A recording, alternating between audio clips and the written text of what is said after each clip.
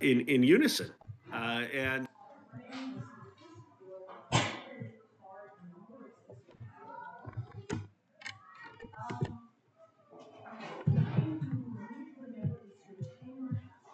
And so, all of your listeners, you've got a huge base. If they can just help get an enormous social media movement, that we should become the anti-war party. Look, Donald Trump took that and lied about it, that slogan from us. He said, I'm going to be the pro-peace candidate. I'm going to be the anti-war candidate in 2024. We have got to be the anti-war party. We've got to say that what Trump did in Venezuela was illegal and wrong. What he's doing in Iran is illegal and wrong, and not mince words. You know, some of these Democratic statements, I'm not going to say which ones because I don't want to pick a fight with my own party, but some of these statements, you read it and I don't know what they're saying. It's a bunch of, I have to get to paragraph 6 to understand, well, are they against it? Are they for it? I mean, it's such a long prelude. I'm thinking, okay, are they going to come out with a Fetterman, I'm for the strikes? And then they're like, no, it's illegal. So just say we're against endless wars. We're against intervention in these cases. We're against spending people's money on these wars where we know from experience from Libya, from Iraq, from what happened in 20 years in Afghanistan, that they don't work. Do you feel like, so that's another thing I was going to ask.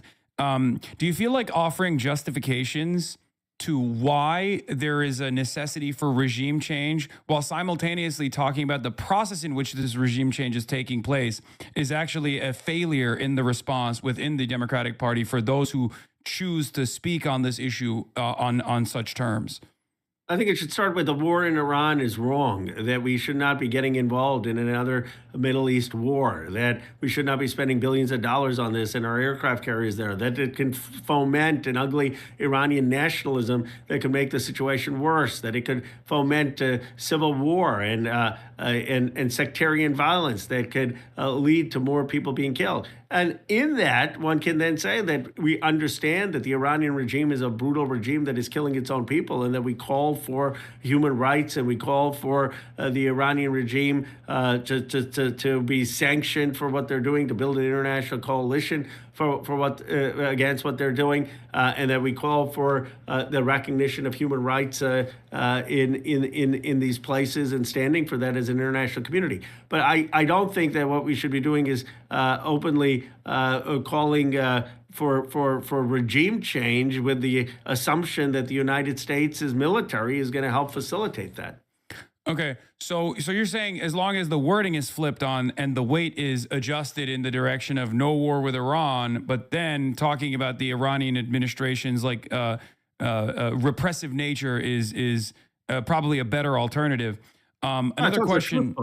Another question I have is the reason why I'm asking this question is because clearly when these kinds of statements come out, right in the aftermath of the Israeli-American joint strikes on Iran, taking the lives of 200 people. And according to on-the-ground reports so far, there have been not one but 2 schools that have been potentially targeted and hit with our missiles, very likely, where there are a lot of young schoolgirls that were slain, up to 51 in the last reports that I saw. And the numbers actually may rise, with the total casualty numbers being 80 to 90.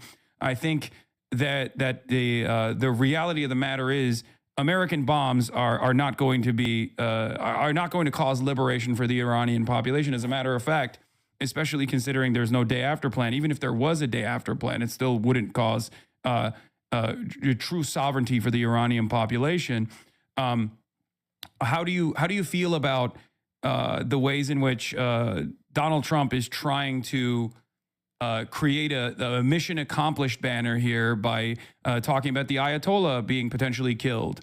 Do you feel like this is going to be a battle to fight on the communication side?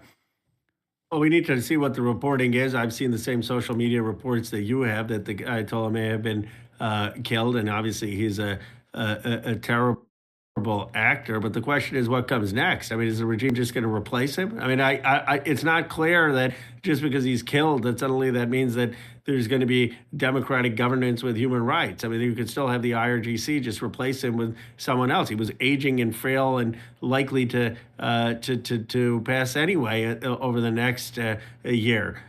So I think what is important is to see what the facts are and understand that just killing people is the easier part, but the much harder part is building a government that respects human rights and democracy, and that making sure that the country doesn't descend into civil war. It's also about not setting a precedent for Putin or Xi Jinping or other great powers that if they want, they can just go in and assassinate other country leaders if they disagree with the regime.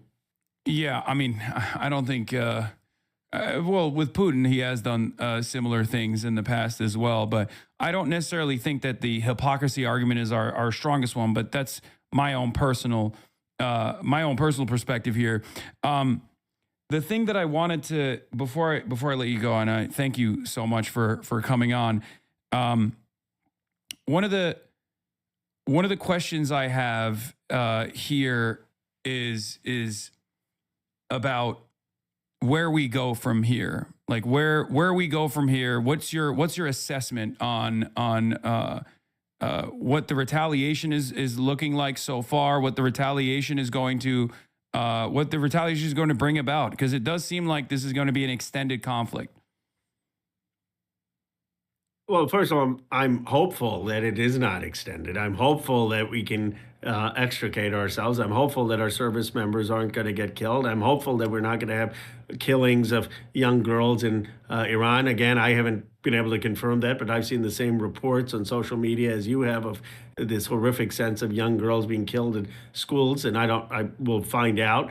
But we need it to stop, and we need to have some sense of statesmanship and diplomacy now take over. And that's why I'm hoping. That's why I rearrange my schedule to come on, because you reach a lot of people, and this vote is going to be one of the most critical historic votes in their country's history. I mean, people are talking about the Epstein vote, and that was important, very important for survivors and justice and elite impunity. But this vote may even have deeper consequences, which Massey and I are bringing, which is that a clear no to getting into another war in the Middle East. I mean, that's really what's at stake. And so my hope is that we will see anti-war mobilization around the country, that we can get a decisive vote on this, and that we can stop us from putting in ground troops, stop us from having forces there that are going to be in a drawn-out fight with the regime. Or at least create a legal structure to later down the line have punishments if necessary, if the Democrats actually do win the majority come midterm elections and drop articles of impeachment potentially. One thing I will ask is you were able to create a successful popular mobilization around the release of the Epstein files, and clearly this was something that Donald Trump ran on personally. You were able to take advantage of the base of support, the Republican side of the conversation, also wanting transparency around who was actually financially involved with Jeffrey Epstein, who was actually potentially a co-conspirator. And this is the reason why that public pressure caused even Donald Trump to sign into law, something that he's currently not following through on. Having said that, what are some of the more malleable? Who are some of the more malleable colleagues that you have in Congress on the other side of the political spectrum across the aisle that could actually receive a little bit of pressure to help people like ourselves potentially whip votes? Because it's very clear that Mike Johnson is going to be a hurdle in that endeavor. Well, I think Representative Davidson is a key vote. Representative Bacon is a key vote. Representative Brian Fitzpatrick is a key vote here. Someone like Andy Briggs is a persuadable person. Representative Gosar has opposed military interventions. And then on our side, of course, you've got to get Moskowitz, you've got to get Gottheimer, you've got to get Lauren Gillen, and we need a strong statement from all of the party leaders that we are not going to be for another Middle East war. And so, to the extent that people are mobilizing online for strong statements in support of Massey and my bill, that will help. I mean, we've seen it from some people. AOC issued a very strong statement saying no war, will support Conor Massey's bill. She's going to do it. We need other clear, decisive statements. Of course, Pramila Jayapal and Mark Pocan, and there have been a number of people in the Progressive Caucus, Greg Kazar, who have. But we need as many of those as possible. Yeah. Last question I have for you is, you talked about potentially pressuring the Iranian government in order to bring about democracy in Iran. There was an alternative means that previous administrations utilized, one that you actually brought up yourself. Barack Obama's administration was able to successfully facilitate the JCPOA if the nuclearization was a major problem, which I don't think it is.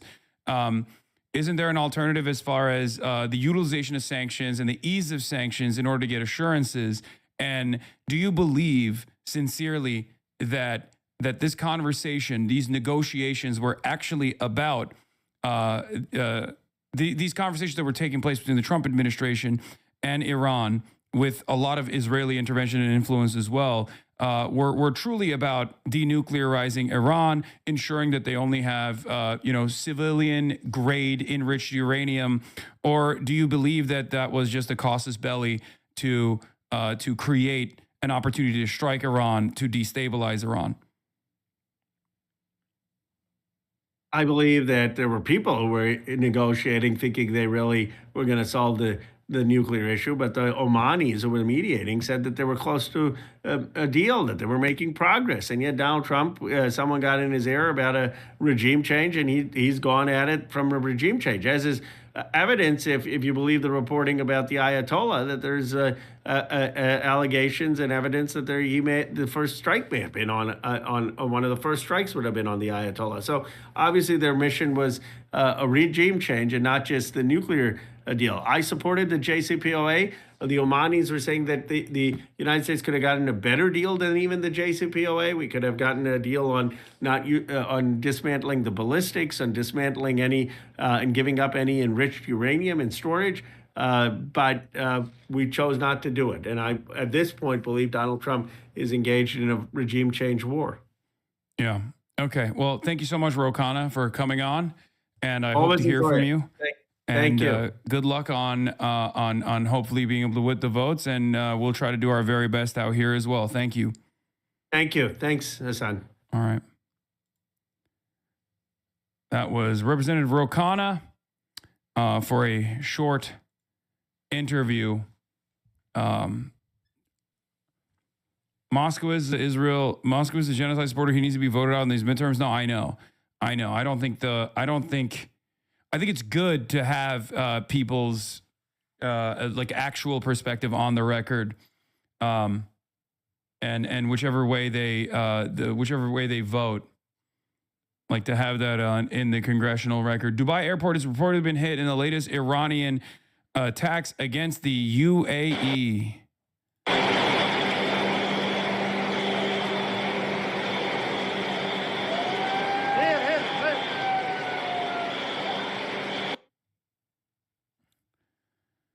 Press reporting on the ground, missile damage in Tel Aviv. Saturday night around 11. The fact that this is the Israeli government allowing this reporting to go through means that there's a reason for it, okay? There's a reason for it. If they're showing these strikes, that means that their retaliation is going to be incredibly severe, okay? That means that their retaliation is going to be far more severe, and they're trying to create a reason for it, to showcase themselves as like the victims here. Because under different circumstances, Israel has not allowed there to be any reporting on impact sites because it greatly diminishes confidence in the Iron Dome. So the very fact that they have this in English too means that they're going to go fucking nutty mode next time around. PM, we're here on scene in the central district of Israel. You can see behind me there is... They literally made it illegal to show this stuff last time around in the 12-day war. I just want to let you know, okay? This was illegal.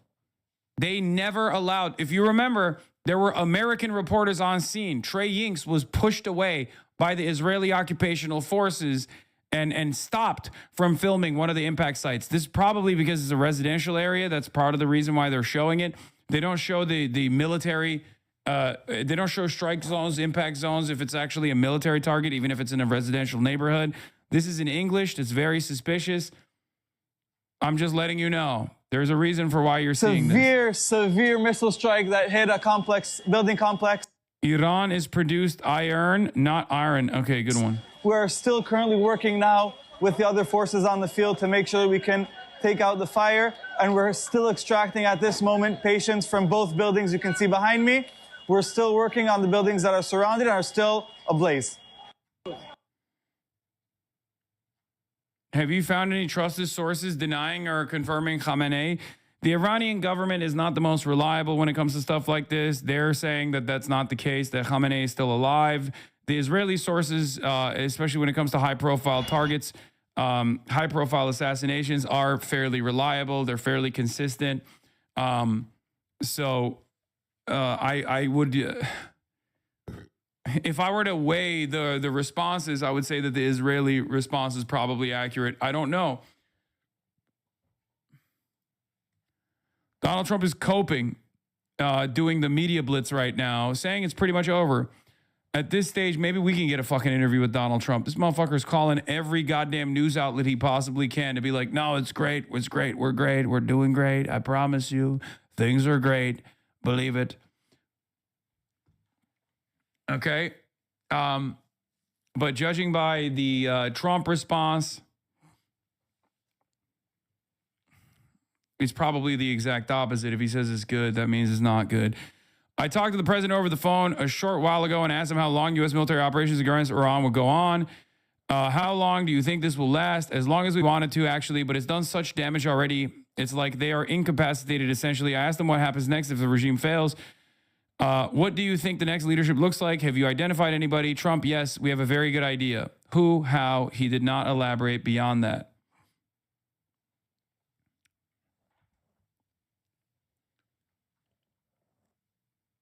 New attacks, fresh attacks on Tel Aviv. We're going live to the Tel Aviv right now. There's some interceptions that took place, it seems. God damn it. The fucking AP cameras are so ass, though. They, like, literally avoid showing the impact.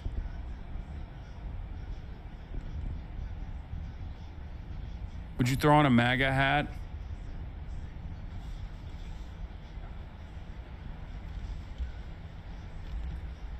The question every journalist should ask Donald Trump is, you said if the Ayatollah is dead, that the Iranian regime is cratered, or the Iranian regime is incapacitated. Why are they still attacking American bases in the region and also Israel? Why are the Iranians not up in arms as you suggested previously? How much weight do you place on Israeli intelligence? These are some good questions to ask the Trump administration. How much weight do you place on Israeli intelligence as opposed to your own internal communique? Your generals have informed you that a day after plan, and that there is no day after plan, and that killing the Ayatollah will not actually yield the response, or will not actually yield the results that you thought it would.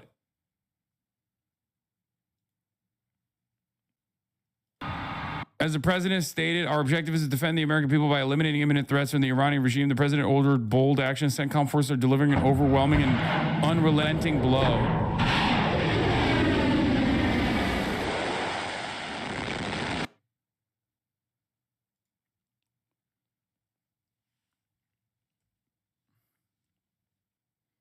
There's also reports of a U.S. ship being struck, but I don't know how reliable that is. Iran's IRGC announces fifth wave of TP4 U.S. targets were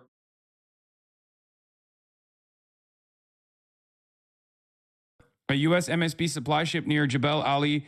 Reportedly, the ship's been disabled with 4 Iranian drones suffering heavy damage. The ship supplies U.S. military ships. The U.S. base is in Kuwait hit with 4 ballistic missiles and 12 drones with confirmed casualties. A U.S. MSD-class combat support vessel serving as a fuel tanker in the Indian Ocean struck with Qatar 380 missiles. Iran says the strikes caused heavy damage and losses. This is from 6 minutes ago from the IRGC.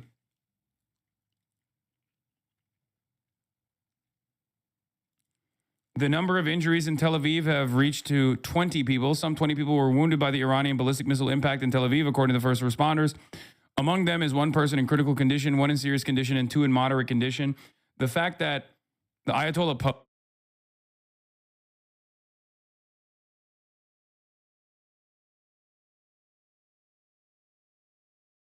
on his profile.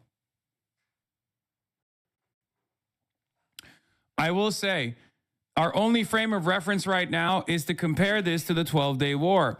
And in comparison to the 12-day war, they are much faster at striking targets in Tel Aviv. In the 12-day war, it took a couple days for them to be able to successfully penetrate the Iron Dome, especially with like the missiles they were using. They used a lot of fucking older equipment. They used a lot of drones. The drones are super slow, easy to fucking intercept. This time around, they came in hot, and they haven't really ceased in their barrage of missiles. The Arya dude is a huge propagandist for the Iranian state. Don't trust them. You're not wrong, for the record. You are absolutely correct on that. But it's, of course, important to get the other side's perspective in this matter. What are you talking about? Of course, I'm literally only watching American media. Every now and then, in the overwhelming sea of Israeli media that I'm watching, I'm going to fucking listen to what the Iranian side is saying as well. Okay? It's fucking crazy. Like, Jesus Christ, dude. But yes, I am aware. Thank you for informing me. You're going to see behind us, we got to move. There's a lot of incoming fire right now toward Tel Aviv. And so just stay with us. We got to go. Our security. So we're going to stay live with you, but we got to move toward hard cover here. The city's getting hit very hard. Come with me. And you're going to see behind us, we got to move. There's a lot of incoming fire right now. Can you pray for me? I live in Qatar. If you lived in Qatar, what would you do as Qatar's in the middle of everything going on? I would fucking demand that you have no fucking real democratic power here, but I would demand that the kingdom remove the U.S. bases. No more CENTCOM. Good luck.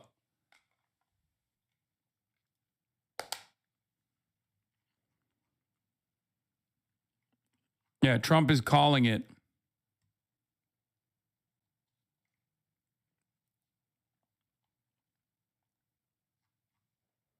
There's also an emergency UN session happening right now. What are they going to do? Fucking condemnations? Destabilization. Yeah, this shit doesn't matter to me at all, brother. I might as well be watching. I might as well tune into like the Hutchinson broadcast to see what his take is on fucking America and Israel striking Iran, you know? Oh no, the United Nations. What's next, dude? Are you going to send me another stern letter that China wrote about how this impedes trade maxing somehow? Every single dumbass Euroid leader came out and said, oh, how joyous of a day this is that America is striking another sovereign nation. Literally. Who takes over if the Ayatollah is dead? Another Ayatollah. Ayatollah is a position. There are three in the line of succession that were picked in secret before the 12-day war because the current Ayatollah, or the former potentially Ayatollah, who is 86 years old, recognized that Israel was probably going to do a decapitation strike. It didn't happen in the last 12-day war, but it happened this time, potentially, allegedly.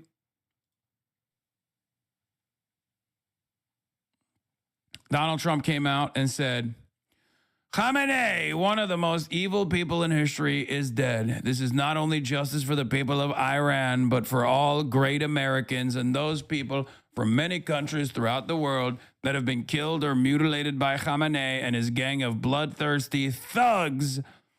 He was unable to avoid our intelligence and highly sophisticated tracking systems, and working closely with Israel, there was not a thing he or the other leaders that have been killed along him could do.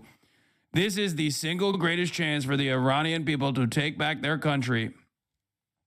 This is the remainder of their strike package, by the way. Oh, we killed the Ayatollah. It's time to take the streets, right? That's why they're heavily leaning into this. Like, we killed your leader. Come on, go ahead. Now is the time to rise up, Iran. Okay.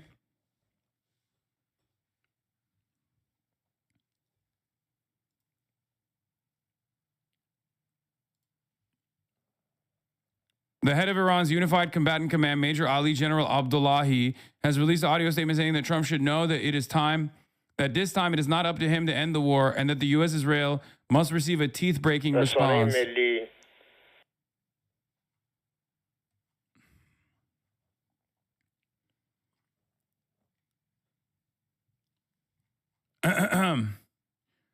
We are awaiting another salvo of missiles that are incoming.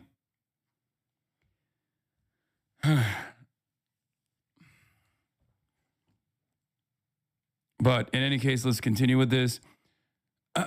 This is the single greatest chance for the Iranian people to take back their country. We're hearing that many of their IRGC military and other security and police forces no longer want to fight and are looking for immunity from us.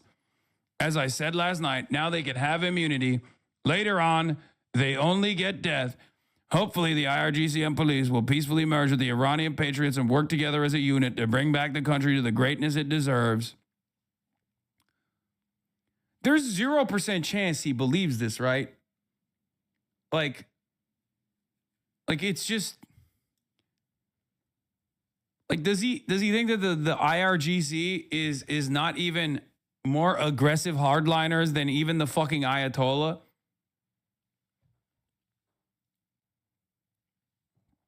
Recent reporting by the New York Times and Reuters indicates Supreme Leader Ali Khamenei entrusted Larijani with wartime contingency planning and safeguarding the Islamic Republic's political structure in the event of major escalations of leadership assassinations.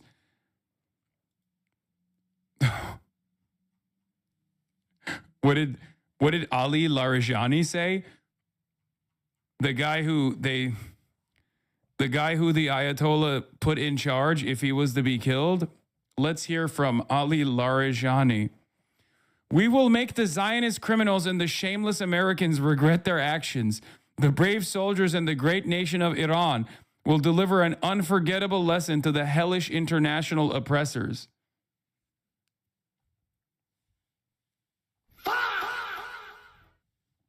I don't know. I don't know how much smoke this is. I don't know if this is smoke and mirrors. Wait, what is this? Is this another one? 2 interceptors swing and miss. Oh, no.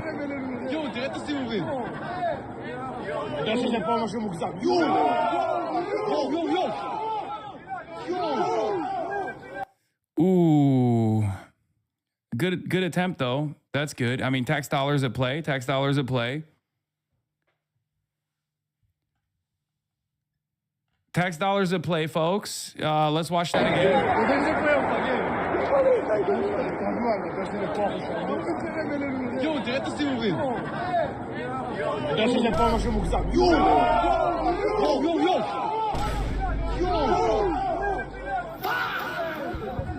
נפילה של החיים. יו, יו, יו, יו.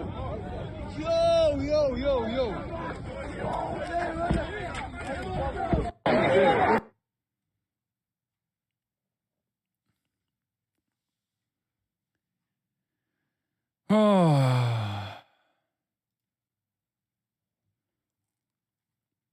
Where are they running? I don't know what they're going to do if...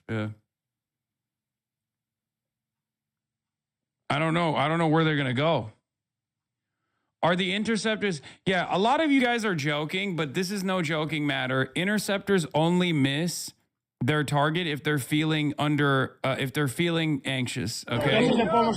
Like this only famously happens if interceptors are feeling very anxious, very nervous. And I don't think it's funny. I don't think it's funny that you guys are laughing at American tax dollars at play, being lit on fire. This is performance anxiety. Especially after the 12-day war performance, like they're very nervous, the interceptors are. How would you do in their stead? Really, how would you do? I bet you wouldn't also perform as well as the interceptors are. Have you thought about maybe the fact that these interceptors are Hamas? Have you thought about that? Not laughing now, are you? Yeah. Your empathy is insane. I'm a very empathetic person. Exactly. I can even demonstrate empathy for faceless, lifeless interceptor missiles that my tax dollars paid for. Yeah. There's more to the Trump statement. He confirms he will do heavy bombing until peace, peace, peace through bombs. Oh, I forgot. I forgot to finish the Trump statement because we were looking at the guy in charge if Ali Khamenei is actually dead. Why are you making jokes right now, bro? This all leading to a large regional war. What do you want me to fucking say, man? What do you want me to do? Cry all day? The fuck do you want? If I'm angry, everyone goes, oh, you're bent. You're bent. You're fucking mad. You're mad. If I make a joke every now and then over the course of the last 6 fucking hours, you're like, why are you making jokes? What am I supposed to do? Die? Jesus Christ. I paid for it. I'm watching it happen.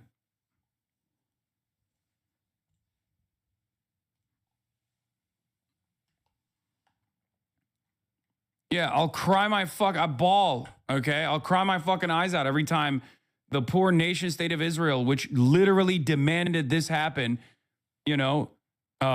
faces a fraction of the consequences of its actions that it's like dishing out to the entire fucking planet with my tax dollars.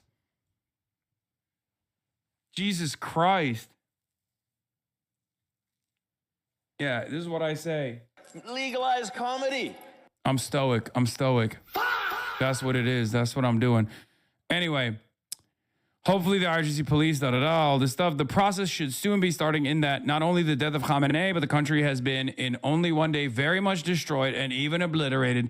The heavy and pinpoint bombing, however, will continue uninterrupted throughout the week or as long as necessary to achieve our objective of peace through the Middle East and indeed the world. Thank you for... Oh, so he's going to continue bombing Iran. He's like, oh, if you guys don't... It's literally exactly as I said. Remember earlier when I said they're going to tune up the dial of death and destruction if the Iranians don't respond? It's basically the same process as the sanctions where it's like, we'll starve you until you kill your leaders. Okay? Okay, now that we've killed your leaders, we'll bomb you until you've killed the rest of the leaders. And if you don't actually kill your leaders, we'll just bomb you harder. The bombing will continue. Some of you are going to die, but that's a risk I'm willing to take. I mean, he literally said American soldiers are going to die in the process, and that's a risk he's willing to take. So, of course, he doesn't give a fuck about brown people. Let's be real now.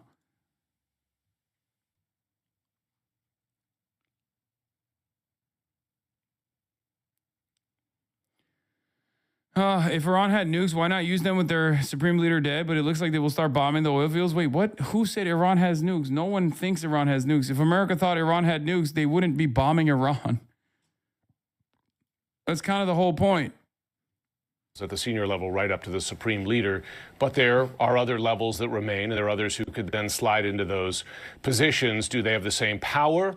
Does the regime together have the same strength and wherewithal to remain in power, to exercise power inside its country, around the region? Those are open questions. And also, what would the U.S. be willing to accept, right, if this does not topple the regime, if the people don't rise up and do it themselves?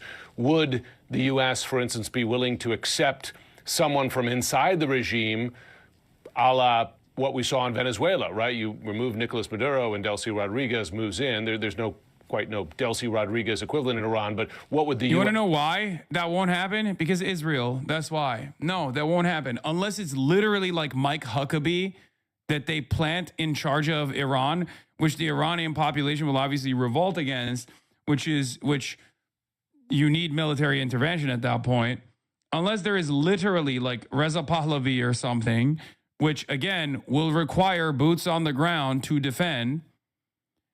It's not happening because Israel doesn't trust any Iranian to run the country. Israel doesn't want sovereignty in Iran. And held enormous power inside Lebanon. It backed up the awful Assad regime in Syria before it fell, which carried out just years and years of crimes against its own people, bloody crackdown. Of course, it backed Hamas, which has attacked Israel repeatedly, most notably on October 7th. It backs the Houthi rebels in Yemen, which has been disrupting shipping in the Red Sea. But specifically from a U.S. perspective, during his reign, it was Iran that was supplying those. Dude, we are the bad guys. We're watching the bad guys news story. Okay. We are literally watching the bad guy news channel. Okay. Like, think about their perspective. It's like, oh, well, you know, the devastating attacks that Iran contributed to with October 7th. It's like no mention of Israel's apartheid, no mention of Israel's genocide. Like, that's an afterthought. I would just say against his own people. Multiple bloody crackdowns against the Iranian people. That's what his leadership was for the country and for the region. Jim Sciutto, as always, it is good to have you to put that in context. The stories that matter. This whole area.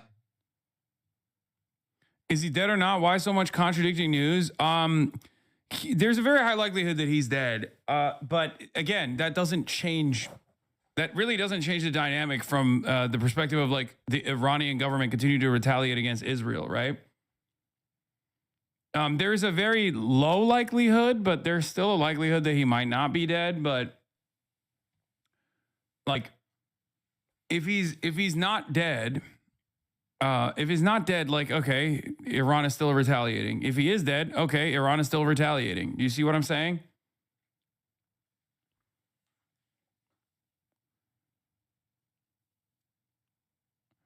America would at least need a fighting force to support, like in Afghanistan. That shit won't happen like this. Yeah, there's no amount of bombing. You don't have popular mobilized forces on the ground. You can't use the Kurdish militias to fucking control the Iranian government, right? Like, that would be fucking insane. And the only like robust popular mobilization you can engage with on the ground is the Kurdish militias that would like come in from Iraq, which I believe they did. They were pushing in, or they had that sort of ambition, which is why a lot of the IRGC troop positioning moved in the direction of the Kurdish areas, because they were worried about a potential invasion. But there's no world that you have a stable government in Iran that's a puppet state. Iranian people do not fuck with that. Okay, love the crash out, dude. The Epstein cabal is lighting your tax money on fire. You will never actually have a moment of respite. And your only analysis here is that a guy that you don't like on the internet, because he thinks that money should be spent on you instead, by the way, that's the reason why I'm angry. Your only fucking assessment here is, oh, guy on Twitch is mad. You're a fucking idiot, dude. Literally.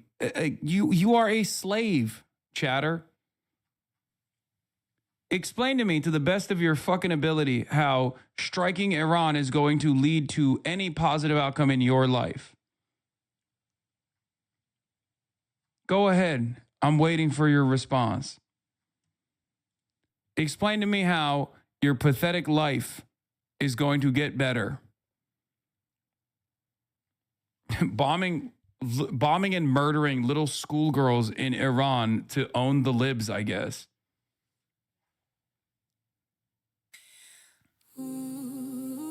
America is led by a pedophilic cabal. And you're over here being like, nah, this time is good, actually. The pedophilic cabal's grand desire in murdering school children is actually going to be so good. No blessings be for state-sanctioned murder, whether near plot twist, he lives in Israel, so the tax money actually goes to him. Well, it's not. I just love the crash out low. I actually agree with you. Okay.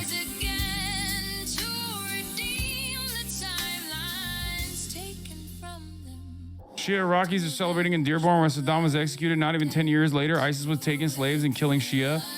It took 3 to 4 solid years before it was crystal clear that Iraq was a complete clusterfuck and a mistake. Just very odd that this stuff is repeatedly memory hold. I remember Tariq Ali being shouted on question time for not supporting the invasion by an Iraqis. Yeah. The fact that people still point to post-war Japan and Germany as examples of regime turnarounds 80 years later shows how unusual it is in the modern era. That was after the use of nukes and tens of millions dead.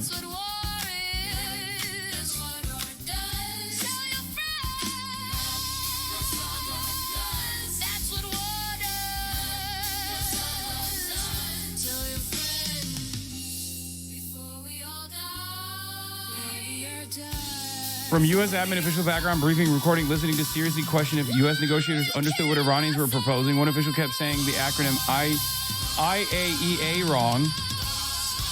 The International Atomic Energy Agency, by the way. They seem astonished Iran would not agree to the U.S. supplying them nuclear fuel. They took as suspicious proposals that Iran saw as concessionary. Explains why Oman foreign minister tried to come to D.C. to explain what U.S. negotiators may not have fully understood. I'm not saying what Iran proposed would have been enough. I don't know, but it seems U.S. negotiators did not have the expert guidance to understand it correctly. Lack of experienced experts in the U.S. team means they were seemingly relying on outside sources to interpret it for them. I will tell you from my own suspicions with my conversation with Ro Khanna, by the way, earlier, that they are very worried about having this come across as like Israel's war. America's fighting Israel's war. Why are they worried about this? Because back in the day, that's what Pat Buchanan used to say. Okay? It is seen by especially the old guard in both the media and also in the political class as an anti-Semitic canard. Unfortunately for them, it's objective reality, right? And I do I am very careful with the language that I use, and also on top of that, will routinely explain how this has become Israel's war, rather than just simply say like, oh, we invaded Iraq because of Israel or whatever the fuck, right? Like, was that good for Israel? Yes. Was America still at the, behind the wheel in that endeavor? Absolutely. The reason why I say this is Israel's war is because America demonstrated an alternative perspective with Iran, and it was cast aside, right? Not only is this the populist attitude, but it's also the correct one. It's kind of like how neoliberals would regularly say, oh, you fool, you simpleton, saying we invaded Iraq for oil is stupid. It doesn't actually explain the full scope. Except we did invade Iraq for oil. That was a major component, okay? So anyone that tries to disparage that is a fucking idiot. And the same goes for saying this is Israel's war. This doesn't mean I'm not abdicating the responsibility from the hands of the American administration. I certainly am not doing that. They are fucking monsters, okay? This administration and the duopoly on the issue of how to deal with Iran, the military intervention in Iran for regime change, is conducted by monsters, okay? It's still a collaborative effort. The reality on the matter, on the other hand, is that the monsters that are holding on to the fucking steering wheel here are the Israeli ones. Okay? That's it. There was no ambition to actually negotiate with Iran. That was never in play. That was never real. We 100% were going along with whatever the fuck Israel wanted to do. And anyone that doesn't recognize that picture is going to give you the wrong analysis. Okay?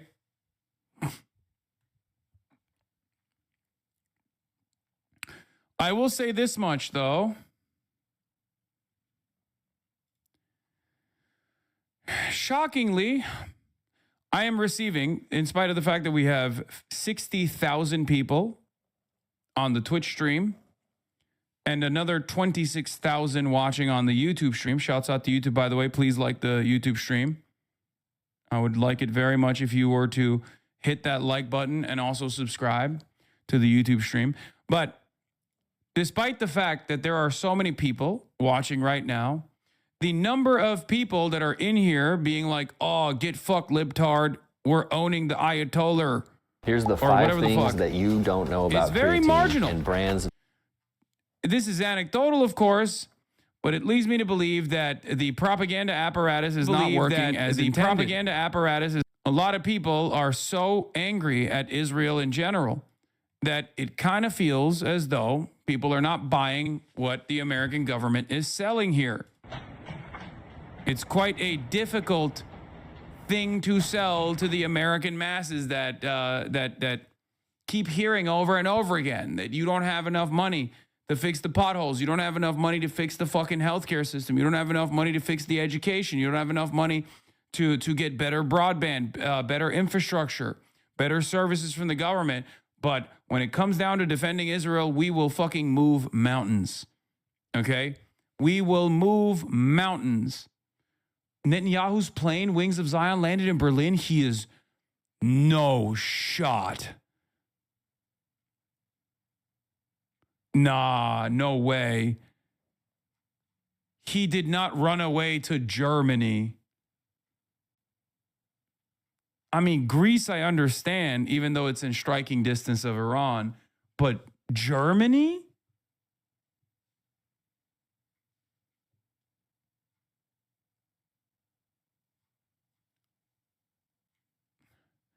The ICC warrant.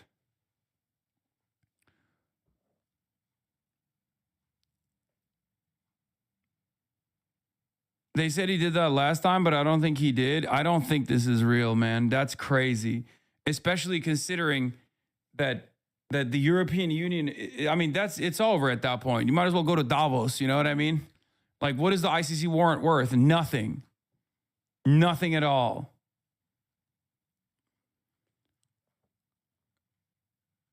The ICC warrant is not worth the paper it was written on. You can't even wipe your ass with that shit.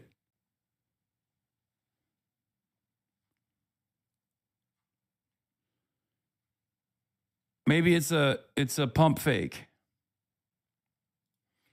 Here's the comparison of polling with support for the Iraq war versus this. 72% of Americans were in support of military action in Iraq in 2003 versus at the beginning of the attacks against Iran, it's only 34%. And that's after. That's like one day after. That number will grow for the record. But it's crazy that a 45% opposition and plurality opposition still exists. If Big Yahoo stepped foot in Greece, he would be turned into a campfire story. Okay, dude.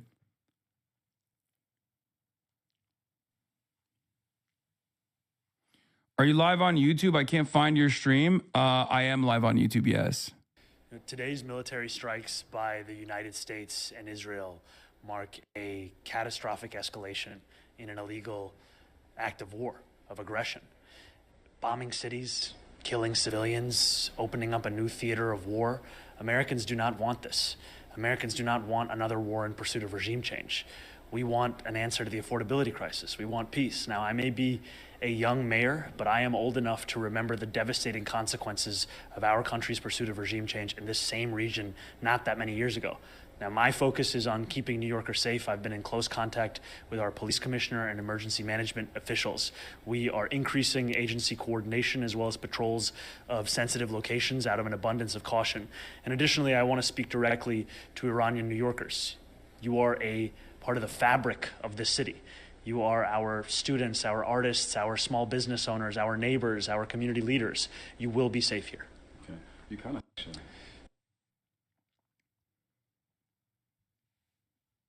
How cooked are we with Pakistan and Afghanistan fighting too? I don't fucking know, man. Here's a wider shot of the Tel Aviv skyline. Bro, I don't want to see it. Okay.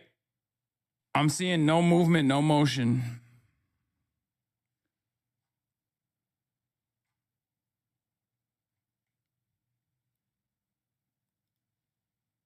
Yes. The Burj Al Arab Hotel has been struck by an Iranian drone and is on fire. I know.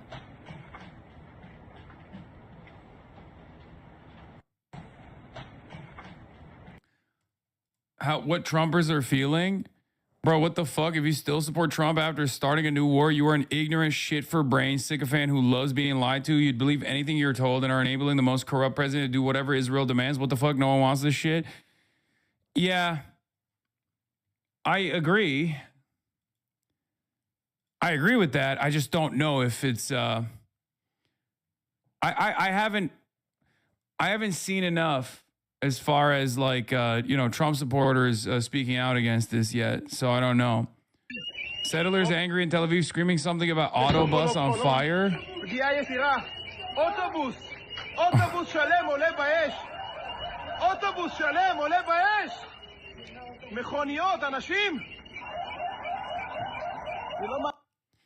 Senior Trump administration officials telling me that credible intelligence indicated Iran planned preemptive. Oh, come on. Get the fuck out of here. Get the fuck out of here, bro.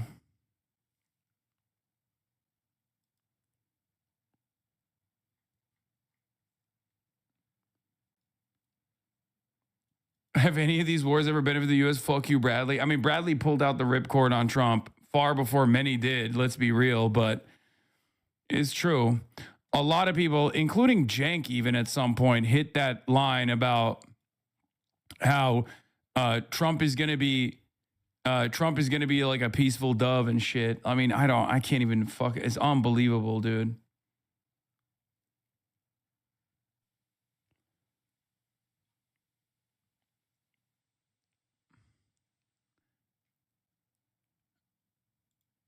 She still made the war about Charlie Kirk. I admire it.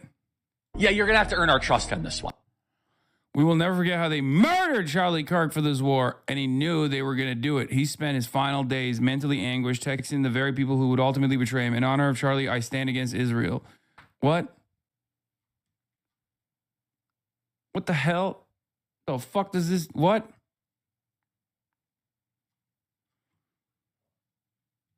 New strikes in Tel Aviv?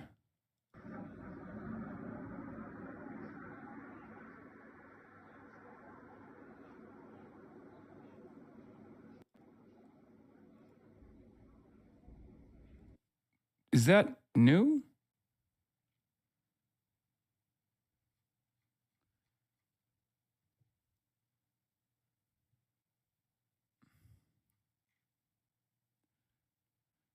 Are you being botted or is it a big news day? What do you think, man? Is World War Epstein? I don't know about this one.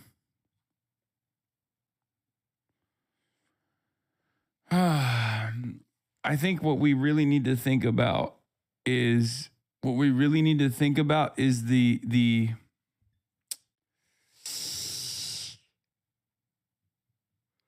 they're getting talking points out on background. A senior administration official briefed the reporters today that Iran's negotiators rejected a U.S. offer. They're just lying about everything. It's so funny.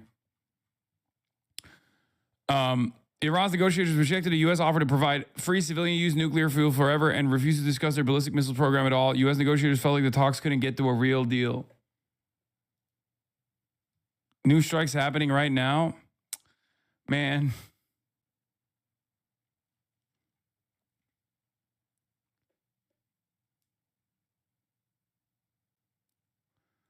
What is this? Iranian liberal women. Oh, this was after the first 12-day war. Iranian liberal women showing her hair hold protest demanding Iran acquire atomic bomb to use against Israel and close the Strait of Hormuz.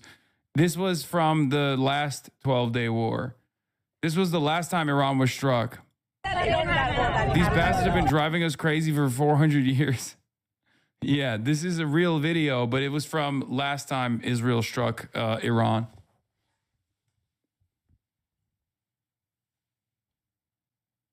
Why are you talking about Iran? Don't you know the Dow hit 50,000? 7 Strato tankers headed towards the Middle East. A lot of reactionaries follow Chris Menahan, so not good. No. Chris Menahan has always been like super anti-Israel, though. Israeli TV is not bragging about all the money they're going to make selling weapon systems after the U.S. takes out Iran. The Israeli defense systems in the coming years will be very, very busy selling weapon systems, a panelist says, according to their own translation. Great.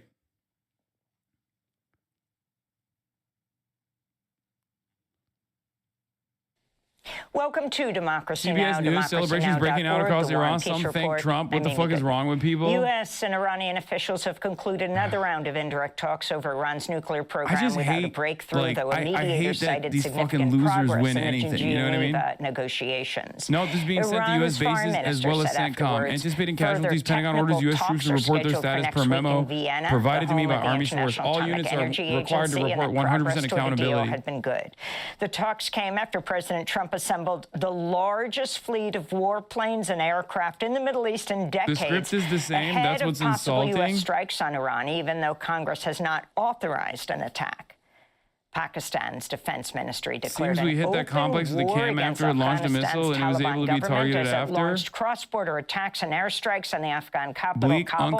Genocide, Jink. I don't know how I can be more clear. Trump will end and prevent war in the Middle East. He wants peace. Harris and her neocon cabinet want war, and more war. 13 civilians were reportedly killed in a refugee camp near the Torkham border crossing, including women and children, with several others wounded.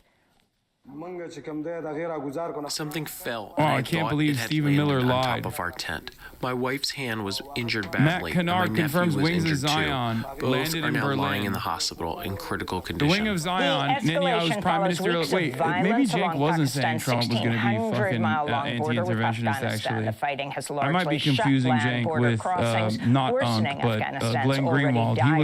He was consistently saying.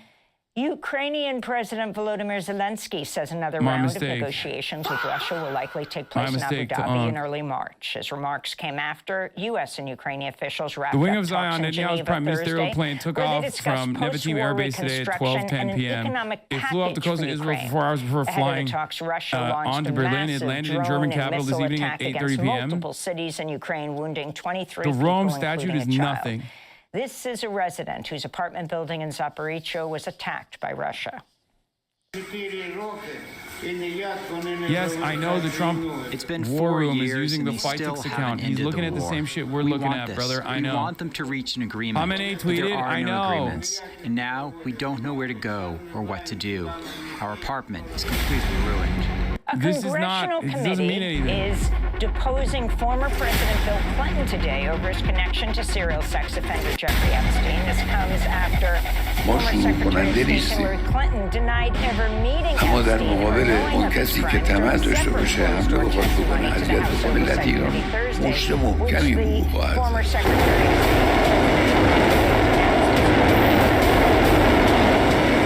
Clinton spoke to reporters in Chappaqua, New York, after her closed-door deposition, which she was told to be open. I never met Jeffrey Always Epstein. Fake never smoke had from any, them? No, the smoke connection this time or around is clearly not fucking fake. Ghislaine Maxwell casually as an acquaintance. But whatever they asked me, I did my very best to respond. Democrats on the House Oversight Committee have called on President Trump to also be deposed following mounting reports that key documents related to a woman who accused Trump of assaulting her while she was a minor are missing from the Justice Department's release of the Epstein files. This is Democratic Congressman Robert Garcia. Yeah. Oh, you think he edited it, bro? This committee has now set a new You think the 87-year-old edited the video and posted it with his tongue sticking out? And we're like, demanding immediately. Like, you think that's what happened here? What are you, fucking crazy? To testify in front of our committee and be deposed in front of oversight Republicans and Democrats. We'll have more on the Epstein files after headlines with investigative journalist Barry Levine. Yeah, I already said he suggested inside the tangled web of Jeffrey Epstein and Ghislaine Maxwell. In Gaza, Israeli drone attacks on 2 police stations killed at least 6 Palestinians overnight. One attack struck police I didn't even get to finish the Trump statement. Developing long-range missiles that can now threaten our area of Khan Yunis. Very good friends and allies in Europe. Israel's violated the U.S. brokered ceasefire that began last October more than 1,600 times, killing over 600 Just imagine how emboldened this regime would be if they ever had. Meanwhile, Israel's continuing attacks on southern Lebanon in violation of the November 2024 ceasefire agreement with Hezbollah. For these reasons, the United States military is undertaking a massive and ongoing operation to prevent this very wicked, radical dictatorship from threatening America and our core national security involving ICE agents who attempted to make an arrest Thursday ended in a multi-vehicle crash in Newark that left 3 children injured. Newark Mayor Ross Baraka condemned ICE's operation as reckless, saying New Jersey state law prohibits law enforcement from engaging in car chases unless there's an immediate threat. In a statement on social media, Mayor Baraka said, quote, based on the damage they're inflicting on our communities, ICE has no business engaging in chases at any time, anywhere, but especially in densely populated areas and on roads still being cleared from a significant snowstorm, he said. Mayor Baraka was arrested last year while protesting outside the troubled New Jersey Delaney Hall ICE jail. The charges were later dismissed. Here in New York, a Columbia undergraduate student detained by ICE agents I built and rebuilt our military in my first pretenses to get into her off-campus residential building was released hours later after Mayor Zohran Mamdani intervened with President Trump at his meeting at the White House. Every possible step to minimize the risk who's from Azerbaijan, was arrested Thursday morning when ICE agents entered the building without a warrant under false pretenses. Columbia's acting president, Claire Shipman, said security cameras captured the agents in the hallway showing pictures of an alleged missing child. Aguieva posted about her arrest early that morning on Instagram, saying, quote, DHS illegally arrested me, please help. We'll have more on this story later in the broadcast. Aguieva's release from ICE custody came shortly after New York City Mayor Zohran Mamdani appealed directly to President Trump as he made his second visit to the White House since his historic election victory in November. On Thursday, Mamdani also gave White House Chief of Staff Susie Wiles a list of 4 current and former students targeted by federal immigration authorities and asked the administration for help on dismissing their cases. They are Mahmoud Khalil, Yunser Chung, Mohsen Madawi, and Laka Kordia, all detained after they joined pro-Palestine protests. Laka Kordia is the only one who remains detained nearly a year after her arrest at an ICE jail in Texas. We'll speak with Columbia graduate student Mohsen Madawi later in the broadcast. At the White House, Mayor Mamdani also pitched an ambitious new housing project for New York City. He hailed the meeting as productive and shared a photo on social media with President Trump in the Oval Office holding a mock version of the New York Daily News with the headline, Trump to City, Let's Build. The mayor's office said in a news release the city is seeking some $21 billion in federal grants for the housing project, which Mamdani touted as the largest housing and infrastructure investment in New York City in more than 50 years. Access to affordable housing was at the center of Mamdani's campaign. In media news, Paramount Skydance is poised to acquire Warner Brothers Discovery after Netflix declined to match Paramount's $111 billion offer.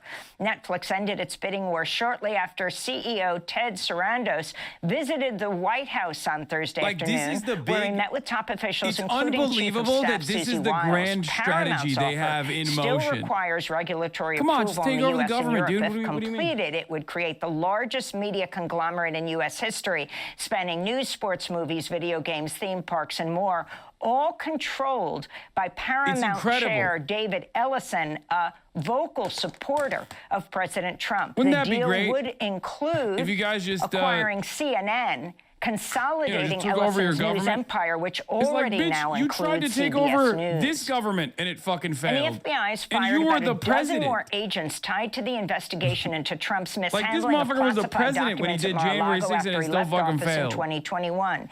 The purge by FBI Director Kash Patel comes as he faces mounting criticism over his use of a government jet to travel to the Milan Olympics, where he was filmed chugging beer in the locker room with the U.S. men's hockey team after their gold medal win over Canada. And those are some of the headlines. Now you have a president who is giving you what you want. DemocracyNow.org, so let's the War and see how Peace you Report. respond. I'm Amy Goodman America in New York, joined by Democracy Now! Co-host Juan Gonzalez in Chicago. Hi, now Juan. is the time to seize control of your destiny and to unleash the prosperous and glorious future that is close within your reach. This is the moment for action.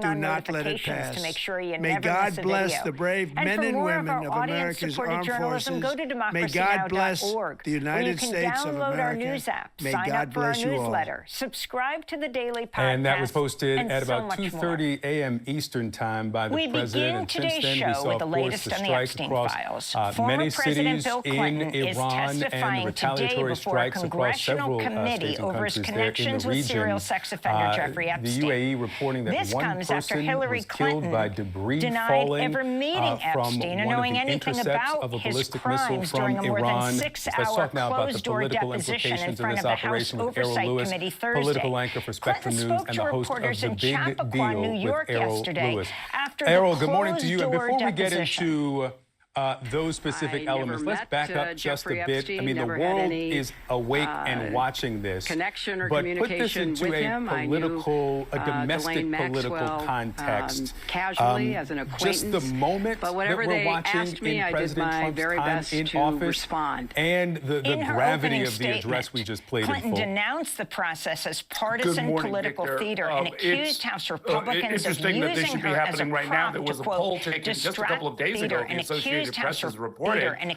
saying that people have, by and large, Americans have very little confidence in this president to handle a situation of exactly this sort. People are worried, a majority of voters are worried about a nuclear-armed Iran, President Trump's actions, but an overwhelming majority say they are not entirely comfortable with Donald Trump as the person to try and solve the situation. And so I think when you see that there is this arms buildup, there is this troop buildup, the world's largest aircraft carrier, the USS Gerald R. Ford, scheming into the region, we know that there's a lot of force being directed at Iran, but it's really telling that there's no true presence, and the president's address really confirmed that. It's not a full-scale invasion. He wants to try and get out of this or get through this, maybe provoke regime change without a lot of American casualties, because I think the White House knows very well that the people are not necessarily behind this, and that what starts out as uncertainty can turn into direct political opposition if this goes on for too long. The missing FBI files are. These are files. My brothers and sisters, citizens of Israel, before the holidays, Israel and the United States launched a joint operation, Operation Roaring Lion. The goal of the operation, to put an end to the threat from the Ayatollah regime in Iran. At this moment, the IDF is striking targets of the repressive regime, facilities of the Revolutionary Guards and the besieged, and together with the United States, sites of ballistic missiles that threaten both Israel and U.S. forces. This operation will continue for as long as necessary. For 47 years, the evil regime in Iran has called death to Israel, death to America. It has crushed the citizens of its own country. It has cast fear upon the peoples of the region, and it has spread a sprawling network of terror throughout the entire world. It has invested vast resources to develop atomic bombs and tens of thousands of... politics over their ties to Epstein. It'll never not be funny On to me. Thursday, President and CEO of the World Economic Forum, Jorge Brende, said he was resigning on Wednesday. Former U.S. Secretary Israel of the has Treasury, done former Harvard tenfold. President Larry Summers, said he would resign Like as they'll professor talk about at Harvard Iran wanted to University develop at the end of the nuclear weapons. semester. Israel Also has Wednesday, nuclear former weapons. Nebraska Democratic They talk Senator about like Bob Iran Kerrey being confirmed he'd a resigned from cancerous his role force as in the chair region. of a clean Israel energy is the startup. cancer. Nobel laureate Richard Axel Okay, also announced his 100%. resignation Tuesday as co-director of Columbia University's Neuroscience Institute over his association with Epstein. And Bill Gates has also apologized to the as it defined staff of the to Gates erase Foundation Israel from the map over of the his world. ties to Epstein. It also For more armed the on all terror of this, proxies we're joined around by us Barry in Levine, Gaza, investigative Lebanon, journalist, author Syria, of the book, The Iraq, Spider, Yemen, and Inside Judea the and Tangled Samaria, Web of and it Jeffrey shed our Epstein blood. and Ghislaine Maxwell. Barry, thanks But so if much anyone for being needed with us. further Let's proof start of the off with murderous these nature of the testimonies Ayatollah regime, yesterday and they today received it of last the former month. President and First Lady, former Secretary of State Hillary Clinton. Because we all saw how this she had regime wanted, of she terror said, in Tehran open, carried out an unprecedented hearing, mass but it was massacre of the closed door in citizens of Iran Chappaqua, itself. where they live. Can you explain It the murdered in cold significance of blood what's thousands taking of place children, with this adults, hearing, and and then elderly. move on to Tens the of thousands were missing imprisoned, DOJ, tortured, Department of Justice, humiliated. FBI And why? files? Only because they asked for a life of freedom and dignity for themselves. First of all, we're going to see the video of her testimony as in the War of Revival and in Operation Dogs of War, our heroic soldiers struck a crushing blow to the Ayatollah regime and its proxies, but the wounded predator did not cease its attempts to rehabilitate itself for that same goal to destroy us. In recent months, the tyrants in Iran have been plotting to rebuild their nuclear and missile capabilities and hide them underground, where we cannot harm them. I think, first of all, that it's important for the sake of the survivors. If we do not stop them now, they will be immune. This is something they've been demanding. And for this purpose, their representatives in negotiations are trying to buy time, in futile and deceitful negotiations with our American friends. With Jeffrey Epstein. But the tyrants in Iran made a fatal mistake because the United States does not buy their lies. To the survivors. I think, however, that and we will not sit idly by while the shadow of annihilation hangs over us. And therefore, we have now launched Operation Roaring Lion, an action that is far more powerful than Operation Dogs of War, which was very powerful. Our current president, Donald Trump. Both men. We are doing this in full cooperation with our friends in the United States, under the brave leadership of President Trump. Survivors that have done together with the United States, we will strike the terror regime hard. We will create conditions that will allow the brave Iranian people to throw off the yoke of this murderous regime. To learn about their experiences with During him. Operation Dogs of War, I was asked many times if toppling the regime was the goal of the operation in addition to removing the nuclear and missile threat. Bit of a political theater that's taking place. And I answered that this was not the goal, but it could certainly be the result. And indeed, that is exactly what happened when millions of Iranians took to the streets. Theater that's taking place. Bit of a political theater that's and taking place. Now they are given the opportunity to take their fate into their own hands. That's taking place. Certainly with Hillary, who, as we know, citizens of Israel, like in Dogs of War, also in Roaring Lion, we will all need patience and fortitude. Because there will be costs, and perhaps heavy costs. There's other individuals much closer to the case that we need to hear from. But I know what wonderful powers are hidden within our people. What wonderful powers are hidden within you, citizens of Israel. The allegations that of these Since the War of Revival began, we've stood together, and today too we will stand together with heroism, in brotherly love, with mutual responsibility. That these have not been released. I ask all of you, strictly follow the home front command instructions, because you already know these instructions save lives. Hold back, challenging days are ahead of us. Law that the Transparency Act law Every military action involves that risk, but the risk of not acting is infinitely greater. The public and because the survivors if we do not act, we will get a nuclear Iran, an Iran with tens of thousands of ballistic missiles, an Iran that will act to destroy us and be immune to our counteractions. These are interviews that were conducted. As a people desiring life, we have no choice but to go into battle. There's no question about that, and I'm thankful. Except that this time we are doing it with the tremendous combined power of the State of Israel and the United States of America. And the DOJ says from here, that they are I wish to address the citizens of Iran. And while you guys are having fun, the missing files. Now, I have to say that inside of your bomb shelters, I will be in Berlin at Berghain for 2 partying decades, my dick off. As an investigative journalist and then the author of my book, citizens of Iran and the Iranian army, I did devote listen. A page and a half to you are not our enemies, and we are not your enemies. That came in a lawsuit in 2019. We have a common enemy. Following Jeffrey Epstein's the murderous arrest. cult of the mullahs that has taken over you through the repressive forces of the Revolutionary Guards and the besieged. That the they are the ones who brought your wonderful country down, brought it down to the depths of despair. They are the ones who have failed you and your children. Therefore, in full coordination with my friend, the President of the United States, I say to you, anyone who lays down their weapons, including among the regime forces, will ensure their safety and secure their future. The Iranian people, in all its parts, the Persians, the Kurds, the Azeris, the Baloch, the Abkhazians, and all other citizens of this wonderful nation, this is your opportunity to establish a new and free Iran. Take your fate into your own hands. Florida and in New York. Raise your heads, lift them to the sky. Our forces are there. for the next 15 years. The free world is all coming to your aid. Isn't the issue more that help has arrived? I mean, all of these are allegations. And I believe we don't know what is true, but that all of the allegations against Epstein by this woman who alleges she was sexually assaulted by Epstein and also Trump, the ones on Epstein, they remain in the files. People can come to their own conclusions.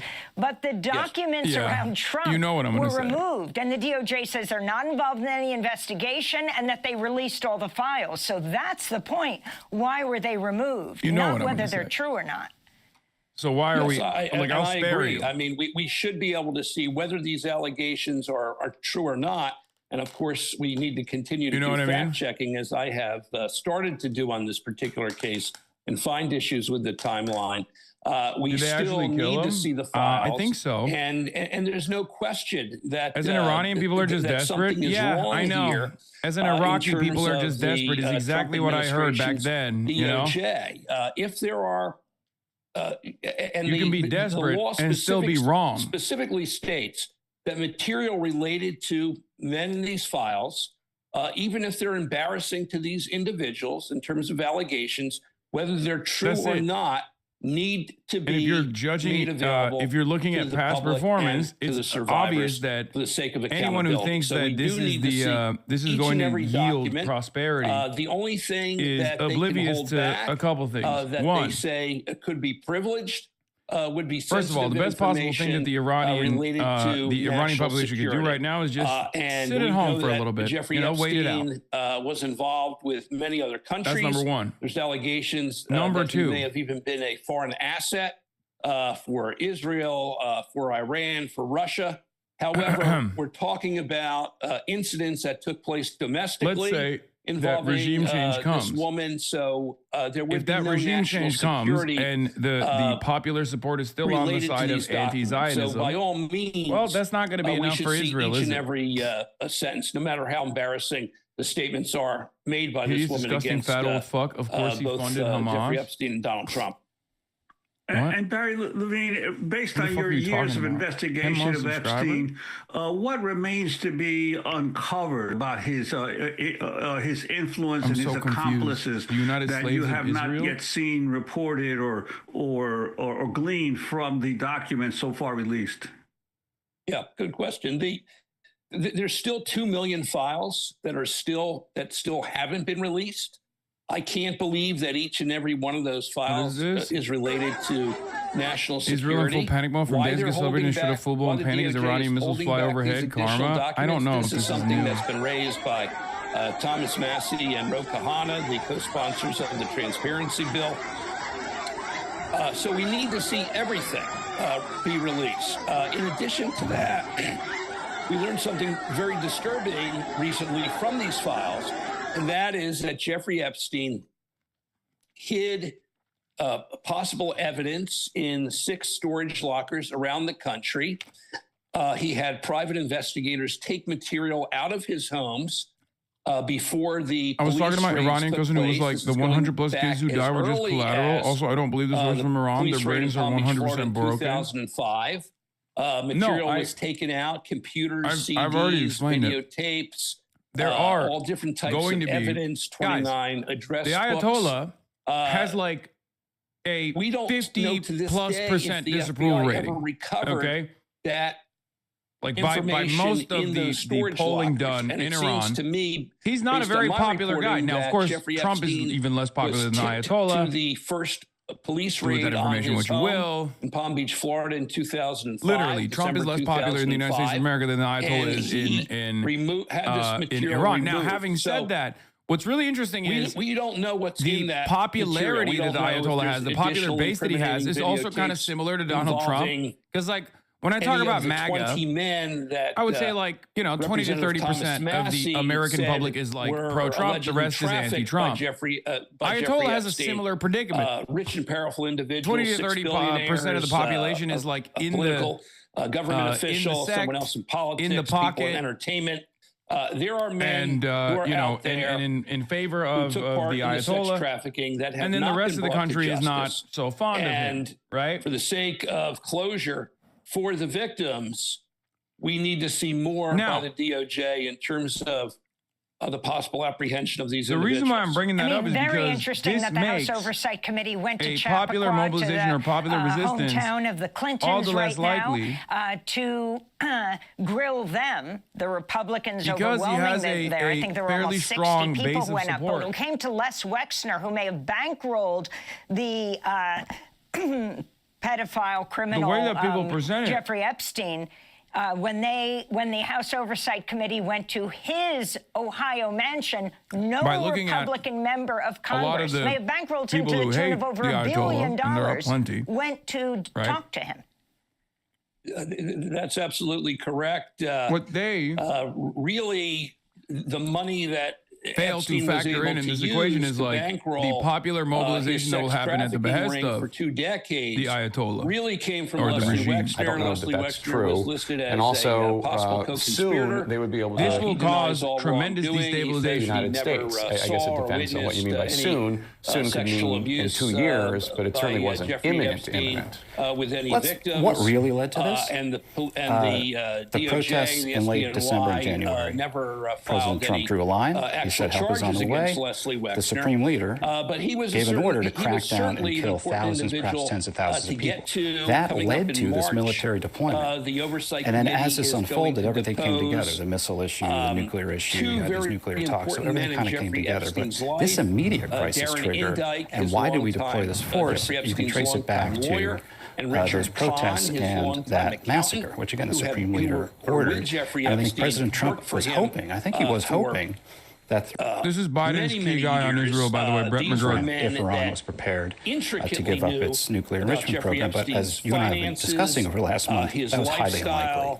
Iran is not going to give up that program. It sees it's critical to its own survival, but now its survival is at stake. It has a ways to go, Jake. There's a lot of unknowns. All right, I'm sure we're going to keep having lots of conversations about this. Brett McGurk, thank you so much. Appreciate it. And we are hearing growing calls from Democrats and a handful of Republicans for a vote from them on the president's power to use unilateral military force against Iran without any congressional authorization. I think it's valid. We're going to have a member of the Senate Armed Services Committee who calls the strikes illegal in 2 on the show years, next. he traveled on between 16 and 27 flight legs with Jeffrey Epstein, socialized with him on these 2 trips to Africa and also Asia and Europe.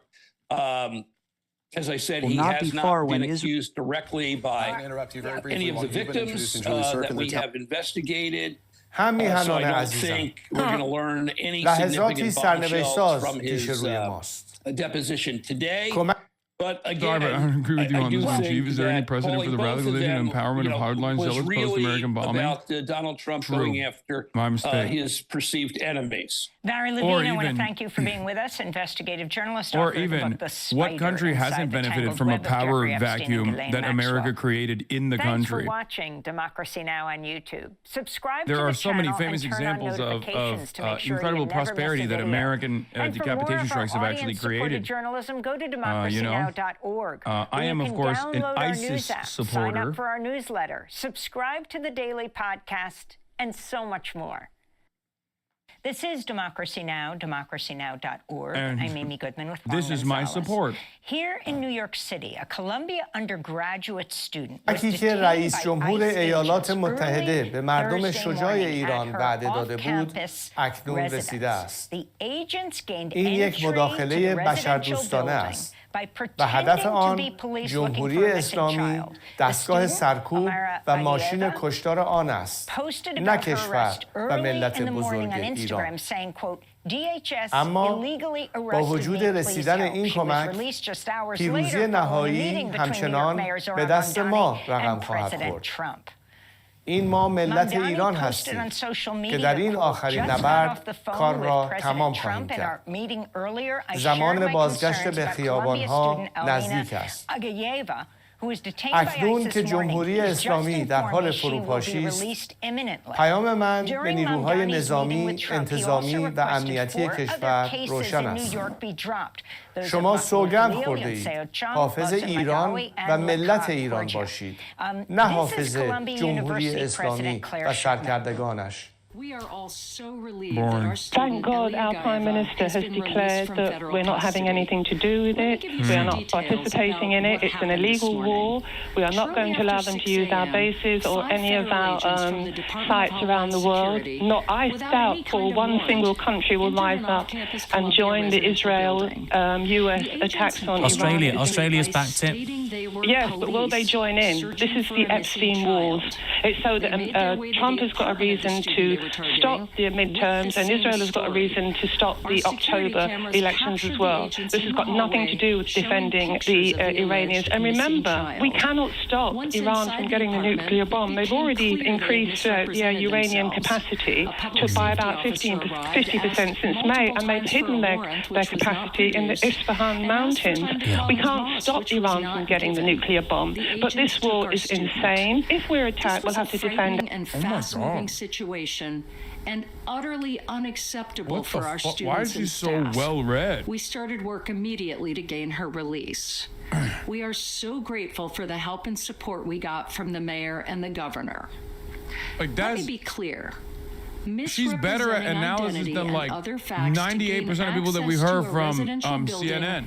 Is a breach of protocol. Israel's favorite news All law channel. enforcement agencies are obligated to follow established. In the course of 2 days, the rationale for this war is cycled through the enrichment program, the freedom for Iranians, and now the ballistic missiles. If this latest one is true, then it collides with Trump's statements that he can exit quickly and cleanly. As regards arresting or taking any of our students. No, I'm telling you, I think they just want to often intensively instigate some kind of popular movement. That was the Colombia president leaning into the unpopularity of the Ayatollah. Describing that was Colombia and president. And they're waiting it out currently.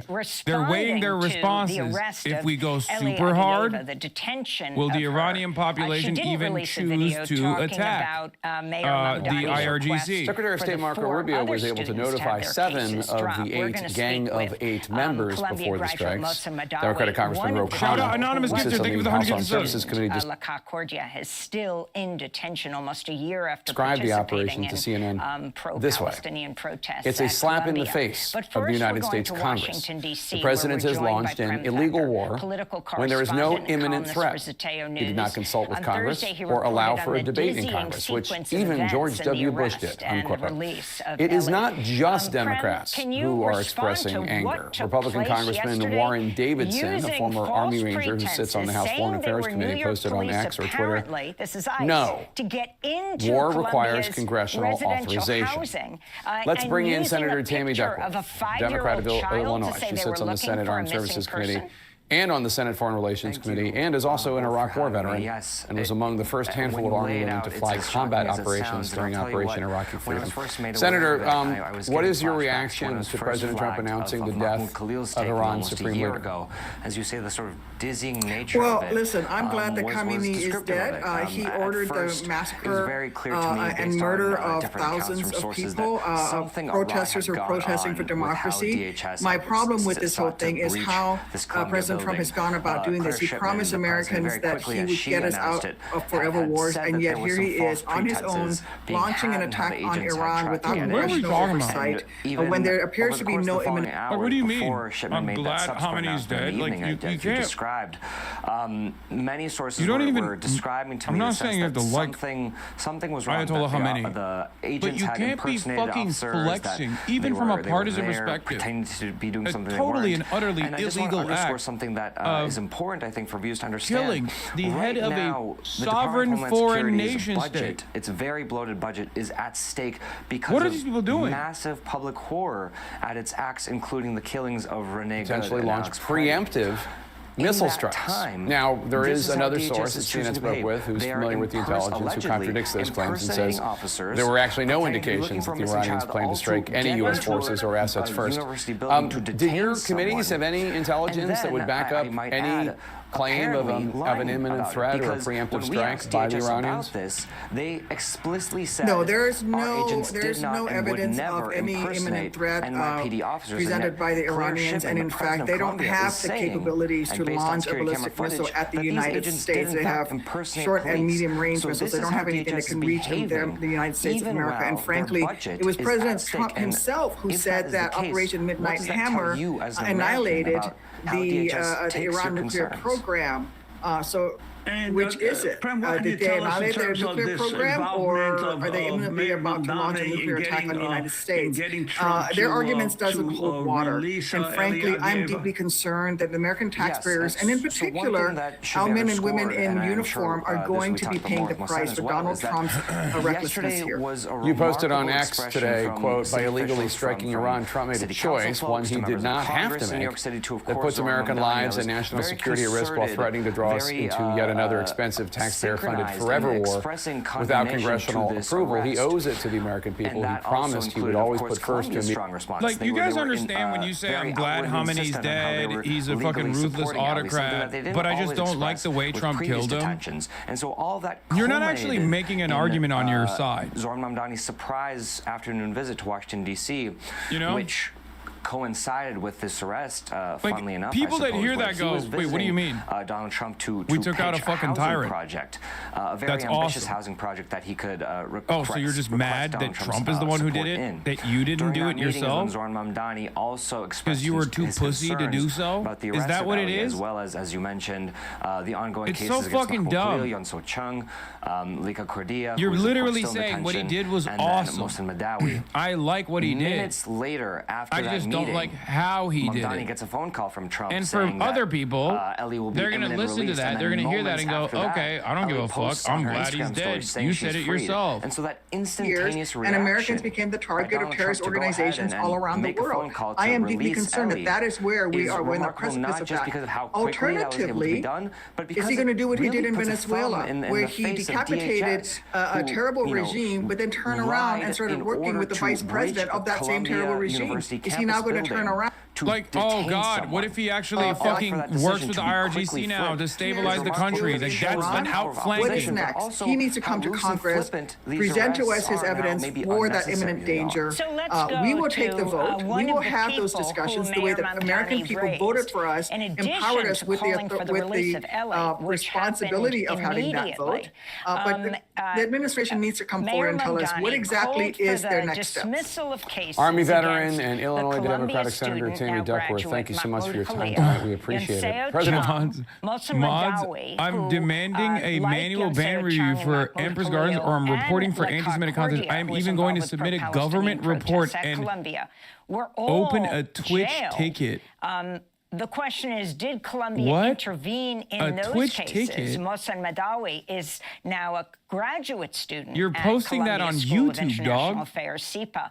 Mohsen, if you can talk about your response what the to fuck what are you happened yesterday, saying? there was mass protest. Hundreds of people came out to protest Ellie's arrest and the shock of that, but also Operation who Twitch President ticket. Shipman is willing to talk about and who and intervene on behalf YouTube of, chat is and who she isn't. Out of control.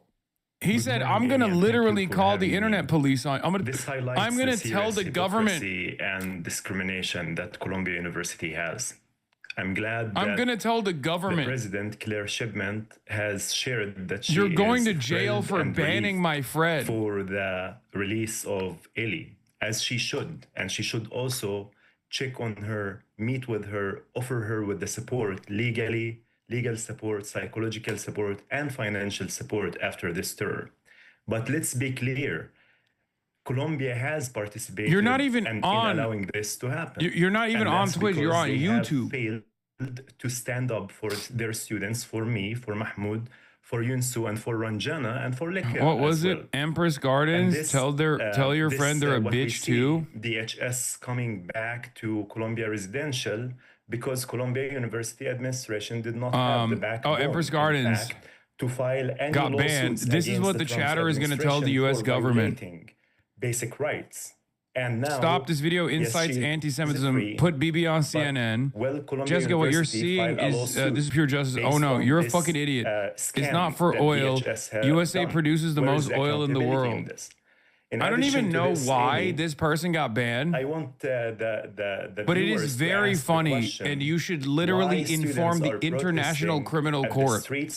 Why stop at the American federal government? Take this up to the highest fucking court, dude. In destroying Israeli and court. Deteriorating the democratic practices here. Free speech. They chill the speech on campus to the point that the students feel more safe being under the risk of being detained Mod comment by ICE or police outside of campus. One is a genocidal dictator, the other was elected president. It's so simplistic in contemporary history. We avoided making these comparisons for being poor. Like comparing Hitler, Mussolini to Trump, Bolsonaro is a disservice. I am a tanky and agree with you, Chatters, bro. Beg you, please read something about fascism. This is the chilling effect that the university administration and the dirty work that it is doing. I love my university. And that's I'm going to unban this person. They're just fucking annoying. It's fine. But what the senior administration I actually want to keep them banned, though, because I want to see what the other friend does. When I was released, there was not a video. There was you know what I mean? I want to keep him banned because I want to see what the other, there has not been like his friend, like where will they take this? And to offer me direct support by the senior administration.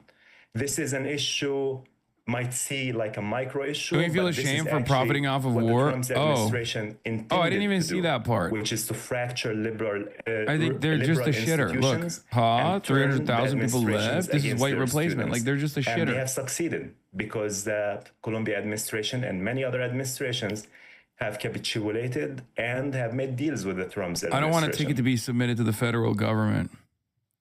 So I unbanned the person. The student body, especially Trust your the graduate fucking mods. students. I just want to see what he says. Such a large percentage, I've heard as many as 40% of graduate students at Columbia are international students from other countries. I mean, they're clearly fucking annoying if they're on the YouTube stream complaining. You know what I mean? I just want to see what their fucking deal is. Like, I want to pick apart their brain a little bit. You know what I'm saying? When we talk about 40%, it is more than 1/3 of the university.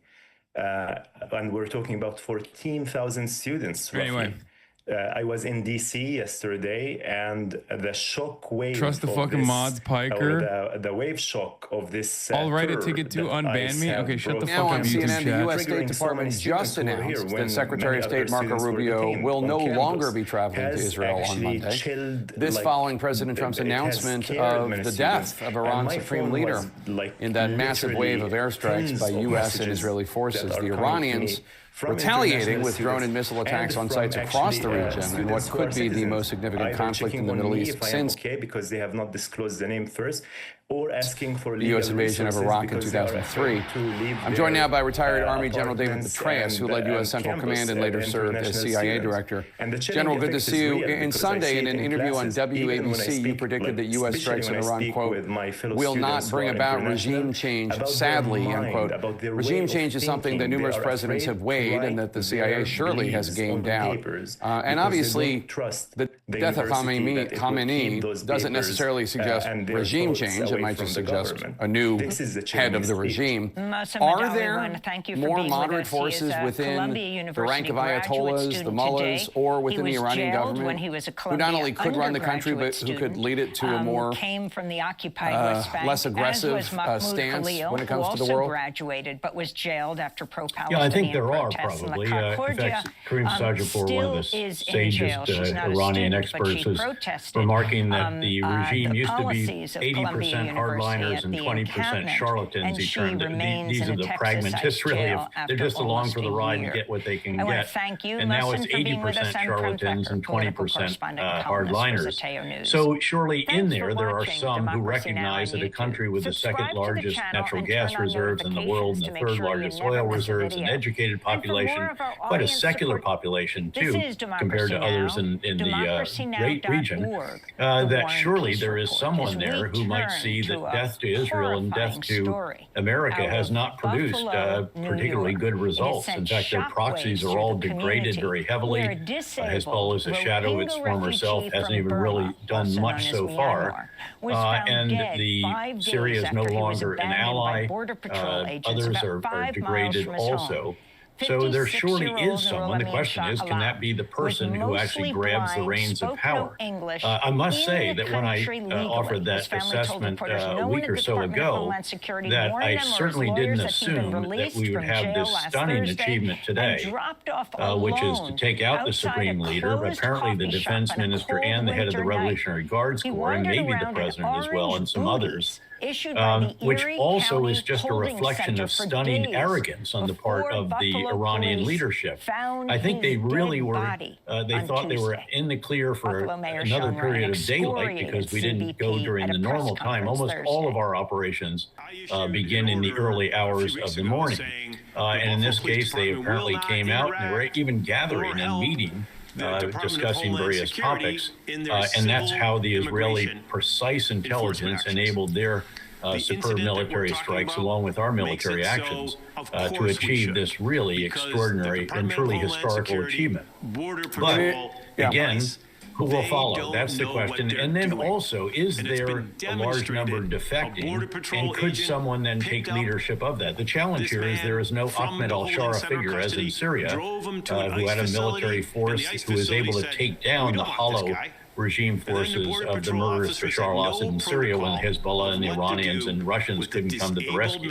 Yeah, I read an analysis today or yesterday in which... Yeah, if only we had an ISIS affiliate inside of Iran that we could activate. Their oppressive regime, but also how worried they are about U.S. intervention because they have seen the chaos that presided after Iraq, Libya, Syria, and on and on. So you could understand that President Trump does not seem to be suggesting that the U.S., now he wouldn't, even if we did have CIA forces on the ground, I have no idea, but he doesn't seem to be suggesting that the U.S. or the West is playing any sort of role in trying to help organize the next leader. How this happened? His family did not know. Well, we don't know.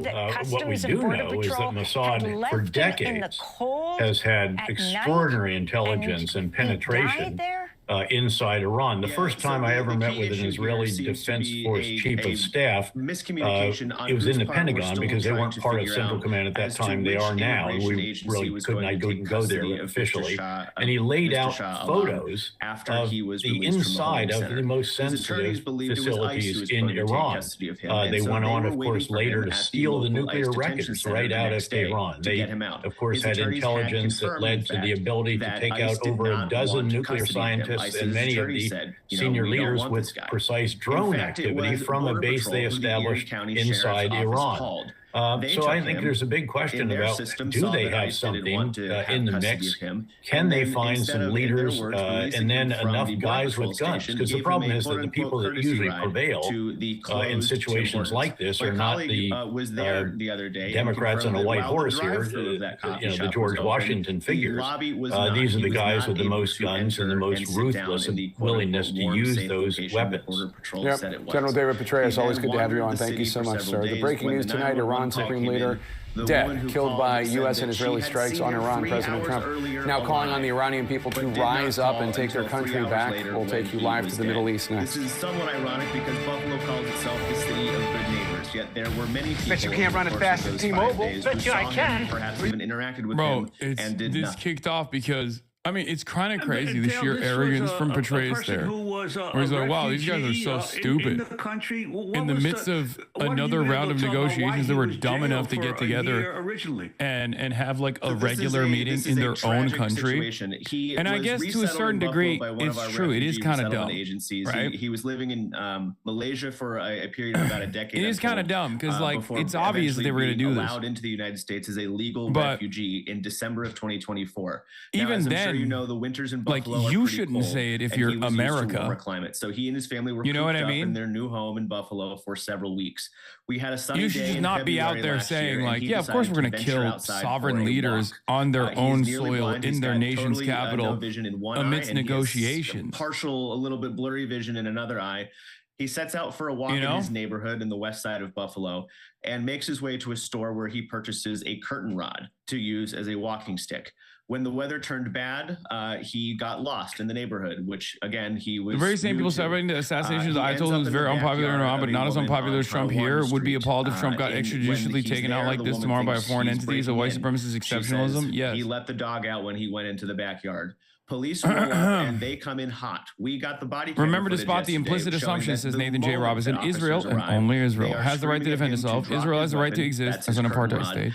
Iran must never have nukes, but the U.S. and Israel can. Iran's missiles are a threat to us, but not ours to them.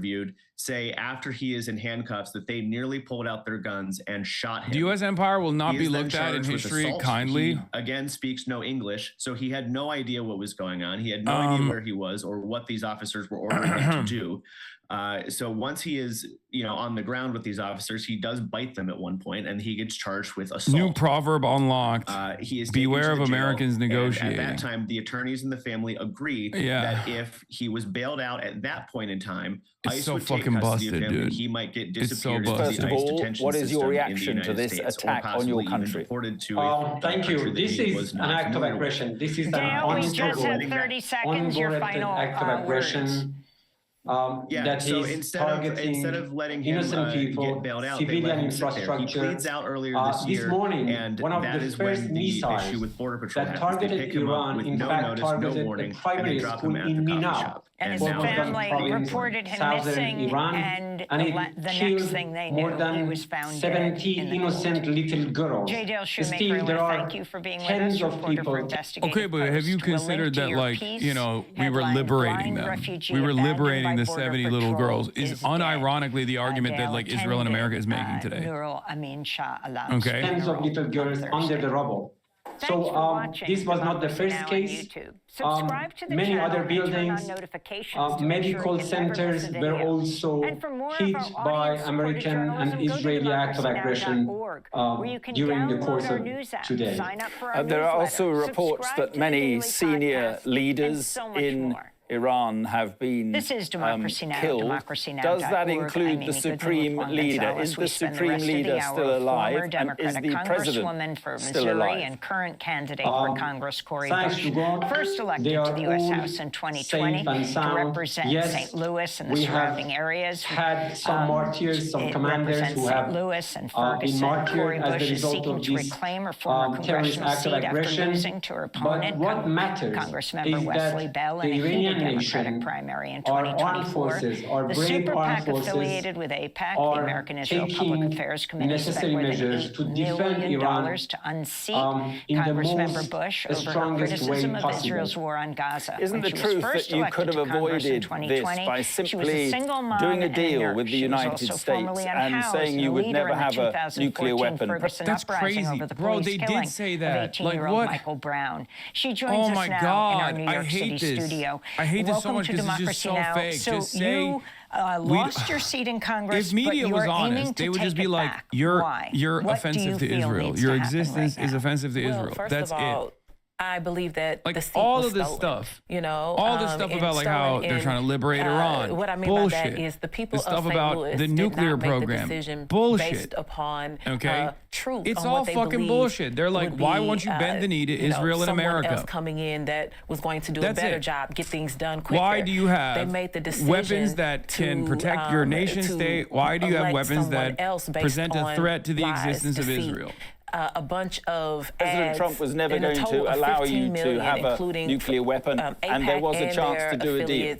And their allies. $15 million spent on the airways, spent on radio, internet, saying that Cori Bush, she's basically mean to Joe Biden. She's not a real Democrat. Just spewing lies and misinformation. And there was just so much. $15 million in the St. Louis media market. It was really heavy. But the thing is, I was doing the work for my community. I was doing the work for the district. I was doing the work for this country. And I was doing exactly what I said that I would do when I was running, even before I started running. Just show me one single report by the IAEA championing houselessness and livable wage, Medicare for all, and so many other areas, championing reparations and actually showing up for my community. The thing Israeli lobby inside the United States for the past 4 decades that Iran is going to have nuclear weapons. There is no nuclear weapon. Iran has never a little too aggressive. Why would you camp out on the steps of the U.S. Capitol?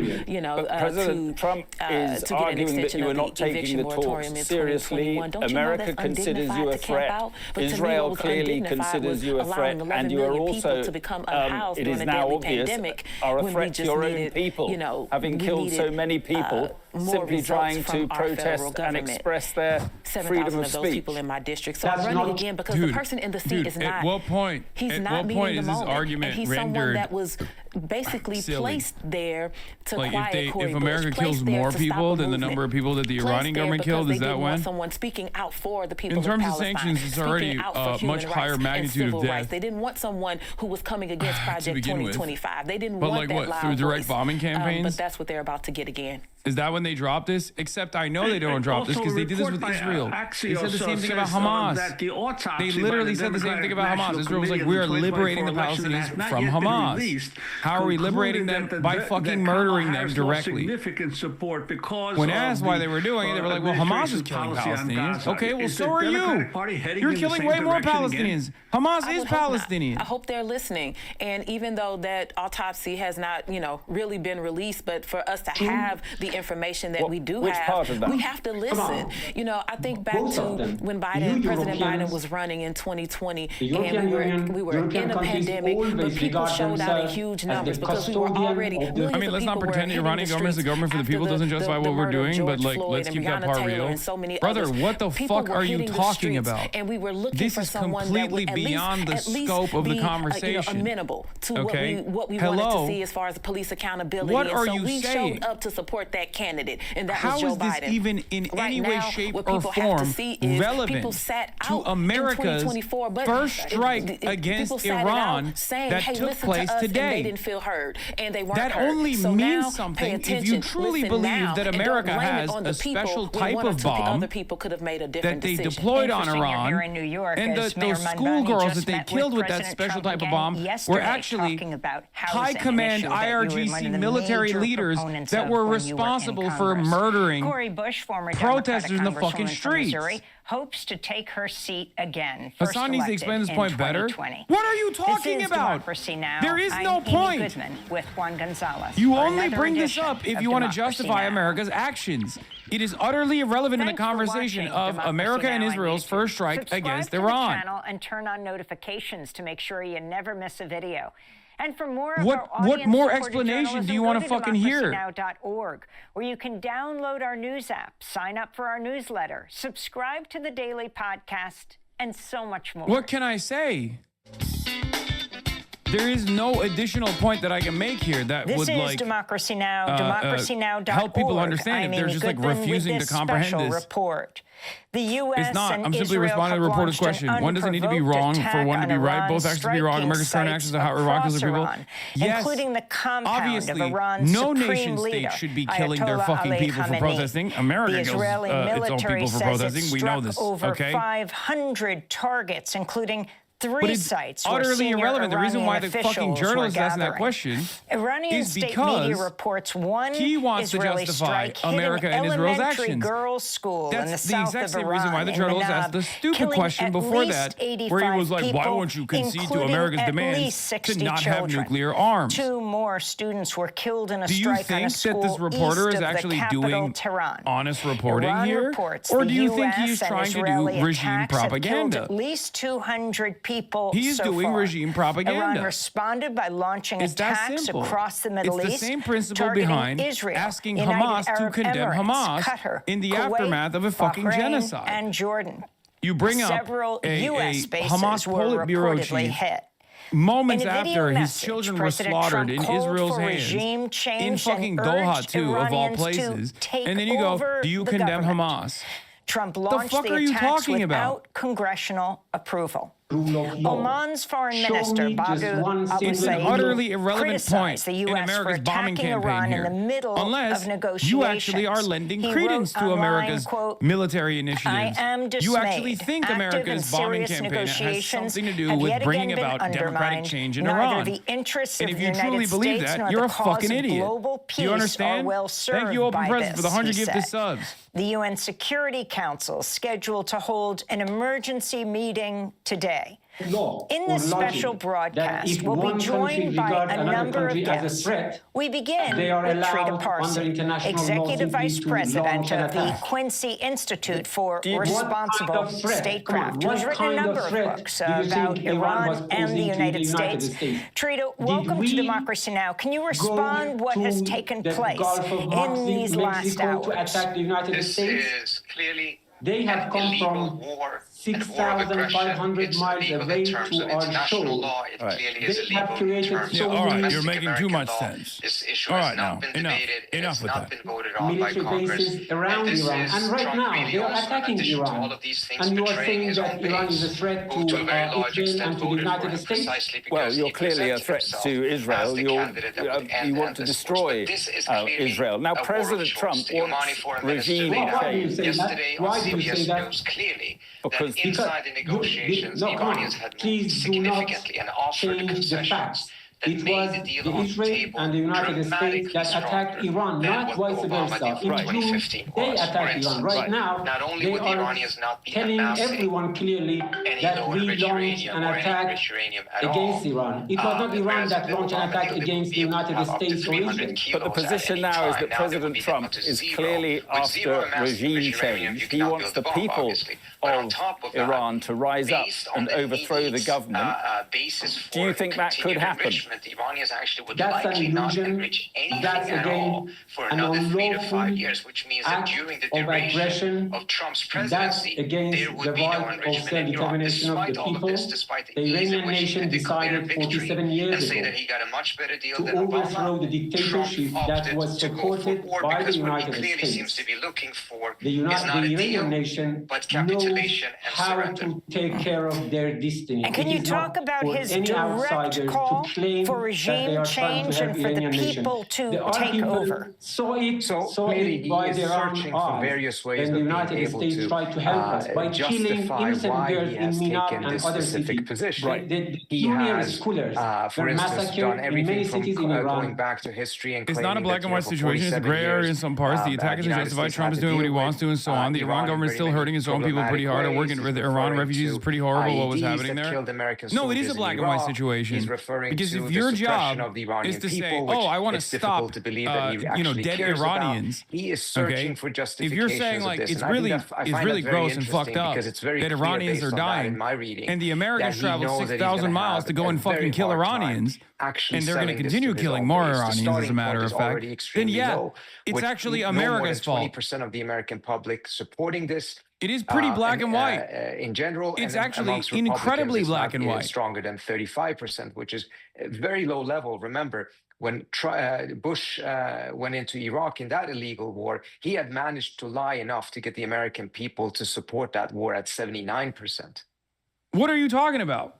The latest you have heard about the casualties in Iran, and then also the hitting of the Gulf states, not to mention sending drones to Israel and hitting U.S. bases as well, Trita Parsi. Kind of help that Bro, the Western progressive movement will not survive. I mean, it's just not even real, I don't think. Very early on. I think there is instead of allowing there is genuinely no salvation for many people who will always turn around and go, oh man, well, it's too complicated. It's too complicated. But also like on if you're neighboring still states saying that are that hosting American right bases, now, even if those bases are currently if you're not still being saying that used at this by moment, the United States, they're trying to expand the two arena countries of the war, the theater that have of war conducted in order this to make it as operation difficult as are possible responsible for for the United States more to continue death and this destruction war. around When it the comes to globe the casualty by a rate much inside wider Iran, margin, we're hearing varying regardless numbers, of how but brutal one thing that I Iran think might is be quite to his own noteworthy citizens. Is that the you have fact lost. that there was You're such lost a in the high song.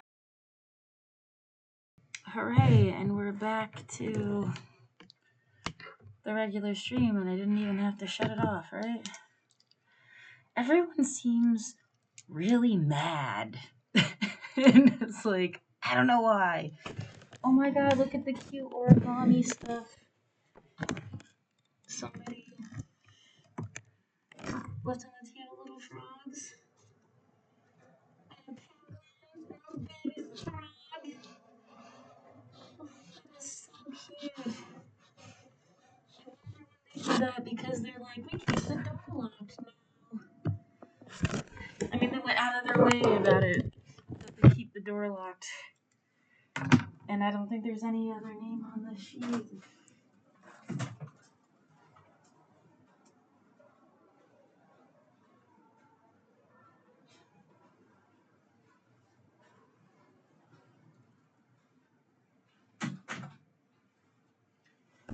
Yeah, the sign on the door says secret lonely meeting.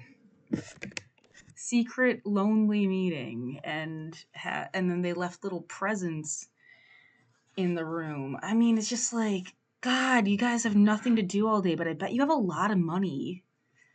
I bet you have a lot of money and resources and stuff, but you have nothing to do all day, and you're bored and miserable and won't leave me the fuck alone.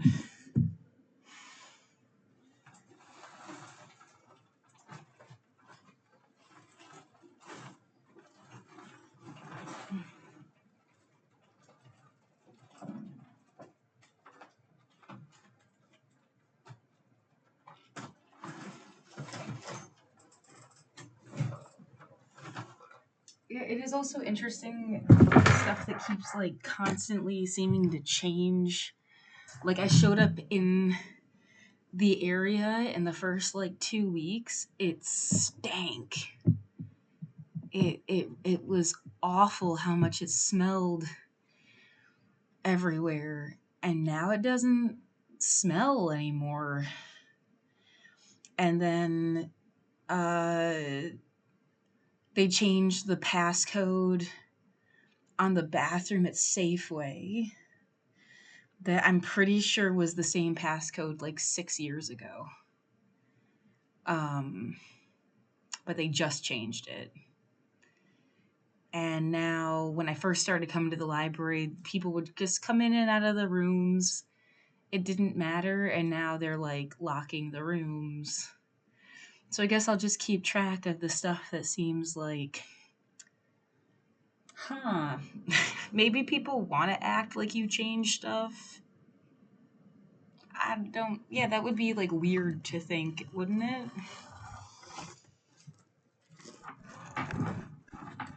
Just you being here in a place where millions of people come and go every day, and it's not a small town at all. It's a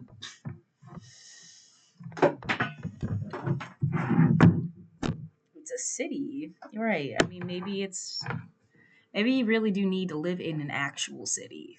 I don't know. That's huge. That's so big that people like can't do small town shit. I don't know what's better. But it feels like small town shit. It feels like a place where there's only 100 people and they all knew each other and they like, I don't know, don't want you there. And there's only 100 of them instead of 600,000.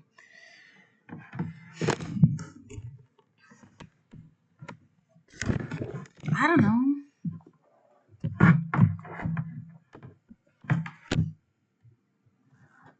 I mean, whoever did the secret lonely meeting this morning definitely made those little, because the janitor would clean in here, right? Probably, and like clear out anything that isn't supposed to be there. I mean, they're cute and stuff. The idea that they did frogs and a penguin, kind of like, okay, but you know, whatever.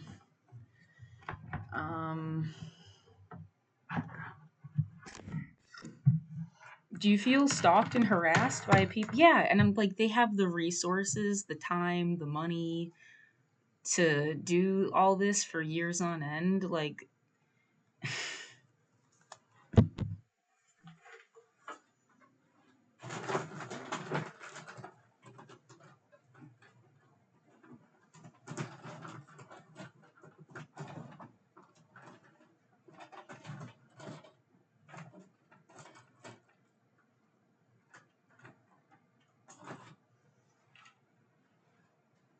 I mean, who doesn't feel stalked? Almost like everybody seems to feel stalked these days.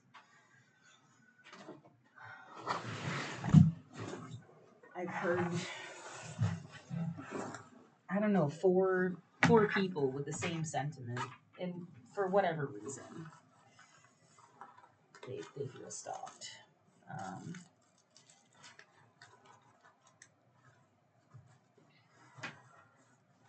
Yeah, I wonder if it's actually like a mean, sick joke. Like, we're stalking her, so we'll tell her that we feel stalked. I don't know.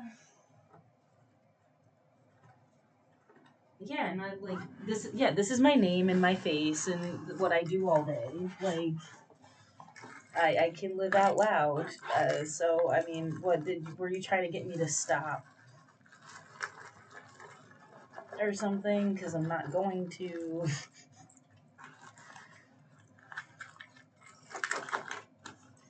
Yeah, if you're doing something where you can't live out loud, how about you just leave me the fuck alone? And then I don't have to deal with whatever the fuck you're doing.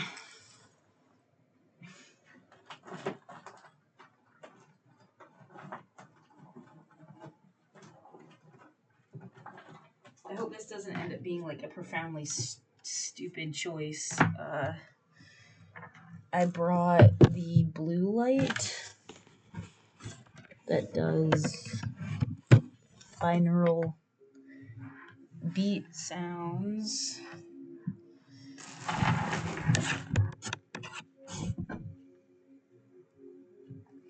And I have a microphone.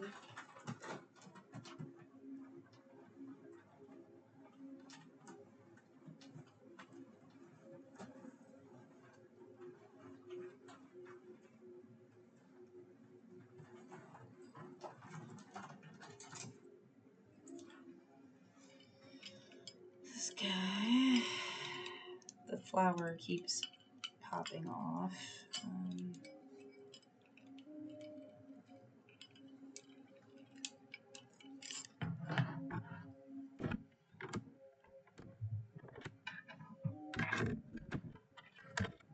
I need microphone. Cool. I need the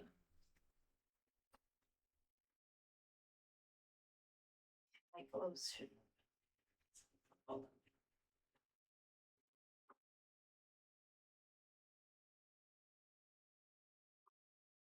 It's exactly what it should be. Oh. I traded some things out of my storage unit.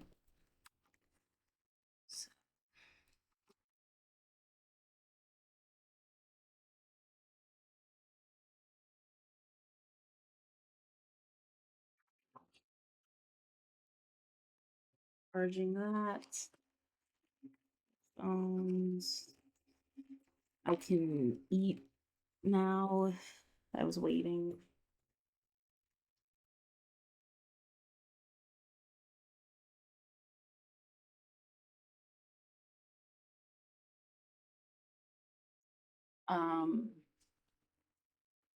Some things are about getting used to putting stuff in like the same exact spot over and over again.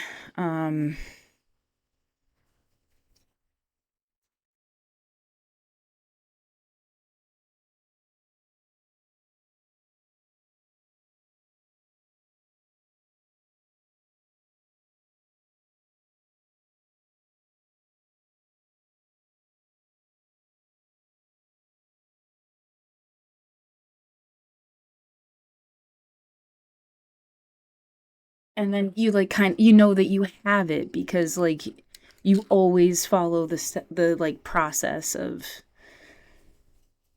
clicking this together with that or whatever.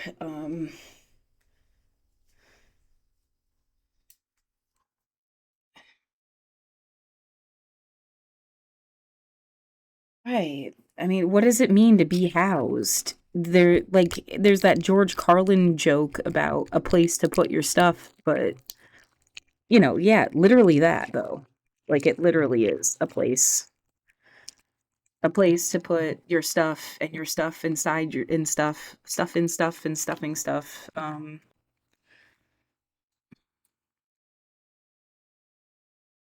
I want this to be a little bit higher.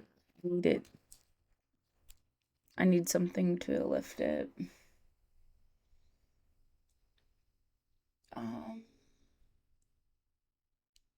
Not the biggest deal right now, though, if I can't.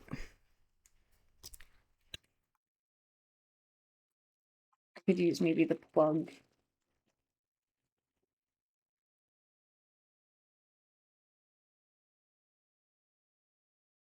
Is it a little bit higher? Yeah, sure. I guess that works out. Whatever. Yeah, that blue light is really, I'm glad I thought that was obnoxious maybe, but it's not. It's so calming. Too bad I can't hook it up somehow so I can play it next to my bed. That's okay. I'm sure it would annoy the shit out of other people.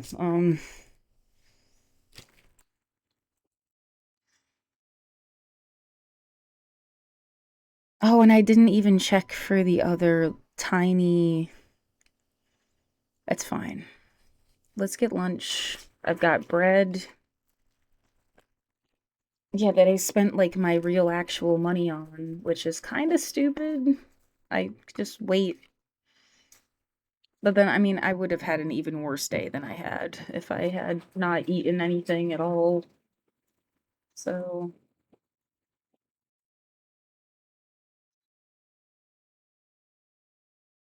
There's that. Random shit in there. There's packing.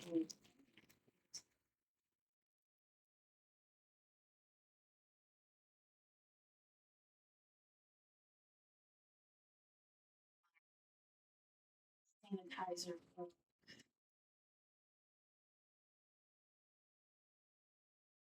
Okay, so pulling this over here so I can make food over this way. Cool. And pop this up so you can see the flour. There you go. And I can't hear them at all. Support the actual people of Iran. Yo, I'm not in favor of this, bro. Trying to make a complex problem simple is exactly the issue. It's a privilege take. You're right, dude.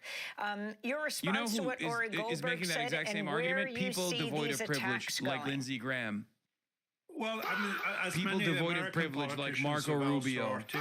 People devoid of privilege like Tammy fucking Duckworth.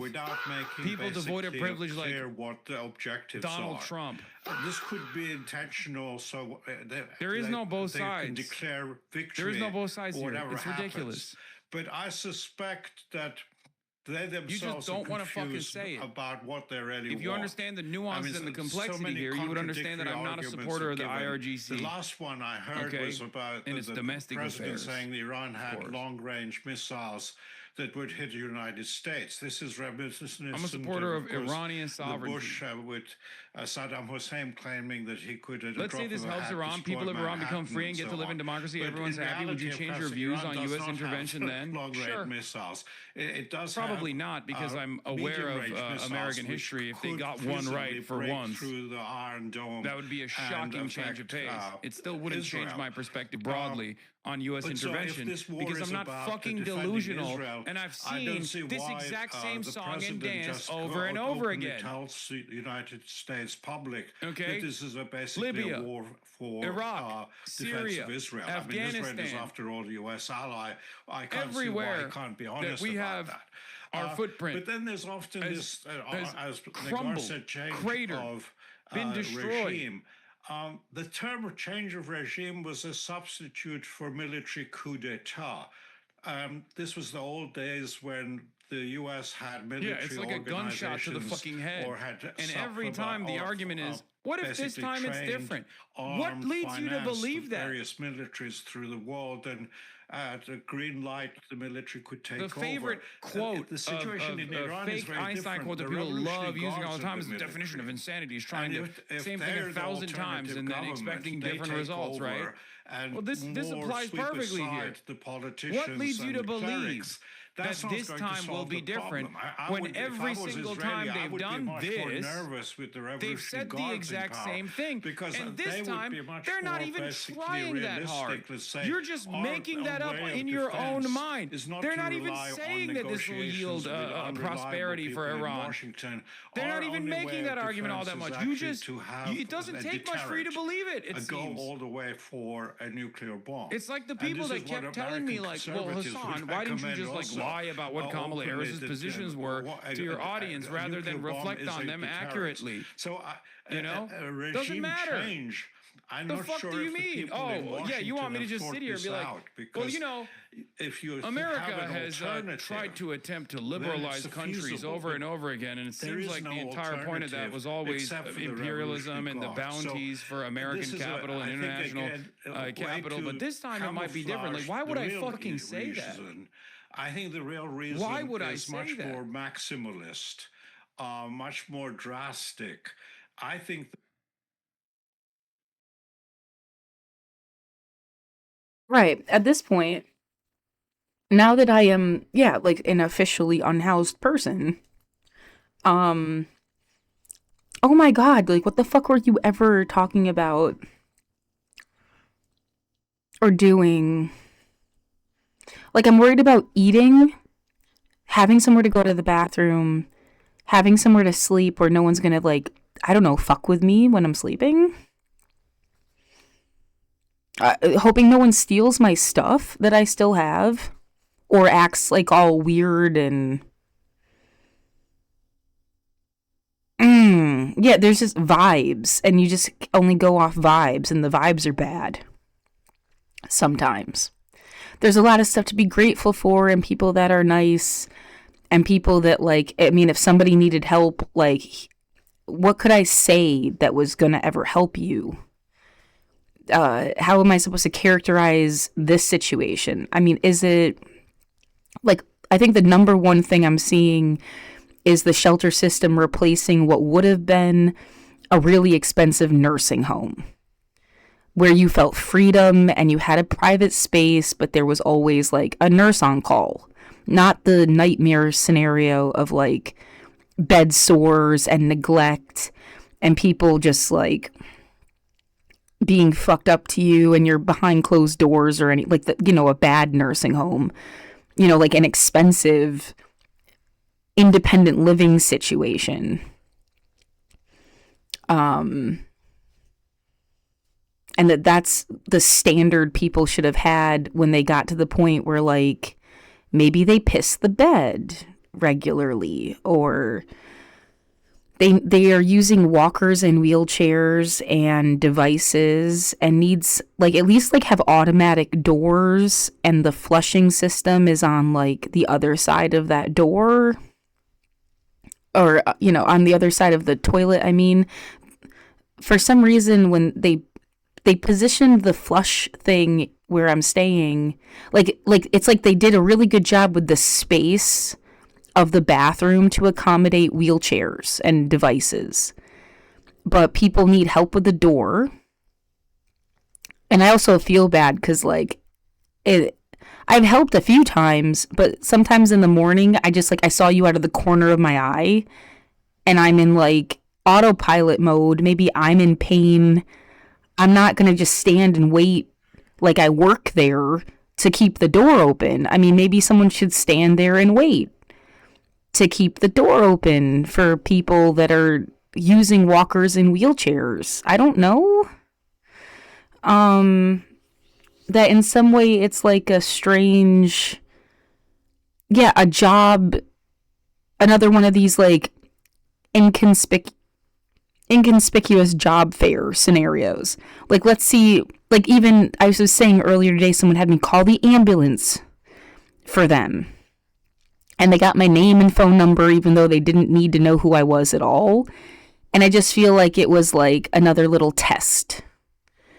And I just feel the sense of the test. I don't really give a fuck about. It's like if you walked up to me and told me to recite the ABCs. Yeah, I can do that. Did I pass? Why are you testing me, though? Like, the fuck?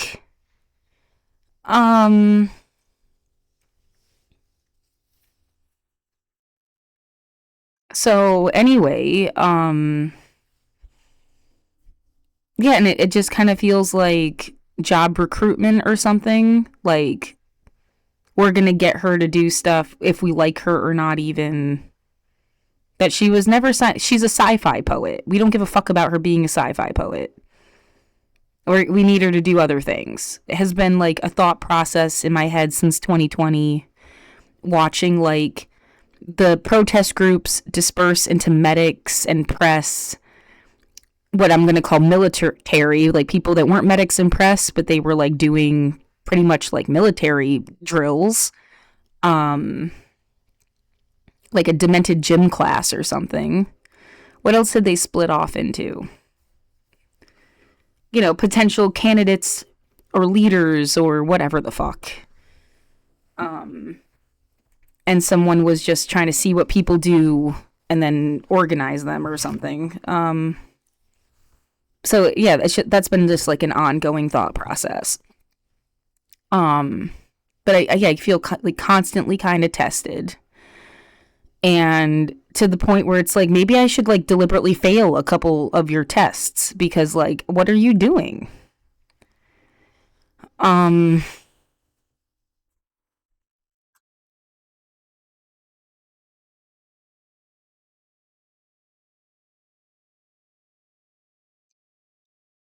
So, yeah, I don't know.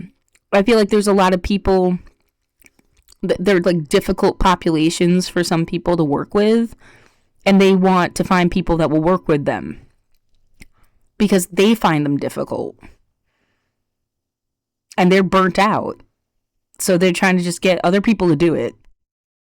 Yeah, the idea of like making you take care of other people's kids, but you don't get to have kids. Again, has been like an ongoing thought process for years now.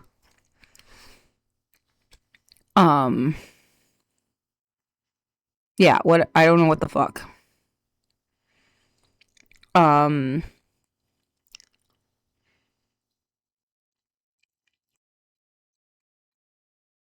Yeah, should you? Of course I want to be helpful, but I can be helped so much that I'm emptied of myself and I'm not doing what I wanted to actually do with my life, and you just didn't care what I wanted to do with my life and had deliberately maybe even surrounded me with people who are meant to like disappear in the first place, because that's what it seems like. Someone could be like, hey, where did all your friends go?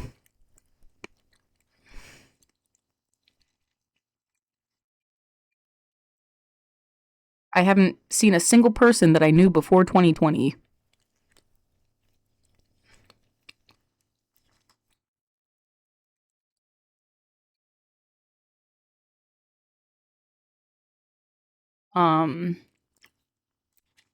These blackberries are really good though.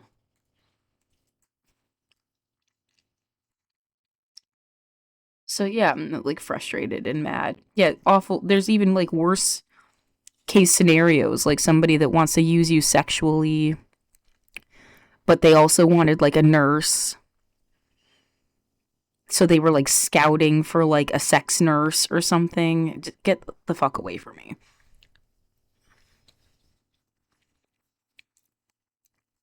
And that's just been like an ongoing thought process.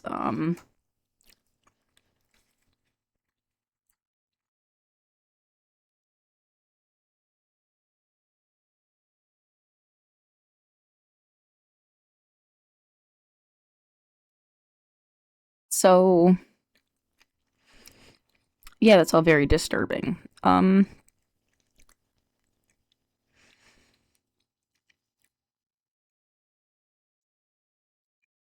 I don't know why did I feel like I had such a bad day?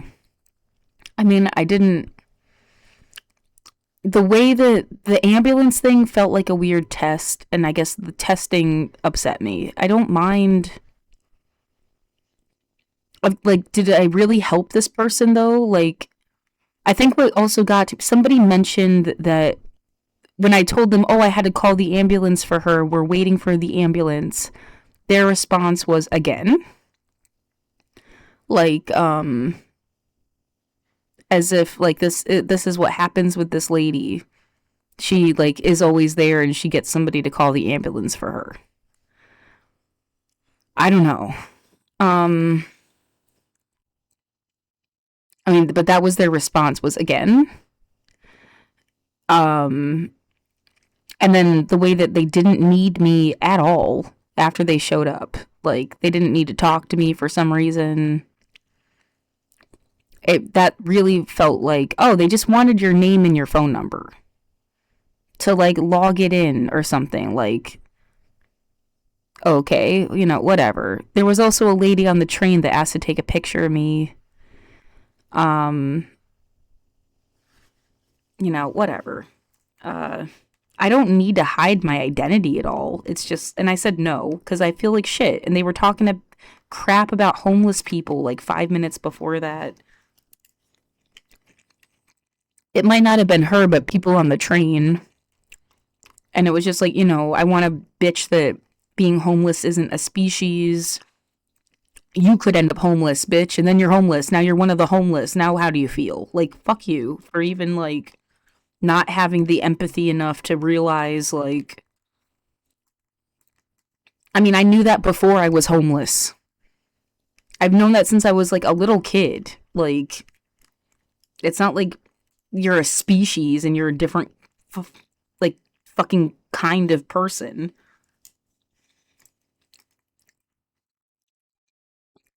It's weird.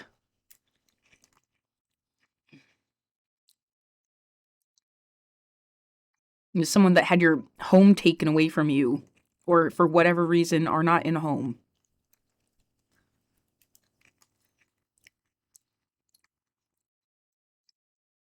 And there's so many different stories and different reasons, and just like there's different people. Oh my god, because big shocker. Everybody's just people.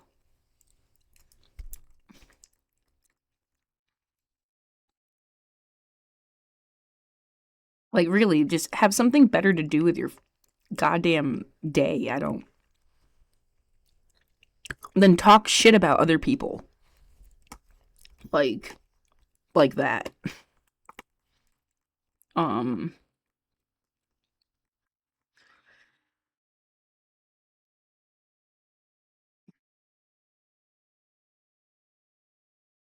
I'm really hungry and this is almost empty.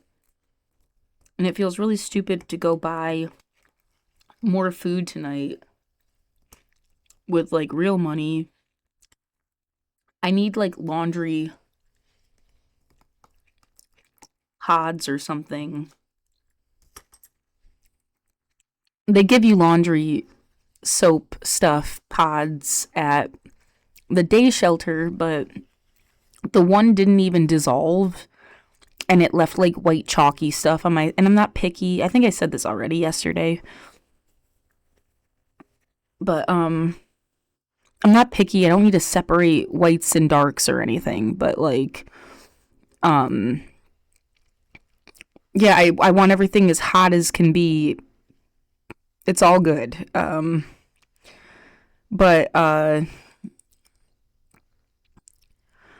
But yeah, I mean, I want it to smell good, and it needs to, like, feel like it got washed, and,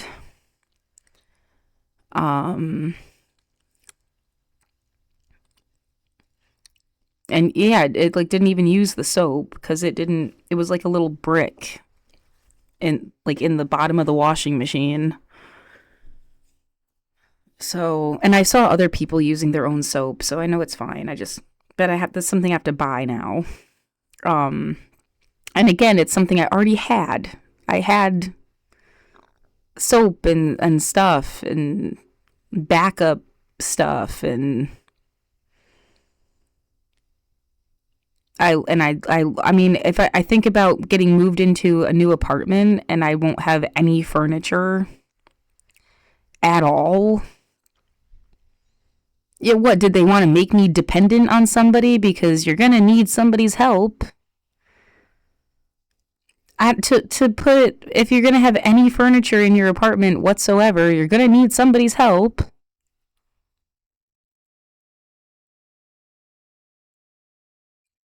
It's like they stole everything. And yeah, they just threw it in the garbage is even more, like, in a way, bullshit. I lived there for 10 years and they gave me 2 hours to get my stuff together. I didn't know that they were evicting me. I did not have some official like time and date.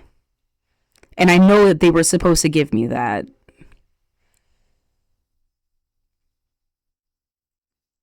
And that's the end of that fucking story. Like,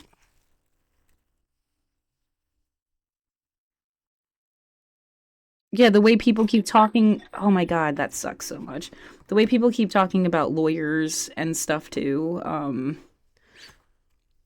like making you almost like, do I have to be worried somebody's like following me around? Wouldn't that be illegal? I mean,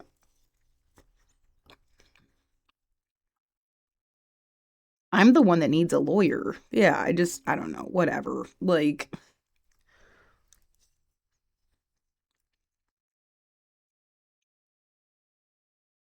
they make people unhoused and distressed. And then what, follow them around? I don't know.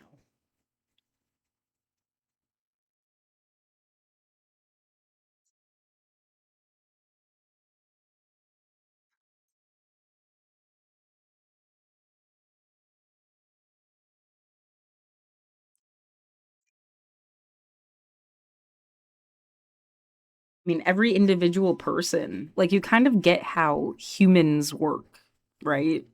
They're individual people, and sometimes they can even imagine that they're part of like a group that doesn't even exist.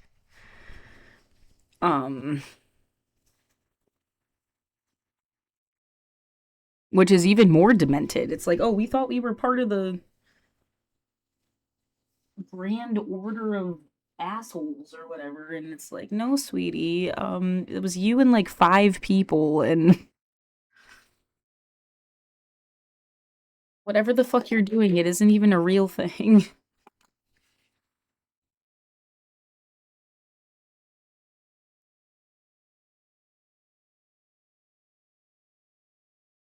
Yeah, you and 5 other people think that you're in the grand order of assholes. As you know, a joke example. Sorry, but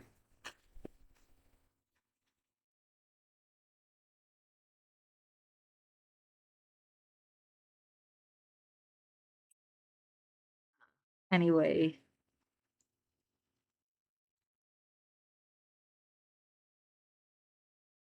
Yeah, there's no trash can in here. I have to go out of the room to throw things away, and it's all right. It's less work for the janitor. Yeah, imagining being the janitor here seems like fucking awesome. I would love to be the janitor at the especially this library. If you come in at night, there's internet. You know, there's only so many bathrooms, and you just gotta vacuum a lot, wash down surfaces. Am I getting exposed to disease all the time? I don't know. I'm getting like more comfortable in certain places that I go a lot. And it's like a new place that's like, I don't know. Or like a place that's way more busy, like the supermarket. Well, busy and also has like, it's gross in there. And there's one supermarket that's gross, and there's one supermarket that's really clean. At least in my area. And like,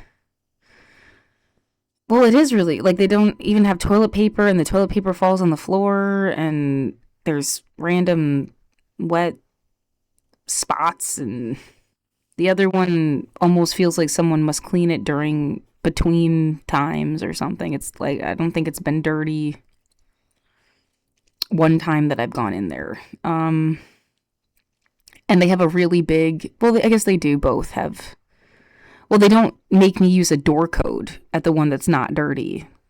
Funny enough, like the one that's really dirty, they have a door code, and the one that's not dirty doesn't have a door code. I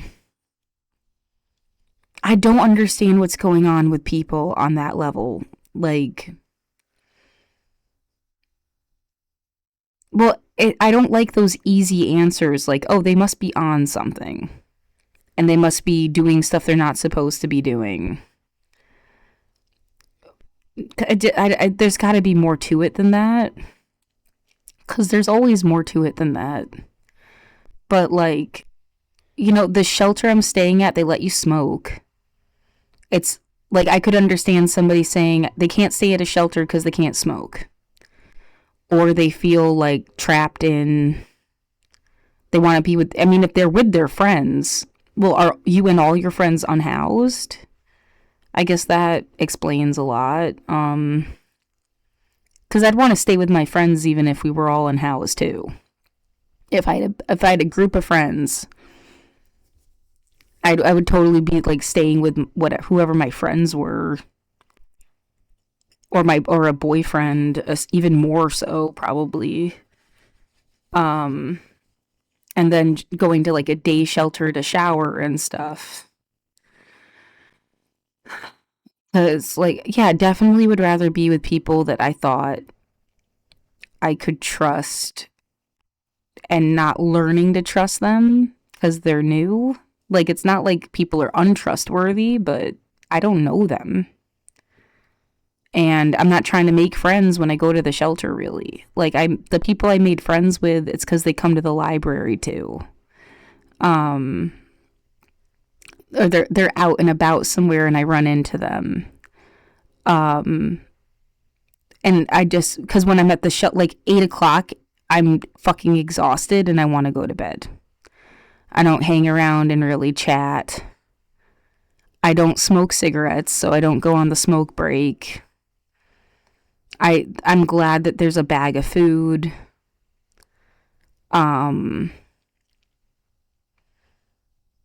It's a really big deal for me right now because they're going to let me have my silicone, like, pad things that you use to, like, sit on for... See, I don't think it's sciatica because... I do feel really sore when I stand up if I've been sitting for a long time.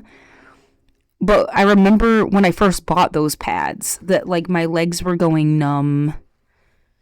And it was like, it was annoying to sit down. Now it's just about, like, getting up and moving around again is really what's really sore. So I don't know what's wrong. Maybe it's a different disc, but I don't know. I don't want there to be a herniated disc, obviously. I don't want there to be...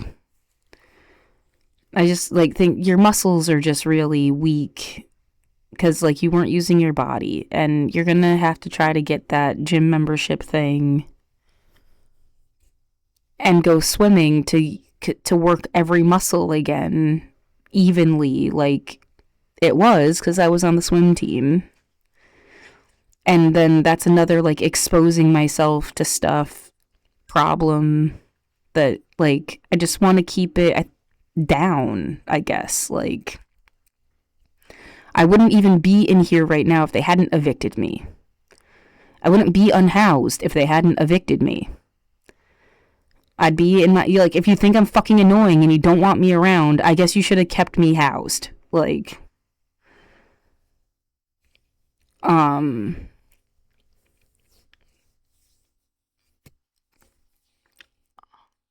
Because you wouldn't even see me. I'd be in my apartment.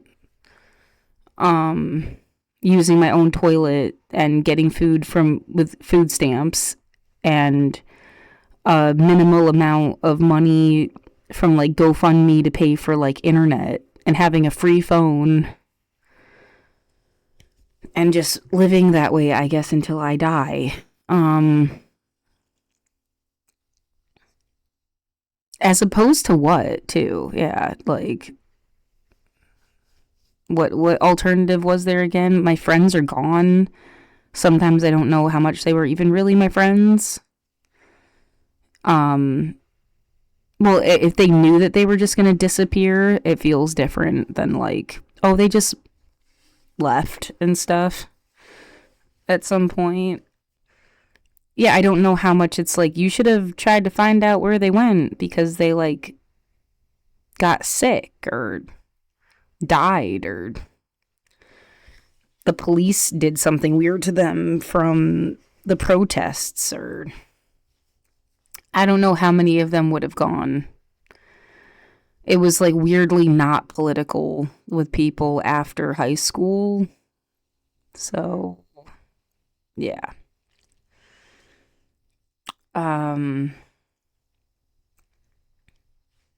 Well, it wasn't. Like, no one cared as much about anything like that after high school.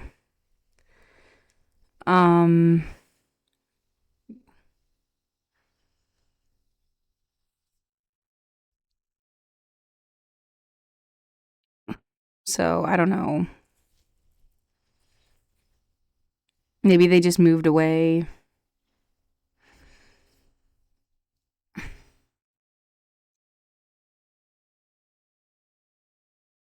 Yeah.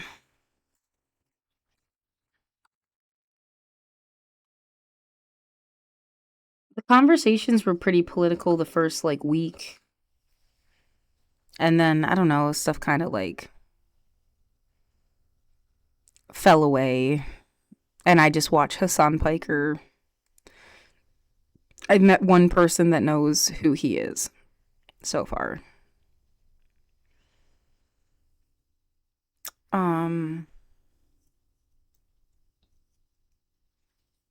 Yeah, there's, like, a weird taste in my mouth. I hope I didn't get, like, sanitizer on my food.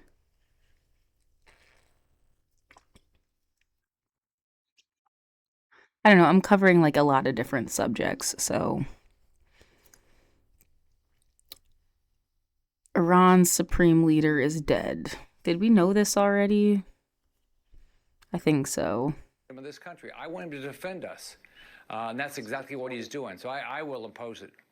So the president said that there could be potential loss of American life in these operations because that's what happens in war.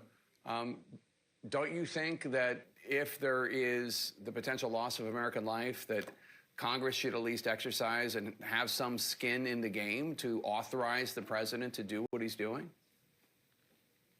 Well, clearly we're going to get briefings, and we should get briefings, and we should know exactly what's going on. They gave us a great briefing after Operation Midnight Hammer. They gave us a great briefing after what happened with down in Venezuela, with Maduro. So they're going to give us a briefing, and we ought to get a briefing. But the president has the right, and I'm glad he took the right to use military action. I mean a vote, though, just a up or down. Obviously, you would approve of it, but don't you think Congress should be on record either supporting continued military action or not? The president, every president since Truman has said he's got the right to use military force without a formal declaration of war. So this president is using the same authority other presidents have used. I agree with him. I'm glad he did it. It's going to make this world a safer place. The Iran has been a unbelievable, despicable, horrific regime for decades. Senator Rick Scott of Florida, thank you, sir. Appreciate your time. Thanks, Jake. Ahead on CNN, a historic day reshaping the Middle East as President Trump announces that the supreme leader of Iran has been killed. The president of the United States calling on the Iranian people to overthrow what's left of their government. We're live on the ground in the region after this quick break. More confirmation that it is Bibi in that plane. It appears to have avoided flying over countries in Balkans and Central Europe. If Benjamin Netanyahu actually escaped to Berlin, I'm going to lose my fucking mind. I mean, the entire Western world is just nothing, dude. Stop sending me the link of whether or not I'm going to slide to my own fucking speech at Northwestern University, chatter. Yes, I'm going to be at Northwestern University. You're literally sending me the link of you're sending me the link on Twitter of a photo of me announcing that I'll be speaking at Northwestern University. What do you think? Do you think I will slide to my own speech? The answer is yes, I will be sliding to my own speech at Northwestern University. I will be speaking after sliding.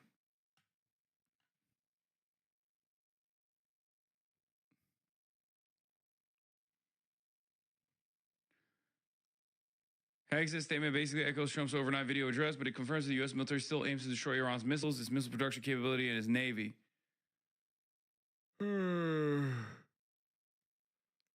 Incredible.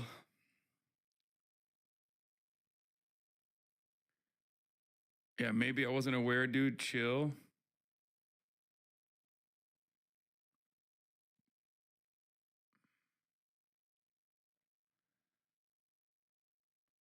What is this? Saying this.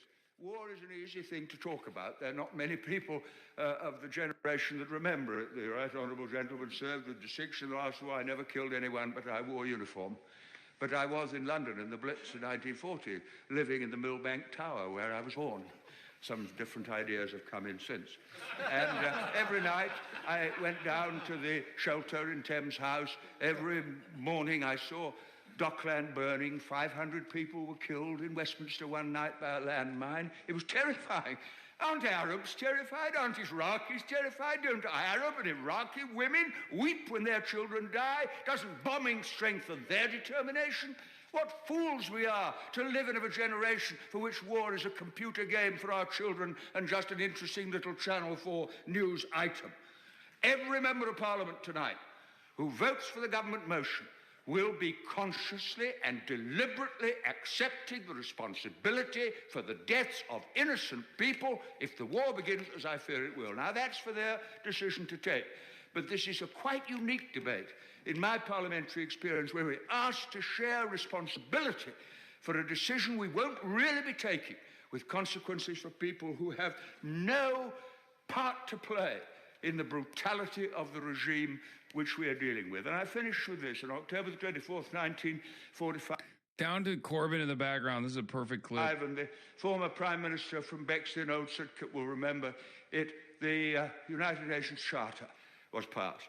And the words of that charter are etched into my mind and move me even as I think of them. We, the peoples of the United Nations, determined to save future generations, succeeding generations, from the scourge of war, which twice in our lifetime has caused untold suffering to mankind. That was the pledge of that generation to this generation, and it would be the greatest betrayal of all if we voted to abandon the Charter and take unilateral action and pretend we were doing it in the name of the international community. And I shall vote against the motion. Tony Benn's a fucking legend, a proper socialist, class traitor of the best kind. Can even see a young Jesuit in the background. Him not becoming leader of the Labour Party arguably led to Blair, Mendelsohn, and Starmer now. Yeah. J.D. Vance enjoys a Mountain Dew alongside Tulsi Gabbard as a pair preside over the war in Iran, while Donald Trump at his beach club in Florida announces Americans may die from it. 2011 Trump contradicting current President Trump. Our president will... Oh, yeah, this is a classic one. ...start a war with Iran because he has absolutely no ability to negotiate. He's weak and he's ineffective. So the only way he figures that he's going to get reelected... Like Donald Trump in comparison to Barack Obama, it makes Barack Obama look like a fucking lion, okay? It gives me no pleasure to report this, as I have been incredibly critical of Barack Obama's foreign policy agenda.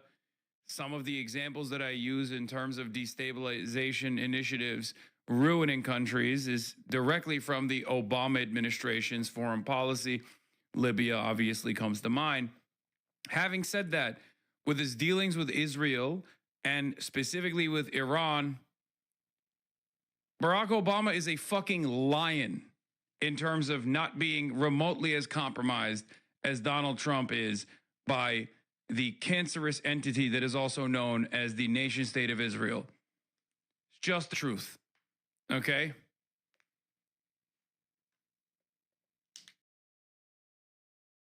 What? And every single time for the rest of your life, you have to be like, well, what about the Philippines and Duterte? And someone would go, what do you mean? And you'd go, well, you don't hate the Philippines, right? Duterte killed 30,000 people illegally. Is there a legal way to do it? But, like, it, you know, he really, really shouldn't have.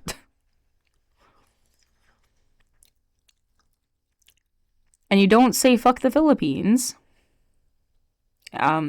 It's like saying that Germans and everyone from Germany forever is going to be like a Nazi. And you know that's not true. Oh, bless you. How loud can you sneeze? Let's have a contest.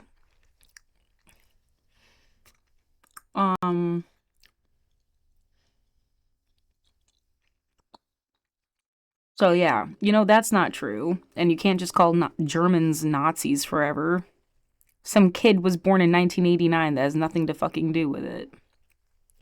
And he's doing the same thing to Israel. And America, and China, and Russia, and everywhere else where you put a stink on the name of the country. And the millions of people that live there, and the disenfranchised that live there, and the kids that are going to be born there later. Sneeze at that, asshole. Fuck 1955. Entirely.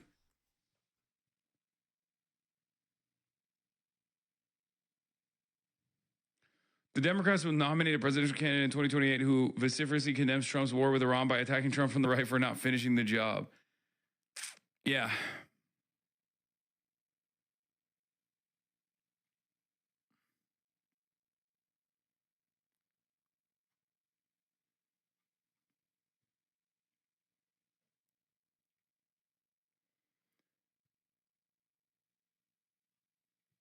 Did you speak about the possibility of China entering this conflict since they're so heavily connected to Iran through their oil sector? I haven't heard anything from China, and I don't think China gives a shit. I'm gonna be honest. I think China thinks no matter who's in charge, whether it's Venezuela under the Delcy Rodriguez leadership, whether it be Iran under whatever Trump command, whatever American puppet, they'll still get the oil.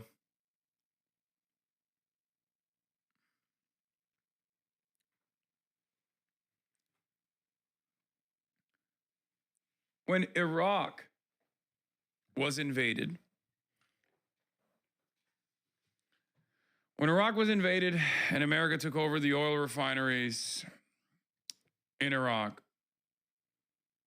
they didn't stop selling oil to China. They kept selling oil to China at the same fucking rates that they were selling oil to China prior to the American takeover.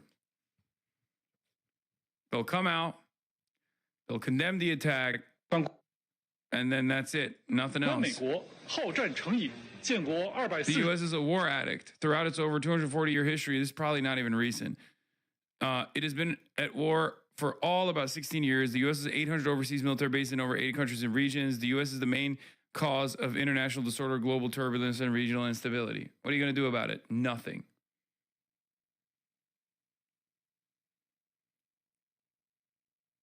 Your goat is live right now? Is it fucking John Fetterman? I will Brian kill me. Oh, it's Dan Bongino. Fuck. What is it? Yeah, some concept of like, man, we're not telling the whole story with war, are we? Like you said, America is a war addict. I think there's some idea of like people escaping countries, and then we go to war with those countries, like on behalf of the people that escaped from them. Like Venezuela kind of gave me this concept, because people were like, there were people that were happy that Trump took Maduro out, even though I thought we extracted him. Was my gut instinct that we extracted him, did not kidnap him. Like he had been a plant in the first place. But yeah, like some idea of fighting a war because the people had broken off into groups, and there's some people that made it to the US and some people that stayed behind or are running things elsewhere and then you had like two sides of the same coin problem or something, and just no one explains that. Because whatever the fuck anybody was trying to do, it was to be a good guy. You had established through the story of World War II, actually, like what a bad guy was. They were a Nazi. And we fight the Nazis and we win because we're good guys. And no matter what you think about that story, that was the story that was established. And so the idea, anytime we went to war, it was the idea that you were fighting some kind of Nazi. Even if that was bullshit and it was for resources or some other thing. Like, that was the narrative that was given. And this isn't just my opinion or a political point of view. It's like, that's what happened, whether I like it or not either. I mean, how many times I'm against war in general, so I would have never voted for a war. Like, do anything besides going to war. But, you know, whatever. So yeah, I just think there's more to the story that's never said. And then now the story is like America's supposed to be a bad guy. Yeah, who would say that? Fascists? Right? Like, what the fuck are you doing? Are you just trying to, like... I imagine this group of, like, older rich people who just wanted to, like, test everybody. And if you say what they want you to say, you get a cookie. And if you don't, they let you die. And, like... I said what they wanted me to say, but I also outed that they were testing people this way. And that's why it's, like, all fucked up. And, you know, when you talk about right and wrong, I think it's fucked up to test the population so that you can decide who you're going to give a cookie to and who you're going to let die.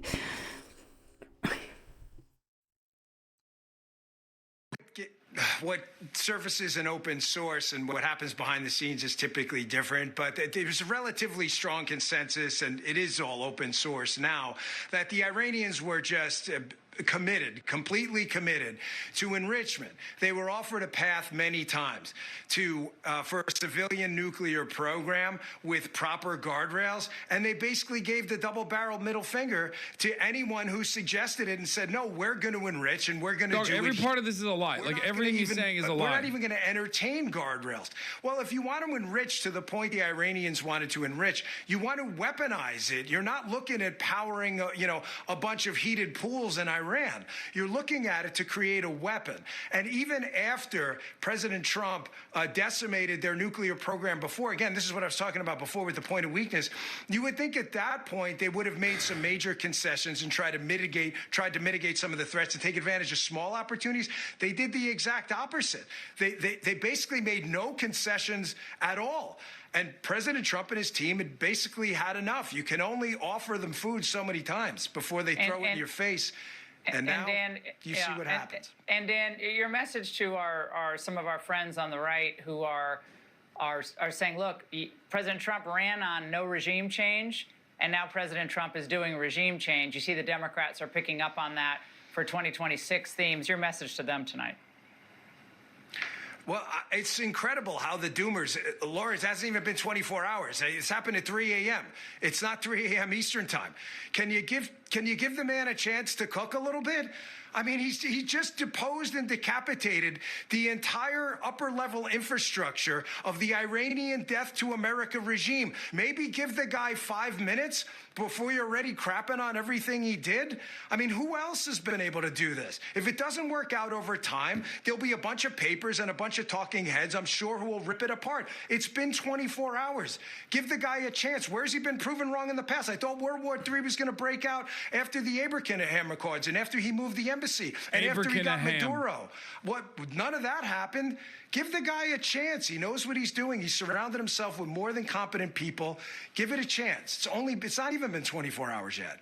All right, Dan, thank you very much for joining us tonight. Busy news night, obviously, and Iran's leadership may be decapitated, but as Bongino just said, they're still capable of retaliatory strikes.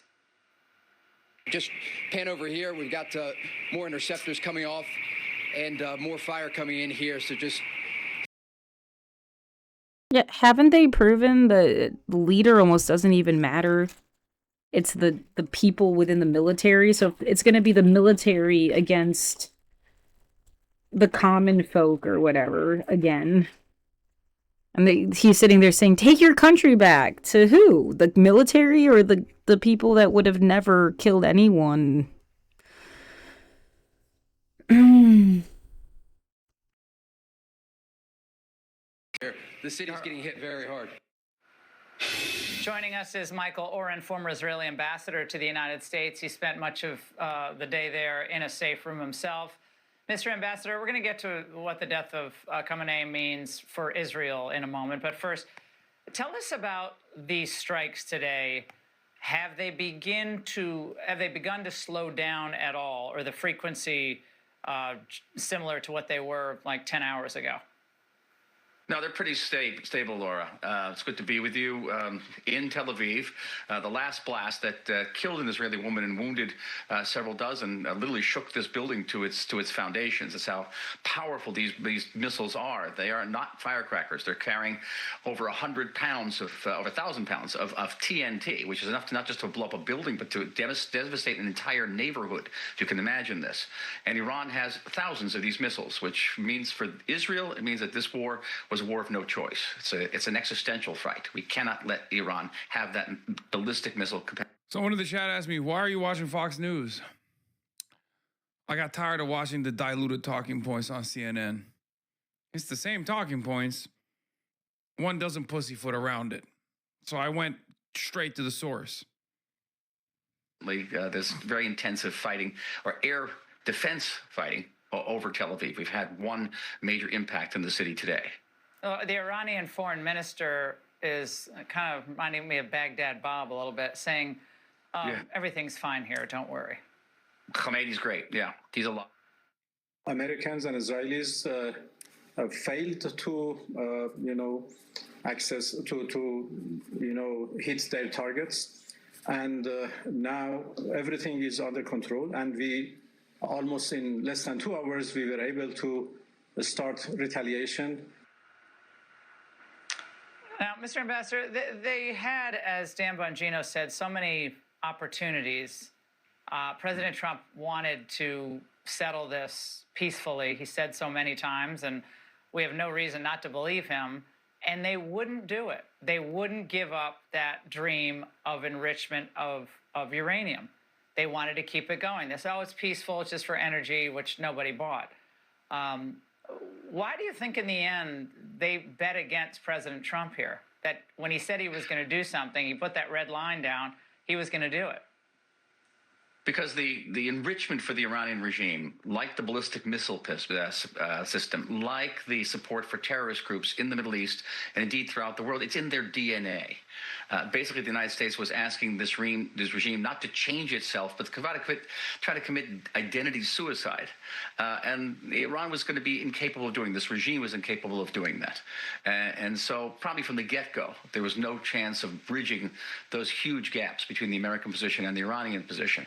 Maybe the Iranians concluded, I think falsely, that last summer when they, during the 12-day war, when they fired some missiles at Qatar, the president immediately agreed to a ceasefire and actually tied Israel's hands. Maybe they drew false conclusions for that about this president's commitment to seeing through his promises to bring about a change in Iran, to come to the aid of the Iranian people who have been very courageous in going out and protesting against this regime at the cost of thousands and thousands of lives.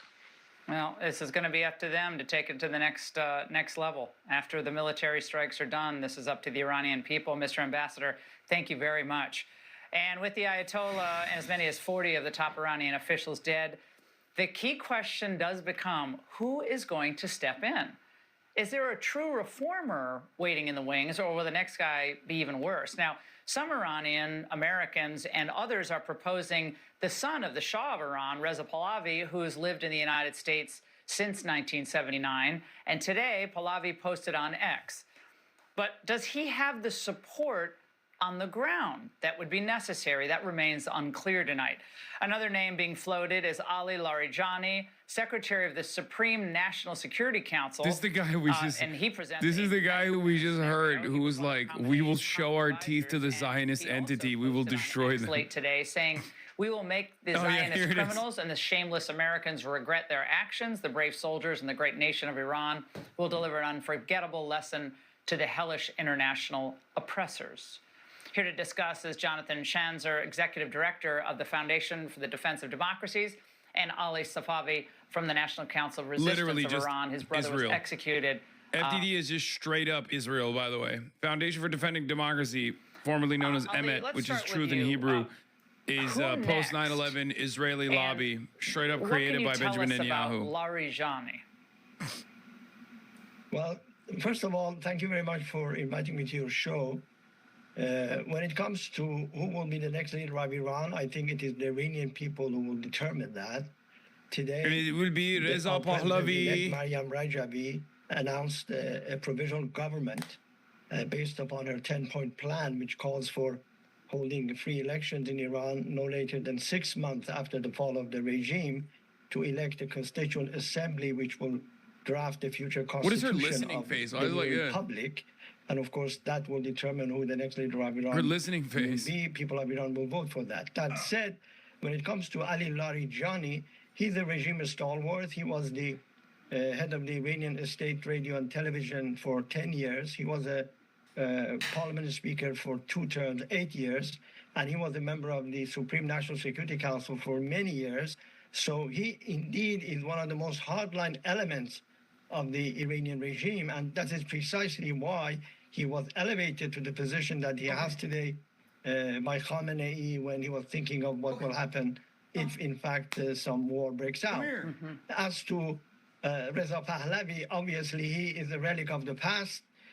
His father, people of Iran, threw out of Iran for his brutal dictatorship as his grandfather. So when it comes to any game plan for the future of Iran, Reza Pahlavi doesn't even have a seat on the bench. The Iranian people are not going to overthrow the mullah's regime to replace it with a dictator. As far as they are concerned, there's no difference between a crown and a turban. Jonathan, your thoughts on succession here, because the worst thing that could happen, one of the worst things that could happen is that, you decapitate this regime and another regime of future terrorists is in place. Well, that's right. And I think right now, here's what I would look at.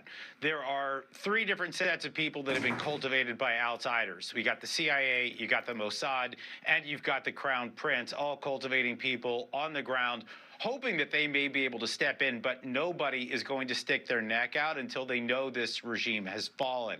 The thing that I'm watching for right now, though, is whether Donald Trump is trying to pull off another Venezuela. In other words, decapitate the regime, as we have just seen today, 40 top leaders gone, and then try to find out who the pragmatists are a little bit further down the chain who might be willing to work with the United States and to keep things stable until a new regime can be put into place, voted in by the Iranian people. I don't know which way we go here, but I don't think we're going to see people stick their necks out right now, knowing that the regime is willing to kill one and done.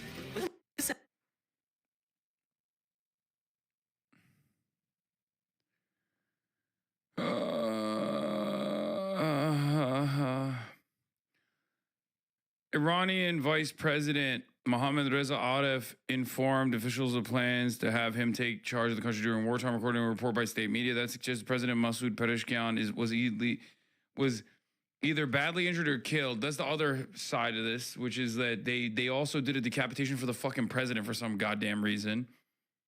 The president and the foreign minister are two of the most they're two of the most moderate politicians in the entire country. Stop acting tired, fat ass. Bitch, I've been up since fucking 6 a.m. and I've been live for the last 8 hours. It's 4:20, but I've been live for the last 8 hours. You know that, right? If you want to see how CBS is covering this, I can't wait to see how CBS is covering it. Iran. Tony what do you double say to them tonight? Tony double dick suck. I join him in celebrating the death of the authoritarian regime that has been oppressing the Iranian people. But this is not the way to do it. And I think it's time to de-escalate. We should be entering into negotiations. I worry, though, that the president of the United States does not have a plan for what is next. Just like he didn't have a plan in Venezuela, where after he removed Maduro, he went ahead and started working with Maduro's apparatus and government. I worry that without a plan, a clear pathway forward, that either we're going to end up with American troops on the ground, boots on the ground in Iran, and what be the fuck target does that have for to do with attacks anything? from terrorist groups that have been proxies to the Iranian regime for decades now, or we're going to see the president turn around and cooperate with the apparatus that's already there. All right, we shall see. U.S. Army veteran and Illinois Senator Tammy Duckworth, thank you very much. Thank you. We will be back in just a moment with the latest developments on what is a historic day for Iran, for the Middle East, and for the U.S. as well. Stay with us.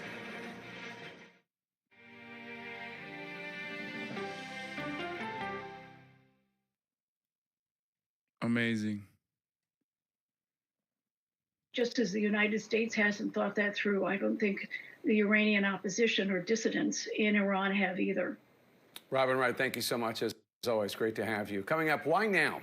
We have new reporting on the threat that the Trump administration claims forced their hand. Oh my God! Here's an outright lie from the administration that Iran was moments away from a nuclear weapon. Here's an outright lie from the Trump administration that we will report uncritically that Iran was actually going to attack Israel. The attack was imminent. Yeah, this is what it looks like when you have nukes. Okay.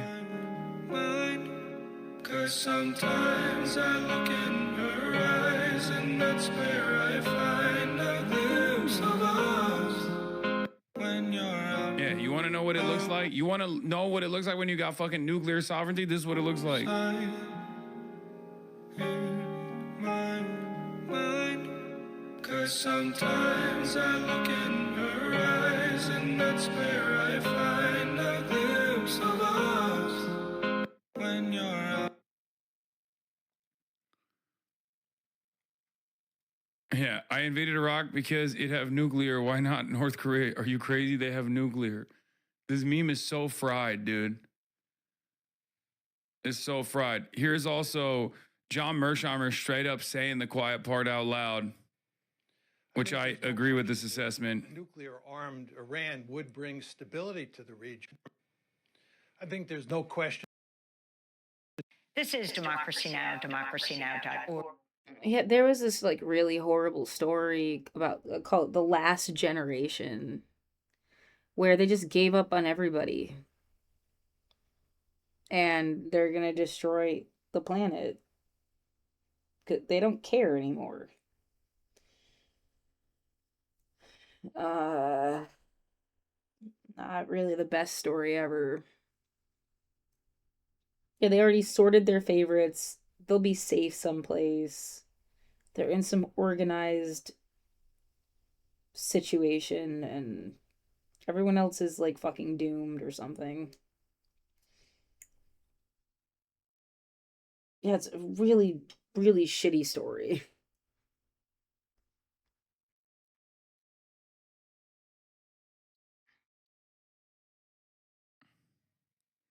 Camera quality makes it look like it's the 90s. It's possible there'll be some proliferation. I wouldn't bet against the fact that maybe Turkey or Saudi Arabia would acquire nuclear weapons. But people have been predicting widespread proliferation for decades now, and it's never happened.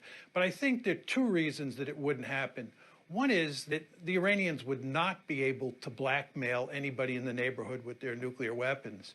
We've created this myth in this country over the past few years in talking about Iran that any country that acquires nuclear weapons can blackmail other countries or use those nuclear weapons for offensive purposes. We have a lot of theory and a huge amount of empirical evidence, 67 years now, which show that no country with nuclear weapons can blackmail another country as long as somebody is protecting that country or it has its own nuclear weapons. And this leads to the second reason. The United States is going to extend its nuclear umbrella over Saudi Arabia and over Turkey, the way it extended it over Germany and Japan during the Cold War. And we will make it perfectly clear to the Iranians that they cannot blackmail anybody. So there'll be no great incentive for Turkey or for Saudi Arabia to acquire nuclear weapons. And as you know, when you're involved in contact sports, it can be very dangerous. And so they live in a dangerous world. And on top of that, nuclear weapons are the ultimate deterrent, right? It doesn't get any better than nuclear weapons. And of course, this is why states pursue nuclear weapons. I believe that if Iran had nuclear... Iranian state media confirms this. Islamic Republic state media has confirmed that one of Ayatollah Khamenei's daughters, his son-in-law, and one of his grandchildren have been killed. I mean, this also makes it probably more likely that Khamenei has also been killed, but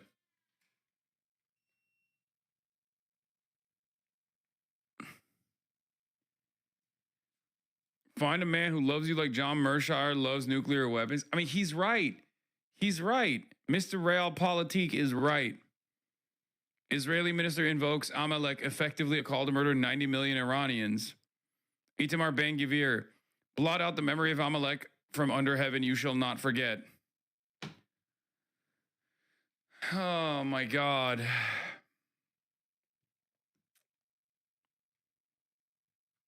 The article was posted and deleted. It don't matter. It's very likely true.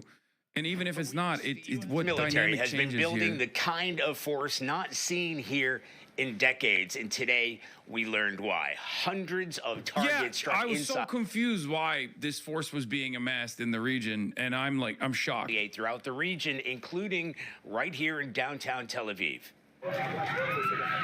Smoke rose above the Iranian capital this morning, the first explosions announcing to the world the war had begun. American and Israeli forces targeted Iranian air defenses, missile and drone launch sites, and regime buildings. Hours later, the extraordinary announcement the supreme leader had been killed. This morning, in a powerful surprise attack, said Israeli Prime Minister Which Benjamin here at Netanyahu. CBS Israeli News, we will not be talking about that. In the heart of Tehran. U.S. Central Command released video showing cruise missiles firing from an American warship and fighter jets taking off. In a joint operation it described as the largest regional concentration of American military firepower in a generation. The Israeli military saying it struck more than 500 targets alone across Iran. Iran says dozens of people were killed at a girls' school, among at least 200 people reportedly killed so far in the airstrikes. Trump announced the military action on his social media channel. We are going to destroy their missiles and raise their missile industry to the ground. It will be totally, again, obliterated. Iran's retaliation was swift and far-reaching, targeting U.S. bases and allies in more than half a dozen countries across the Middle East.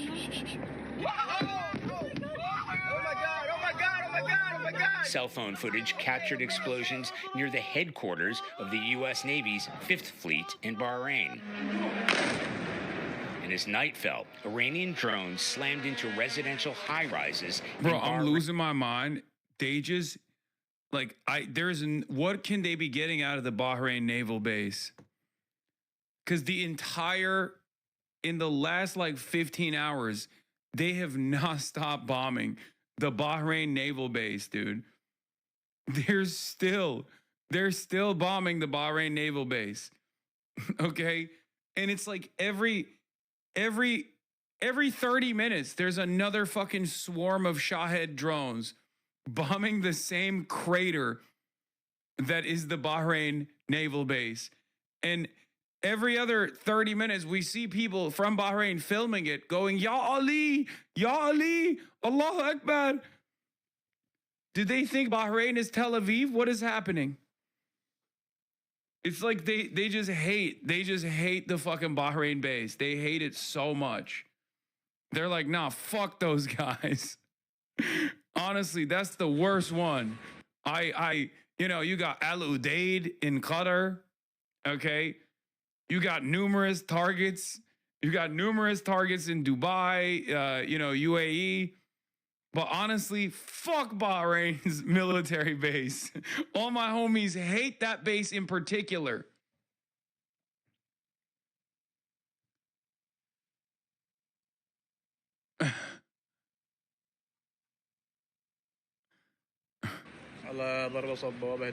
And now they've blown up the international airport too. They're hitting the airport in. I think they're hitting the airport in the UAE as well.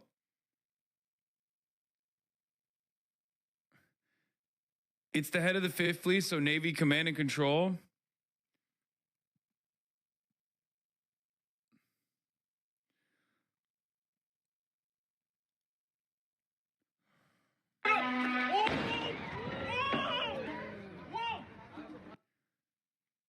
They just keep pummeling Bahrain, bro. I don't know. The Fifth Fleet in Bahrain is home to all U.S. mine countermeasures, ships, and helicopters, which would be needed to clear mines if they decide to close the Strait of Hormuz. To be fair, I don't think Bahrain is controlling the media output. Israel could be getting bombarded worse than we know. Nah. I mean, it's definitely yes and no. Yes, Israel's getting bombarded worse than we know, but it's also not getting bombarded as aggressively as Bahrain, because there are so many fucking people in Israel, brother. They would not be able to shut down the internet. Like there would be hand cams. Like there'd be fucking phone footage, just like last time.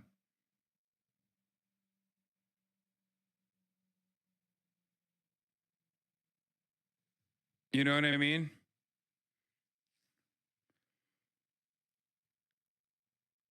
Limited, just given the obvious risks of sending the Secretary of State into a potential conflict zone. As the day begins, IDF has begun an additional strike wave targeting the ballistic missile array and the aerial defense systems belonging to the Iranian terror regime. Without any press, which is a departure from precedent. Now that those strikes have happened and for now do not appear to be limited. Months ago, issued a report stating that Iran could, if it chose to do so, develop in 8.5 years up to 60 intercontinental ballistic missiles. So bro, how many hours do you want to just sit there and fucking lie?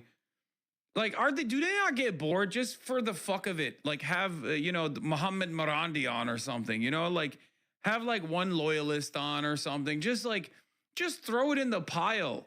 Have some fucking fun with it, It's just literally Jake Tapper interviews virtually every human being that has salivated at the prospect of nuking Iran.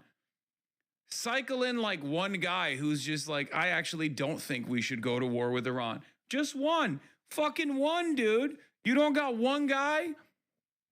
You're not even interested? You don't want to hear from any other voices at all?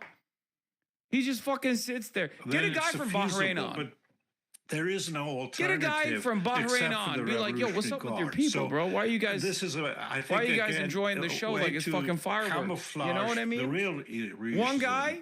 I think the real reason is much more maximalist. Here is our more drastic. American Enterprise Institute hand-selected Arab guy who's going to tell us that Iranians have horns in their heads and deserve death and destruction. As it was done in other countries in the Middle East. So if you decapitate, up next, we're going to have the Foundation for Defending Netanyahu. The opportunity arises that you could pour in very arms. It's actually not Benjamin Netanyahu wearing a wig and a mustache and glasses, although he does kind of look like Benjamin Netanyahu wearing a wig and a mustache and glasses, but it's totally a different guy. He's tuning in from Berlin.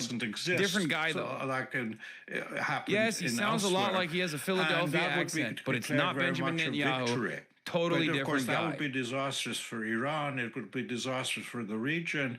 It would Every also be fucking disastrous interview is like, oh, dude, Iran was like seconds away from ICBMs. They told me. They were like, we're making the best ICBMs. I don't know if they've thought of this or they basically think that what is 4 days of war. Image of the Year award candidate. We have more in the next few days. The minute Iranian missile obliterates the Jewish Ministry of War in the heart of occupied Jaffa, Palestine. But that wouldn't solve the problem because, as before happened, Trump said they had obliterated the military nuclear policies. but 6 months later, then again, the fear again is the one thing I picked up on as hours have passed in this war. Let's talk about the Iron Dome being effective. Yeah, I have noticed that. But I also have noticed that that has implications. By the way, the casualty numbers are fucking crazy. This is the first the Chinese day. Then might see and according an to, opportunity to basically to move one dead, 121 others injured in several in Israel amid war with Iran. That is the first day. Indian Ocean. That is these crazy. Are things that probably the Pentagon thinks about, but people in Washington and the White House. That's not even the full first day. In a moment, we're going to be joined by the former Washington Post Global Affairs they're throwing a lot more fucking munitions into the pile. And on top of that, they're just blowing up the Bahrain naval base. But I did want to ask Nagar Mortazavi about who exactly Reza Pahlavi is. Maybe you guys are right. Maybe it's because of the damming operations in the Strait of Hormuz. Maybe that's what it is. Overthrowing the regime and the government of Iran, the first democratically elected leader of Iran. In 1953. What is this? Khamenei alive? Take us forward from there and what you see happening with him. Yo, they didn't actually get me. Hop on forward. Just to respond very quickly to Ari, I mean, the regime change rhetoric is something that's been coming from the White House, from the president himself. It may or may not be the end goal. Breaking several heavy explosions in Tehran now. Protesters when they presumably needed help never came. So it's very unclear what the goal of the president is. This may all just be leverage for negotiations, for geopolitics. If he receives a phone call from the Iranian guest, a senator who wants to bomb Iran, a congressman who wants to bomb Iran, a general who bombed Iran, a dissident who wants Iran bombed, and an NSC official who wants Iran bombed. All perspectives covered. Sometimes brings the I'm glad they got every angle. It's the same with fucking CNN too, by the way. Which is why I was like, how much more pro-Israel can CNN even get? But as far as the sort of alternative, Reza Pahlavi, the former prince or the son of Iran's last Shah, has been sort of New making Washington the Post, rounds MBS lobbied Trump with Netanyahu to bomb Iran. Behind the scenes, a lobbying alliance of Saudi Arabia's MBS and Israel's Netanyahu urged Trump to level a major strike against Iran in the days before the president's decision, even as Riyadh publicly advocated for diplomacy. Creating an image and sort of I don't know if I fully believe that. Popular or hype. And I am not a fan of MBS, as you guys know. Online operations. But that seems a little bit of fakery to me. Media has been used a lot to try to project an image of a immense popularity, much more than it actually is. He does enjoy a base in the diaspora. He does have a growing base inside Iran. We see his name being chanted. Do you think Israel is letting some missiles go through to justify more support from the U.S. like they did on October 7th? Brother, what more support does Israel need? First of all, Israel doesn't need support. At this point, if people in the Western world watch Tel Aviv get fucking cratered, that's not going to cause them to go, oh my God, I feel so sad for Israel. Israel started it. People are going to go, oh, that's really sad. That's just so bad. Oh well, that's going to be the fucking response. No, also, let's be real. Do we even? Why are we even acting like we need democracy here? There's no democratic process. Who the fuck said yes to go into war at the behest of Israel? Nobody did. Potentially, sort of a path forward. If Israeli police are idea of blocking people to flee, breaking Israeli settlers are trying to flee, and Israeli police are blocking roads and keeping them as human shields. Compared to is the U.S. invasion of Iraq, and then Ahmad Chalabi, essentially a leader that was brought in from the outside. If all of these things happen and align, by the way, this I don't know if that's even tough likely, but they're doing it anyway. President Trump is ending the forever war that Iran has waged against America for the last 47 years. Form of decapitation of leadership, but trying to make deals and continue with what's remained of the regime, or a form of a sometimes you gotta crack a few eggs to make an omelet. Okay, that's right. Donald Trump is ending the forever wars by starting the forever wars, but actually that forever war is going to be ended by the start of the forever war. Thank you. You fucking did it. I mean, this one got 600 likes. Okay, they're not even their base. On our show, we've talked to you numerous times about what happened in 1953. The U.S. together with Britain on behalf of BP overthrowing Mohammad Mossadegh, the democratically elected leader, the Iranian diaspora, the Shah, has that same like Zionist attitude. This man, his son, that I think will cook them in the long run, where they're just objectively fucking annoying. Well, it's very different situation. Where they just straight up will be like, no, you have to understand, like, if you don't fucking slaughter my grandparents, I will kill myself. Like, you have to slaughter my grandparents right now. You have to blow up their home. So they could organize the military. They got bad fucking vibes. The present situation, like, there's a Shah in exile. Every time. There is no organization. Every time there's someone of the Iranian diaspora on television, they literally are like, oh, you don't care about me. You don't care about me. Just like you said Israel was bad. And it's like, how does anyone unironically watch this goober? They watch, well, ask your mom. She watches with one hand on the mouse, and the other hand flicking her own fucking bead. Okay? It's very much controlled by the clerics. What do you think the next few days is going to look like now that Khamenei is presumably dead? Do you think the RGC is going to go all out now? And declare himself king. They're getting close to a point of nothing to lose? Maybe. Basically, I don't know. Napoleonic Wars. I assume, yes. I think to America is going to get infinitely more ruthless going forward, though. France, because, let's be real, the Prussian army, the Austrian army. Israeli intelligence is not great. Okay? Israeli intelligence is greatly exaggerated. And I do think country like Iran, what is this? 90 million people, yeah, the Shah could be restored that way. But short of that, it's pure. The Shah's son. Shah's son. Or people carry their dogs from a damaged apartment building after an Iranian missile strike in Tel Aviv. And the people in exile, you think that's me carrying Kaya? So I'm actually in Tel Aviv. And also there's such a blind hatred. People it's more like the White Russians after the Russian Revolution. Such blind hatred that they think that anything is better, or even they're even willing to have chaos, basically destruction of the country, to get rid of the. Yeah, this is all they're going to talk about the rest of the night, and you've already said it 16 times. You could have said everything in like 5 minutes that you just said. Said it once, and then I don't know, what am I going to do about it? Say fuck war again? I already did. And then what?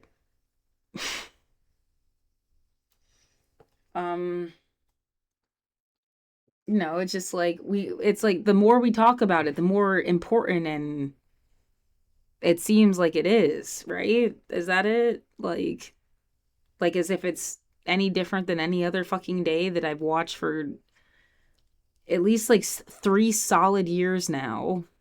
Every single day I watch Democracy Now!, PBS NewsHour, and then since 2024 I've watched Hassan Piker. And it's like, come on, get your blood pressure up about a news event. This is important. This is a big deal. And, you do that like 30,000 times, and it's just like, how much you want to bet next year at the same, you forgot this happened. I mean, remember when Russia attacked Ukraine? And it's still an ongoing thing, and we don't talk about it. Hey, remember?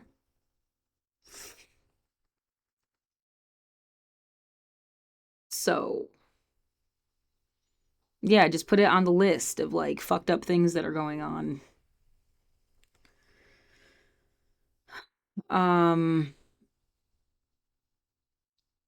And yeah, honestly, I'm like, oh, I'm just glad there's going to be food stamps tomorrow.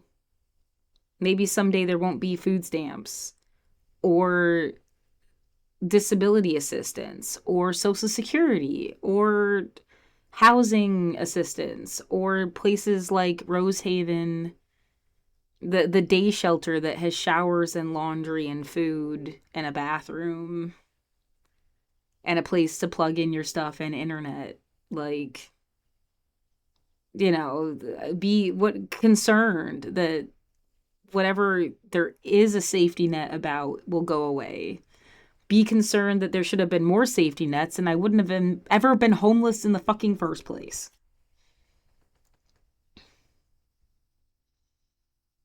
Again, yeah, I feel like I need to practice to think that automatically. If anybody has a problem with you and they are somebody who votes and pays taxes and cares about their community, They should have cared about keeping people housed that had housing then. Because you would have never seen me. Do you work somewhere and you don't fucking like me? You would have never seen me. I would have never interacted with your fucking universe. I was in my apartment, leaving everyone alone. You couldn't make fun of me. You couldn't act like I was a burden. You couldn't, whatever.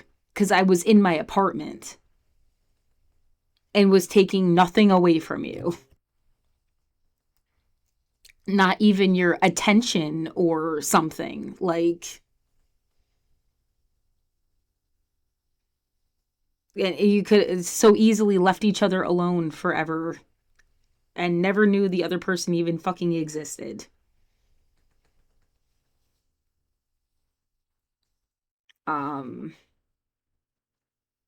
So I don't know, support housing and keeping people in housing, I guess, because that's what I needed. Rent assistance. I became disabled. $106 million later, like, oh, you could have helped me and you just didn't, right? So I guess you also need people that are going to give a shit that they didn't distribute that $106 million that would have kept me housed. Or you can admit that this was all on purpose, but that's like a whole different story.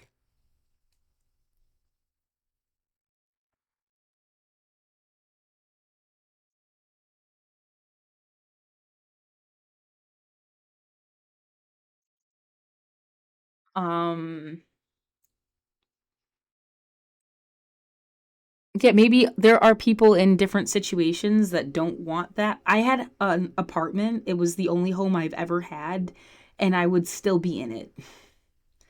Even if you were gassing my apartment, and even if, honestly, I needed, like, medical attention. Well, I don't want to be in the position that I was in when I first got evicted, or now even, like, something's, like, wrong with me physically. I'm trying to just, like, get strength back. I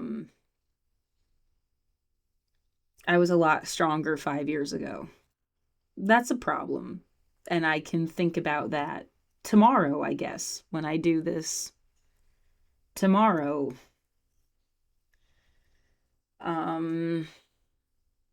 As like a topic, you know, what did I need that I wasn't getting when I was housed? Like, and I had lost all my friends, if they were even my friends in the first place, and something, I mean, give me a break already. Something took over my life. It wasn't some kind of organic fucking situation, so whatever. Yeah, have I met anybody that like really needed to know me like so bad? They really needed to know me and to had this happen and or anything.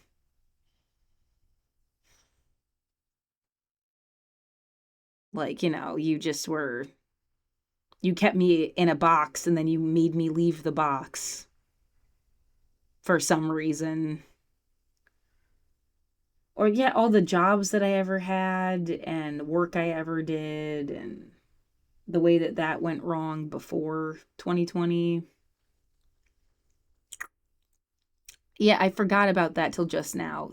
When I took the streetcar, it stopped at Harrison Square, where I used to work. It stopped there. Like, it felt like it was on purpose. That's the level of shit that, like, I mean, why? To see if I would have some reaction, to see if I would say something. And, like, they even were like, they went out of their way to be like, oh, the thing isn't working to say the street. It's like, can you guys hear the speaker? Oh, it's not working. And then having to, like, open and shut the door to their, like, driver's seat thing. It was just all very weird. Yeah, the vibes, they were off. you know, they didn't stop like that at any other station or whatever. I didn't even remember that the streetcar went that way or that it was going to be one of the stops at all. And it's just like profoundly like, what the fuck?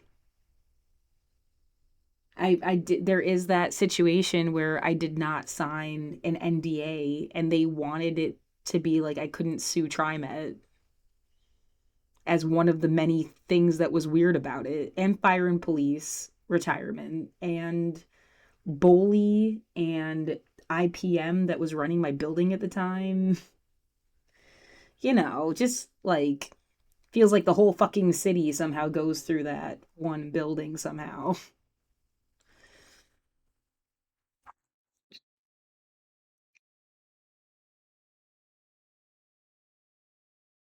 I don't know. I can't help but feel like if people would have been friends with the guy that was my boss, and if he didn't like me, then they weren't gonna like me. If he liked me, then they would be different. And that would make, like, however he felt about me would make or break how, like, a million people were gonna treat you. And that's really fucked up. And I have no idea, and I'm not gonna go find him to find out. Like,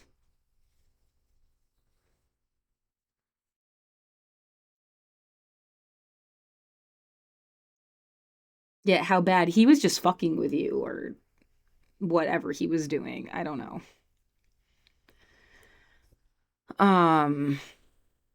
Yeah, bad vibes, man. So,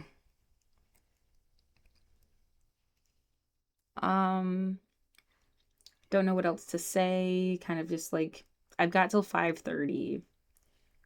I like really need to pee, but I'm like if I just wait, then I can go like yeah, just closer to when they close, and then I'll have all my stuff packed up. Yeah, I do think the security guard coughed on purpose when I walked by them. Yeah, I do think that they did it on purpose, and it's really fucking annoying. Yeah. It's the same one that did the okay sign thing the other week. And I was like, "Oh, yeah, I didn't like it." And I made it clear I wasn't mean to them about it cuz I don't know what they meant by it, but you know, 1 + 1 and then people just seemed really tense and kind of like annoyed by my existence or something, and I don't know why.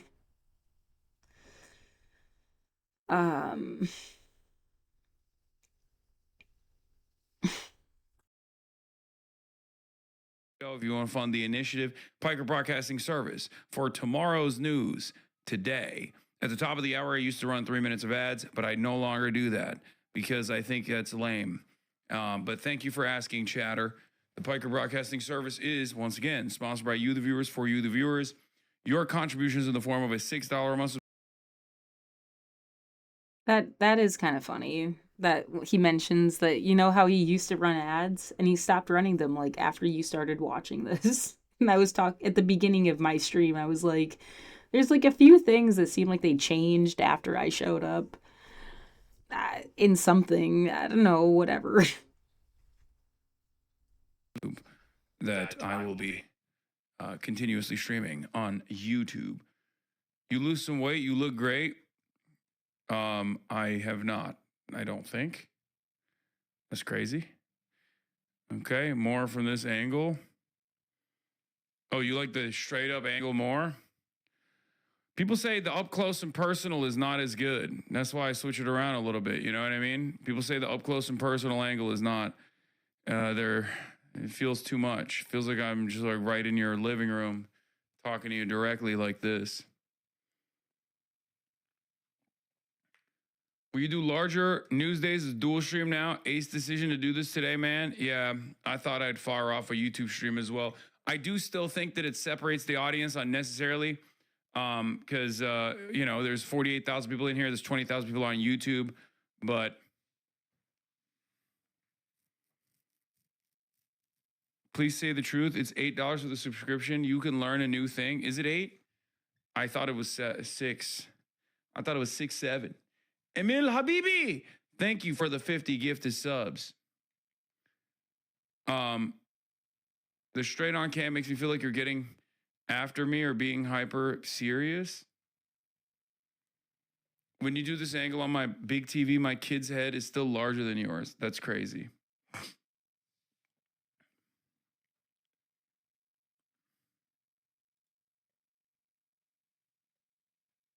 It's $6 on Twitch, but $8 through the Apple Store. Okay, so it's $6 a month. The subscription is actually still $6 a month. People are wrong. You're on mobile. That's why you think it's $8, because the Apple Store adds an additional tax.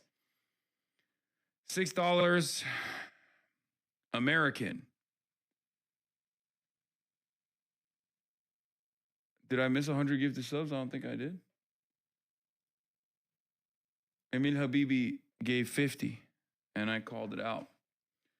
I like when you change it up every few hours, whatever you're feeling, to be honest. I know I'm in the minority with chat, but I trust your production. Big trust, know what I'm saying? Yeah, I do. American adventurism.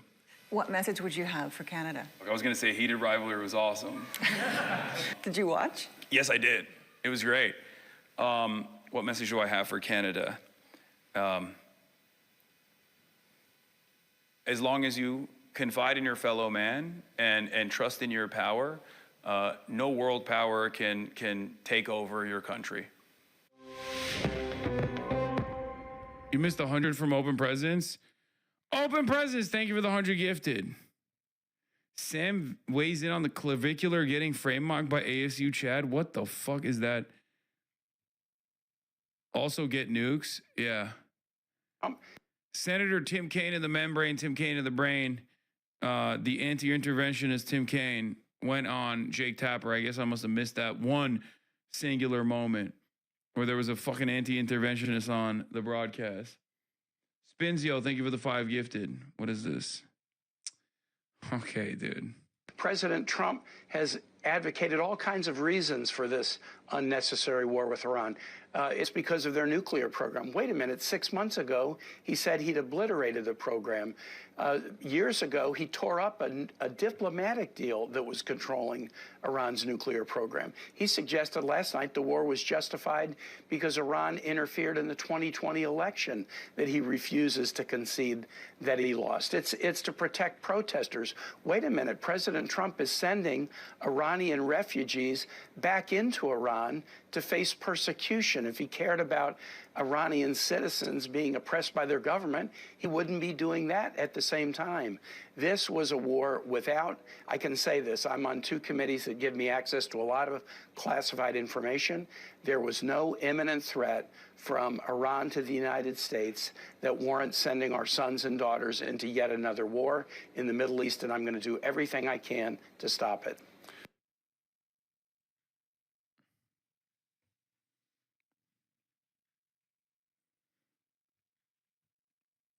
Have you seen the August 12th thing? Shapiro is giddy. Oh, God, of course he is.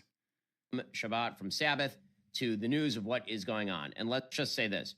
President Trump is the most courageous commander-in-chief in modern American history. Wait, what does it mean he's returning from Sabbath? Isn't it still Sabbath? Where the fuck is he in the world that it's no longer Sabbath? It's sundown? No, it's not.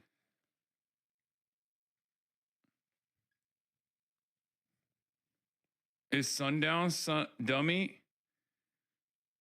Bro. Where is his sundown? Ben Shapiro lives in Los Angeles. Oh, he doesn't. It's EST. Oh, yeah, that's true. But he doesn't live in LA anymore. You're right. He's on the East Coast. My bad. My mistake. I forget. He's a LA boy. For those of you who don't know, I think he no longer lives in LA. He lives in like Tennessee, I think. I tried to check him. Sabbath is relative when you got to get your clicks? No. He's in Tennessee. That's why. You think Jews don't live in the East Coast? Your anti-Semitism is showing. True. Hey, obviously, I just came back from Shabbat, from Sabbath, to the news of what is going on. And let's just say this. President Trump is the most courageous commander-in-chief in modern American history. There is no question about this. What he just did is the bravest move by a president of the United States of my lifetime, bar none, without a doubt. Hey, obviously,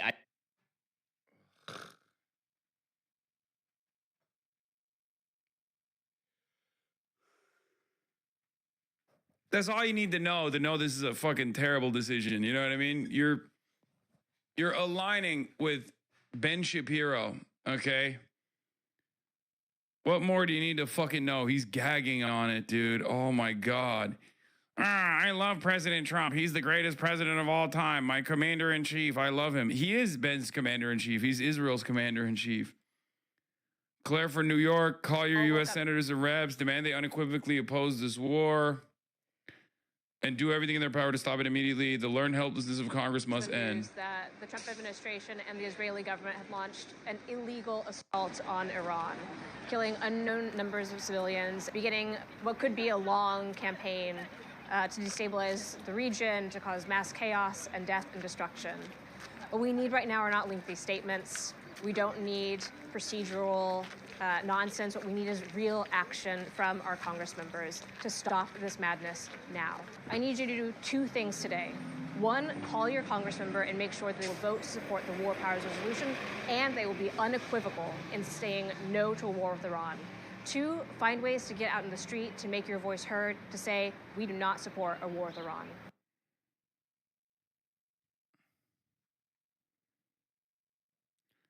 So the plan is to relentlessly bomb Iran for like 2 weeks, and then what? What's the phase two that leads to thriving liberal democracy exactly? Because we've done the bomb the hell out of them and killed their leaders thing 3 times now. Iraq, Libya, Afghanistan, we're 0 for 3. Like, I'm going to be real with you. Destabilize the hell out of Iran, then they just leave. Sounds like you just get mega ISIS. Yeah, well, and then sometimes you can get mega ISIS to run the country. Okay? That would objectively be the design here, for the record.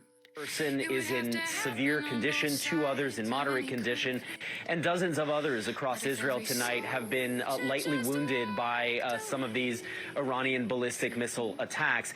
But really, this is just the beginning of all of this. As I mentioned, we are now 19 hours into this latest conflict between the United States and Israel on one side and Iran on the other. And both the U.S. and Israel are vowing that they will continue to carry out these strikes for as long as necessary, something that's going to go on for at least several days. And Iran has also vowed that its retaliation will bring this conflict to levels not seen during the 12-day war between Iran and Israel back in June. We are very much in a much more perilous moment right now in the Middle East, and we're only beginning really to see the consequences of that latest military action that is now unfolding. Sarah? It is, a long way away, and those ballistic missiles often Israel is able to thwart because of the Iron Dome and other apparatus that exists there. Clearly, some of those have gotten through, and now, as you have been reporting, there are casualties there in Israel. I do want to go now to CNN's Kristen Holmes, who is joining me now from the White House. There are so many questions, but the one that everyone is wondering now, because after they've seen this, and there are some people who are very shocked and surprised by this, but there was a huge military apparatus buildup by the United States in the region.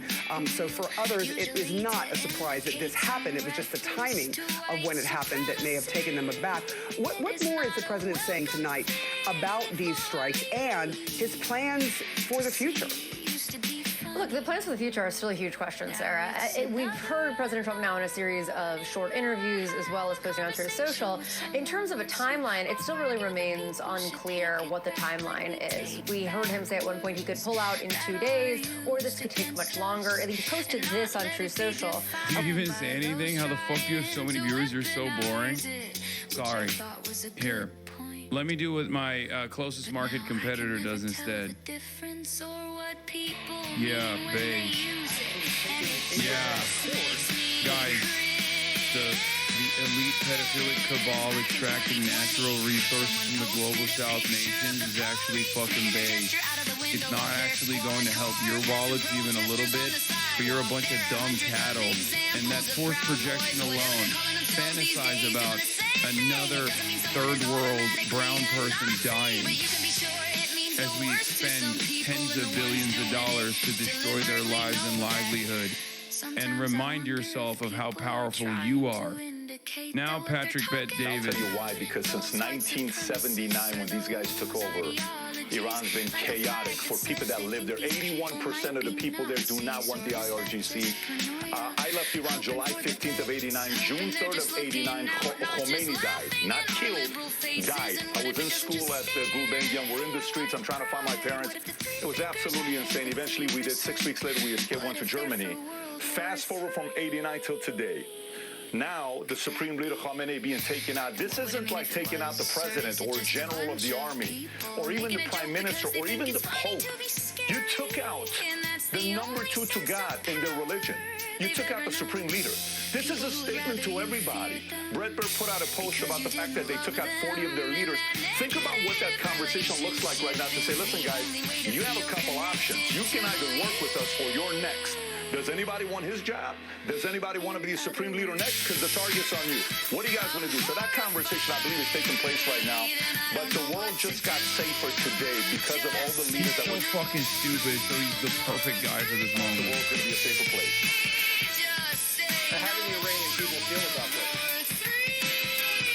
Ecstatic, to say the least. They're dancing, they're parading, they're crying, they're emotional. You see the celebration amongst women. Women feel free that finally this cloud that they have over them, that they can't do anything and don't put this on and don't put that on. I mean, this is a massive, massive moment for them. They've been waiting for this for 47 years.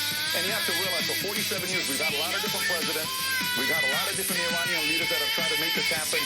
But the one thing that's very different is the president. President made this happen. The Iranian people, I wouldn't be surprised if moving forward in the Iranian community, a lot of the people that couldn't stand the president because they were liberals or, oh my God, he saw this, he saw that. Watch how many Iranians who were Democrats could overnight become Republicans saying, I support this man here.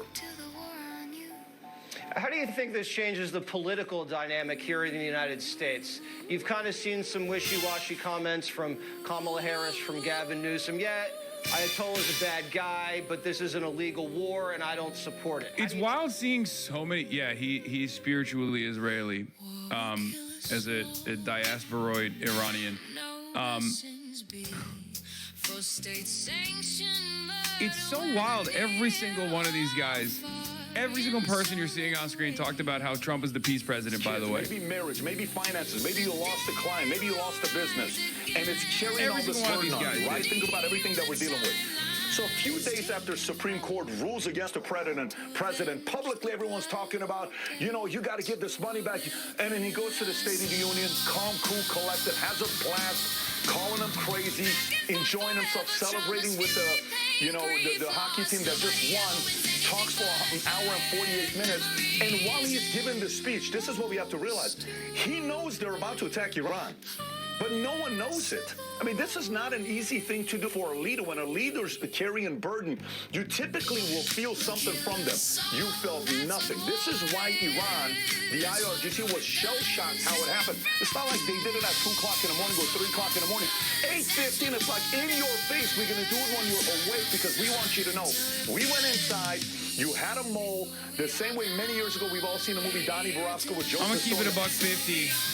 I'm not a fan of liberal interventionism, but there was a reason why it was such a resilient and domineering hegemonic force on the planet for the entire duration of the Cold War and certainly after. America is going to find out the hardest way possible what it looks like when they do this kind of fascist interventionism instead, this in-your-face interventionism, this vulgar imperialism, because when you don't even leave room for anyone in the middle powers or anyone in the periphery to even assume that American intervention is going to play some kind of liberalizing role in your country, when you don't even make that fucking sale to other people, they're just biding their time until they fucking, until they push back. That's what I think. Because history is riddled with different forms of domination being toppled when it becomes an inevitability, when you have no way out but to fight, people will fight back. Okay? I think we have horse blinders on, and human life is finite, and we have only our lifespan to comprehend world events. Okay? We only have our own relatively short lifespans to comprehend how the world changes, and that's precisely the reason why it's impossible for us to figure this out. Okay? This can't go on. There's a reason. There is a reason why liberal intervention and the packaging of liberal intervention was much more effective. Going back to a devolved version of intervention, like you're a fucking goddamn monarch. We've seen how that works. Eventually, a strong enough force will respond to it. Look at Nazi Germany. Who might step into that void. I don't know what it looks like in a nuclear world. I don't know what it looks like in a nuclear world. But was it effective for Iraq? No. I'm talking about it not as like liberal interventionism was good. That's why I said you know what my broader perspective on this is. I'm just saying, as a vehicle to keep things stable, as a vehicle to package your intervention as like a positive thing, a positive force. America is the world police, and that's a good thing. Like that cell was even conducted by neocon, and there's a reason for it. There's a reason for it. Now, obviously, it was very destabilizing. It was devastating. It led to so much death and destruction. But this vulgar imperialism, this barbarism, is going to meet a retaliation inevitably. However it plays out, it's obviously going to have certain repercussions here in the United States domestically. It's a midterm year.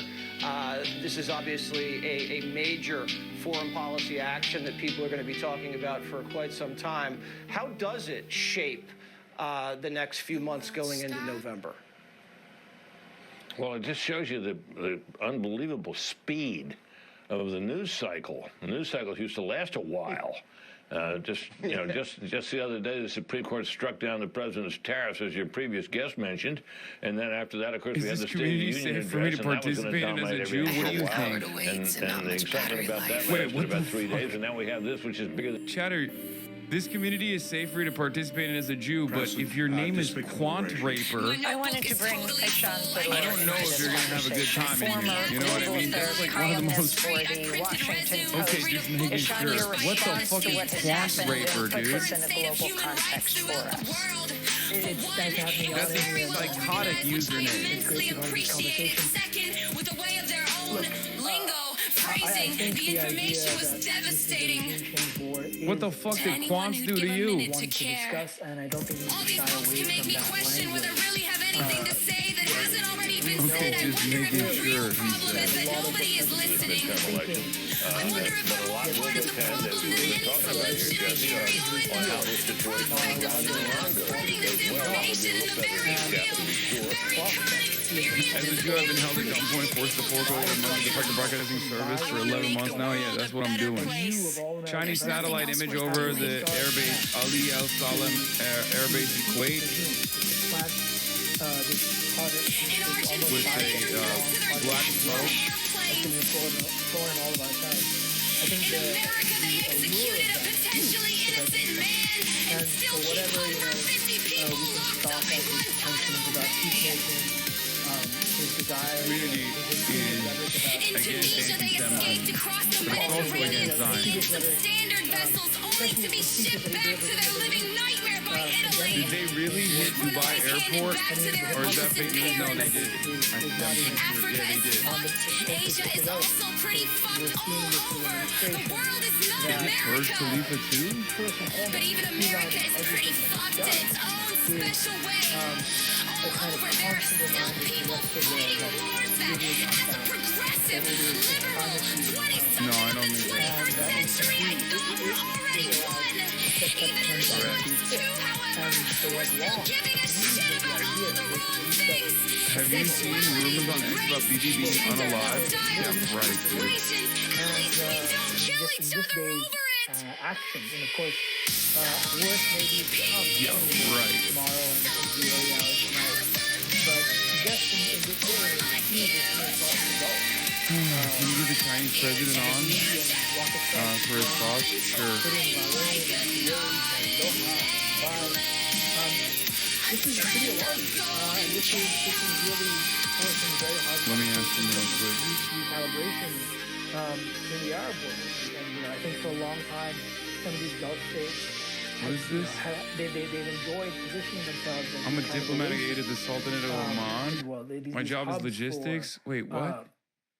For tourism, for What the fuck? business investment, Is this? for expats all over the world, and you're getting that image quite dramatically punctured, and that has pretty big implications for Trump as well, because he has What the hell is so this? much of his foreign policy wagon to the powers in the Gulf, to the monarchies in the Gulf. Taking down for 2 hours. Did I miss anything? Now you're gonna No. have interesting conversations. Nothing new. Especially with conflagration. Israel said that they're gonna prosecutor. fight back. I wanted to quote some U.S. politicians like Congressmember Alexandria Israel said that they're gonna do another barrage. blasted Trump for the escalation, U.S. saying and the Israel are American supposed people to be are once again dragged into a war they didn't want by a president who doesn't care about the long-term consequences of his actions. The war is unlawful, unnecessary, and anything, but- catastrophic.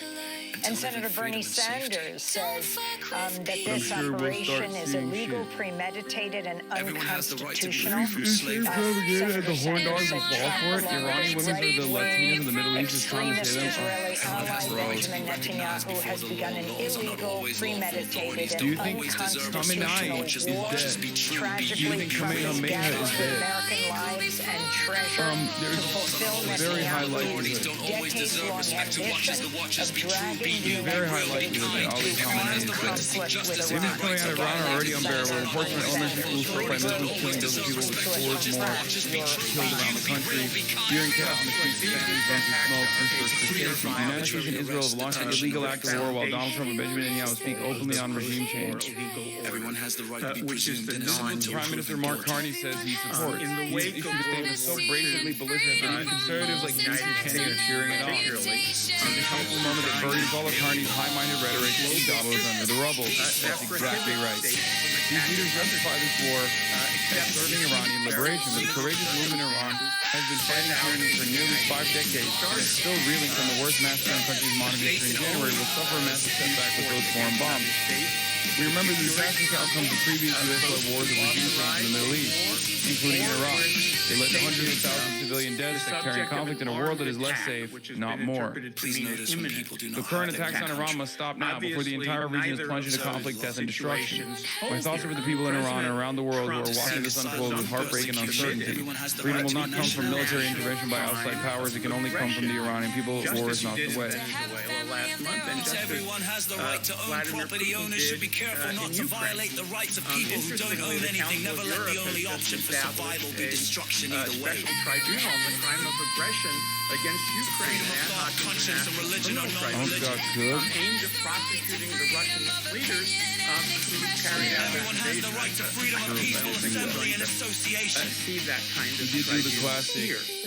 it's also important He to did do the remember under classic, the like, US I'm. Constitution, Trump that is a only peaceful dog Congress, shit. not the president, has the power to declare war. The president obviously is the commander-in-chief. Why haven't you covered the real political analyst on the He is strike? alive, at the very least, to consult Talking about that. before he There's literally no point to start a war about Iran, right? Also, Bro said Iran. What? He's fucking leveling up. He almost said Iran and he stopped himself and said Iran. President Cambodia has to do it. You understand that we're not an ally with Israel, we're owned by Israel. You understand that? So it doesn't matter what president's in office.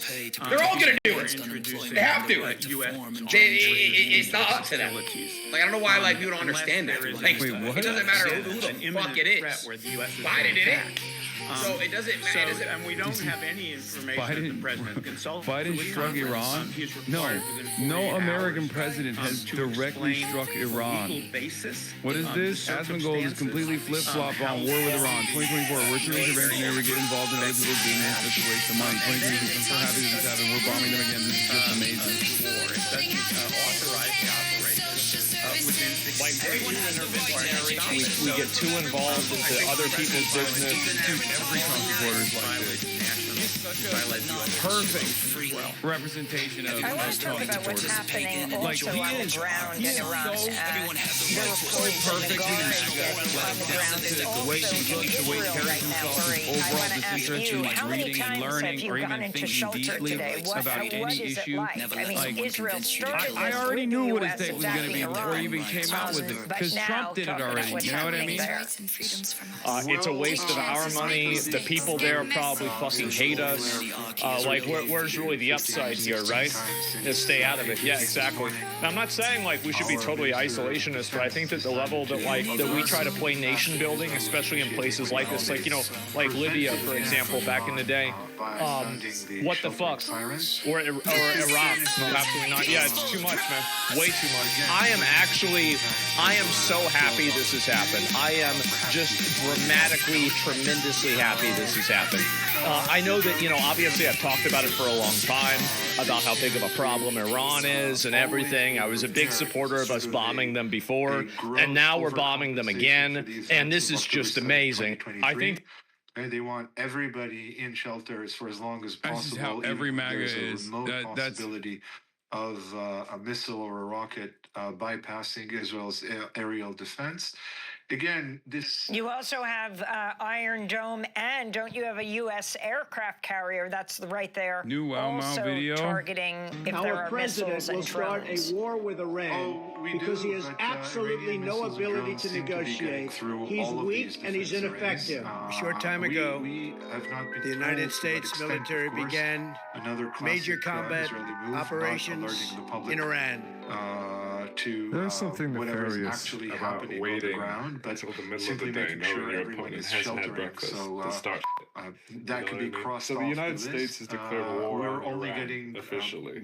Coming to the aid of Israel. People like IDF Chief of Staff General. The lives of courageous American heroes may be lost, and we may have casualties. That often happens in war. There's a lot I could say about that. And there's a lot that's going to be said over the next few days. But what I want to talk about right now is how in this conflict between Iran, America, and Israel, one of the first places to be hit with missiles. I don't know if that is of any significance. It's getting a bit too close to home, quite literally, because I have family in the Middle East, all around places being hit. There are explosions over Riyadh. There are explosions in my old hometown of Bahrain. Explosions in the UAE. This has never worked.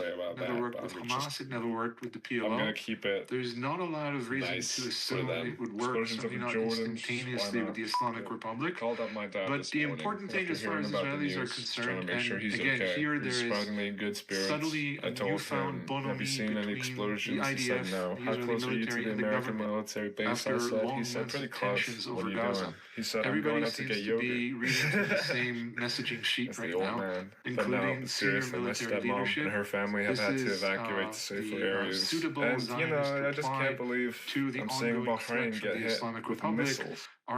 I feel like we live in echo chambers. Just walked past an old guy talking to his son about Iranians cheering, being liberated. Yikes. Brother, there's hogs everywhere. It's called hog universality. There's hogs in Iran. There's hogs outside of Iran. There will always be hogs. The job here is to reduce the number of hogs. Is to convert them from away from being a hog, It's my old freaking hometown, dude. To help them develop a deeper understanding.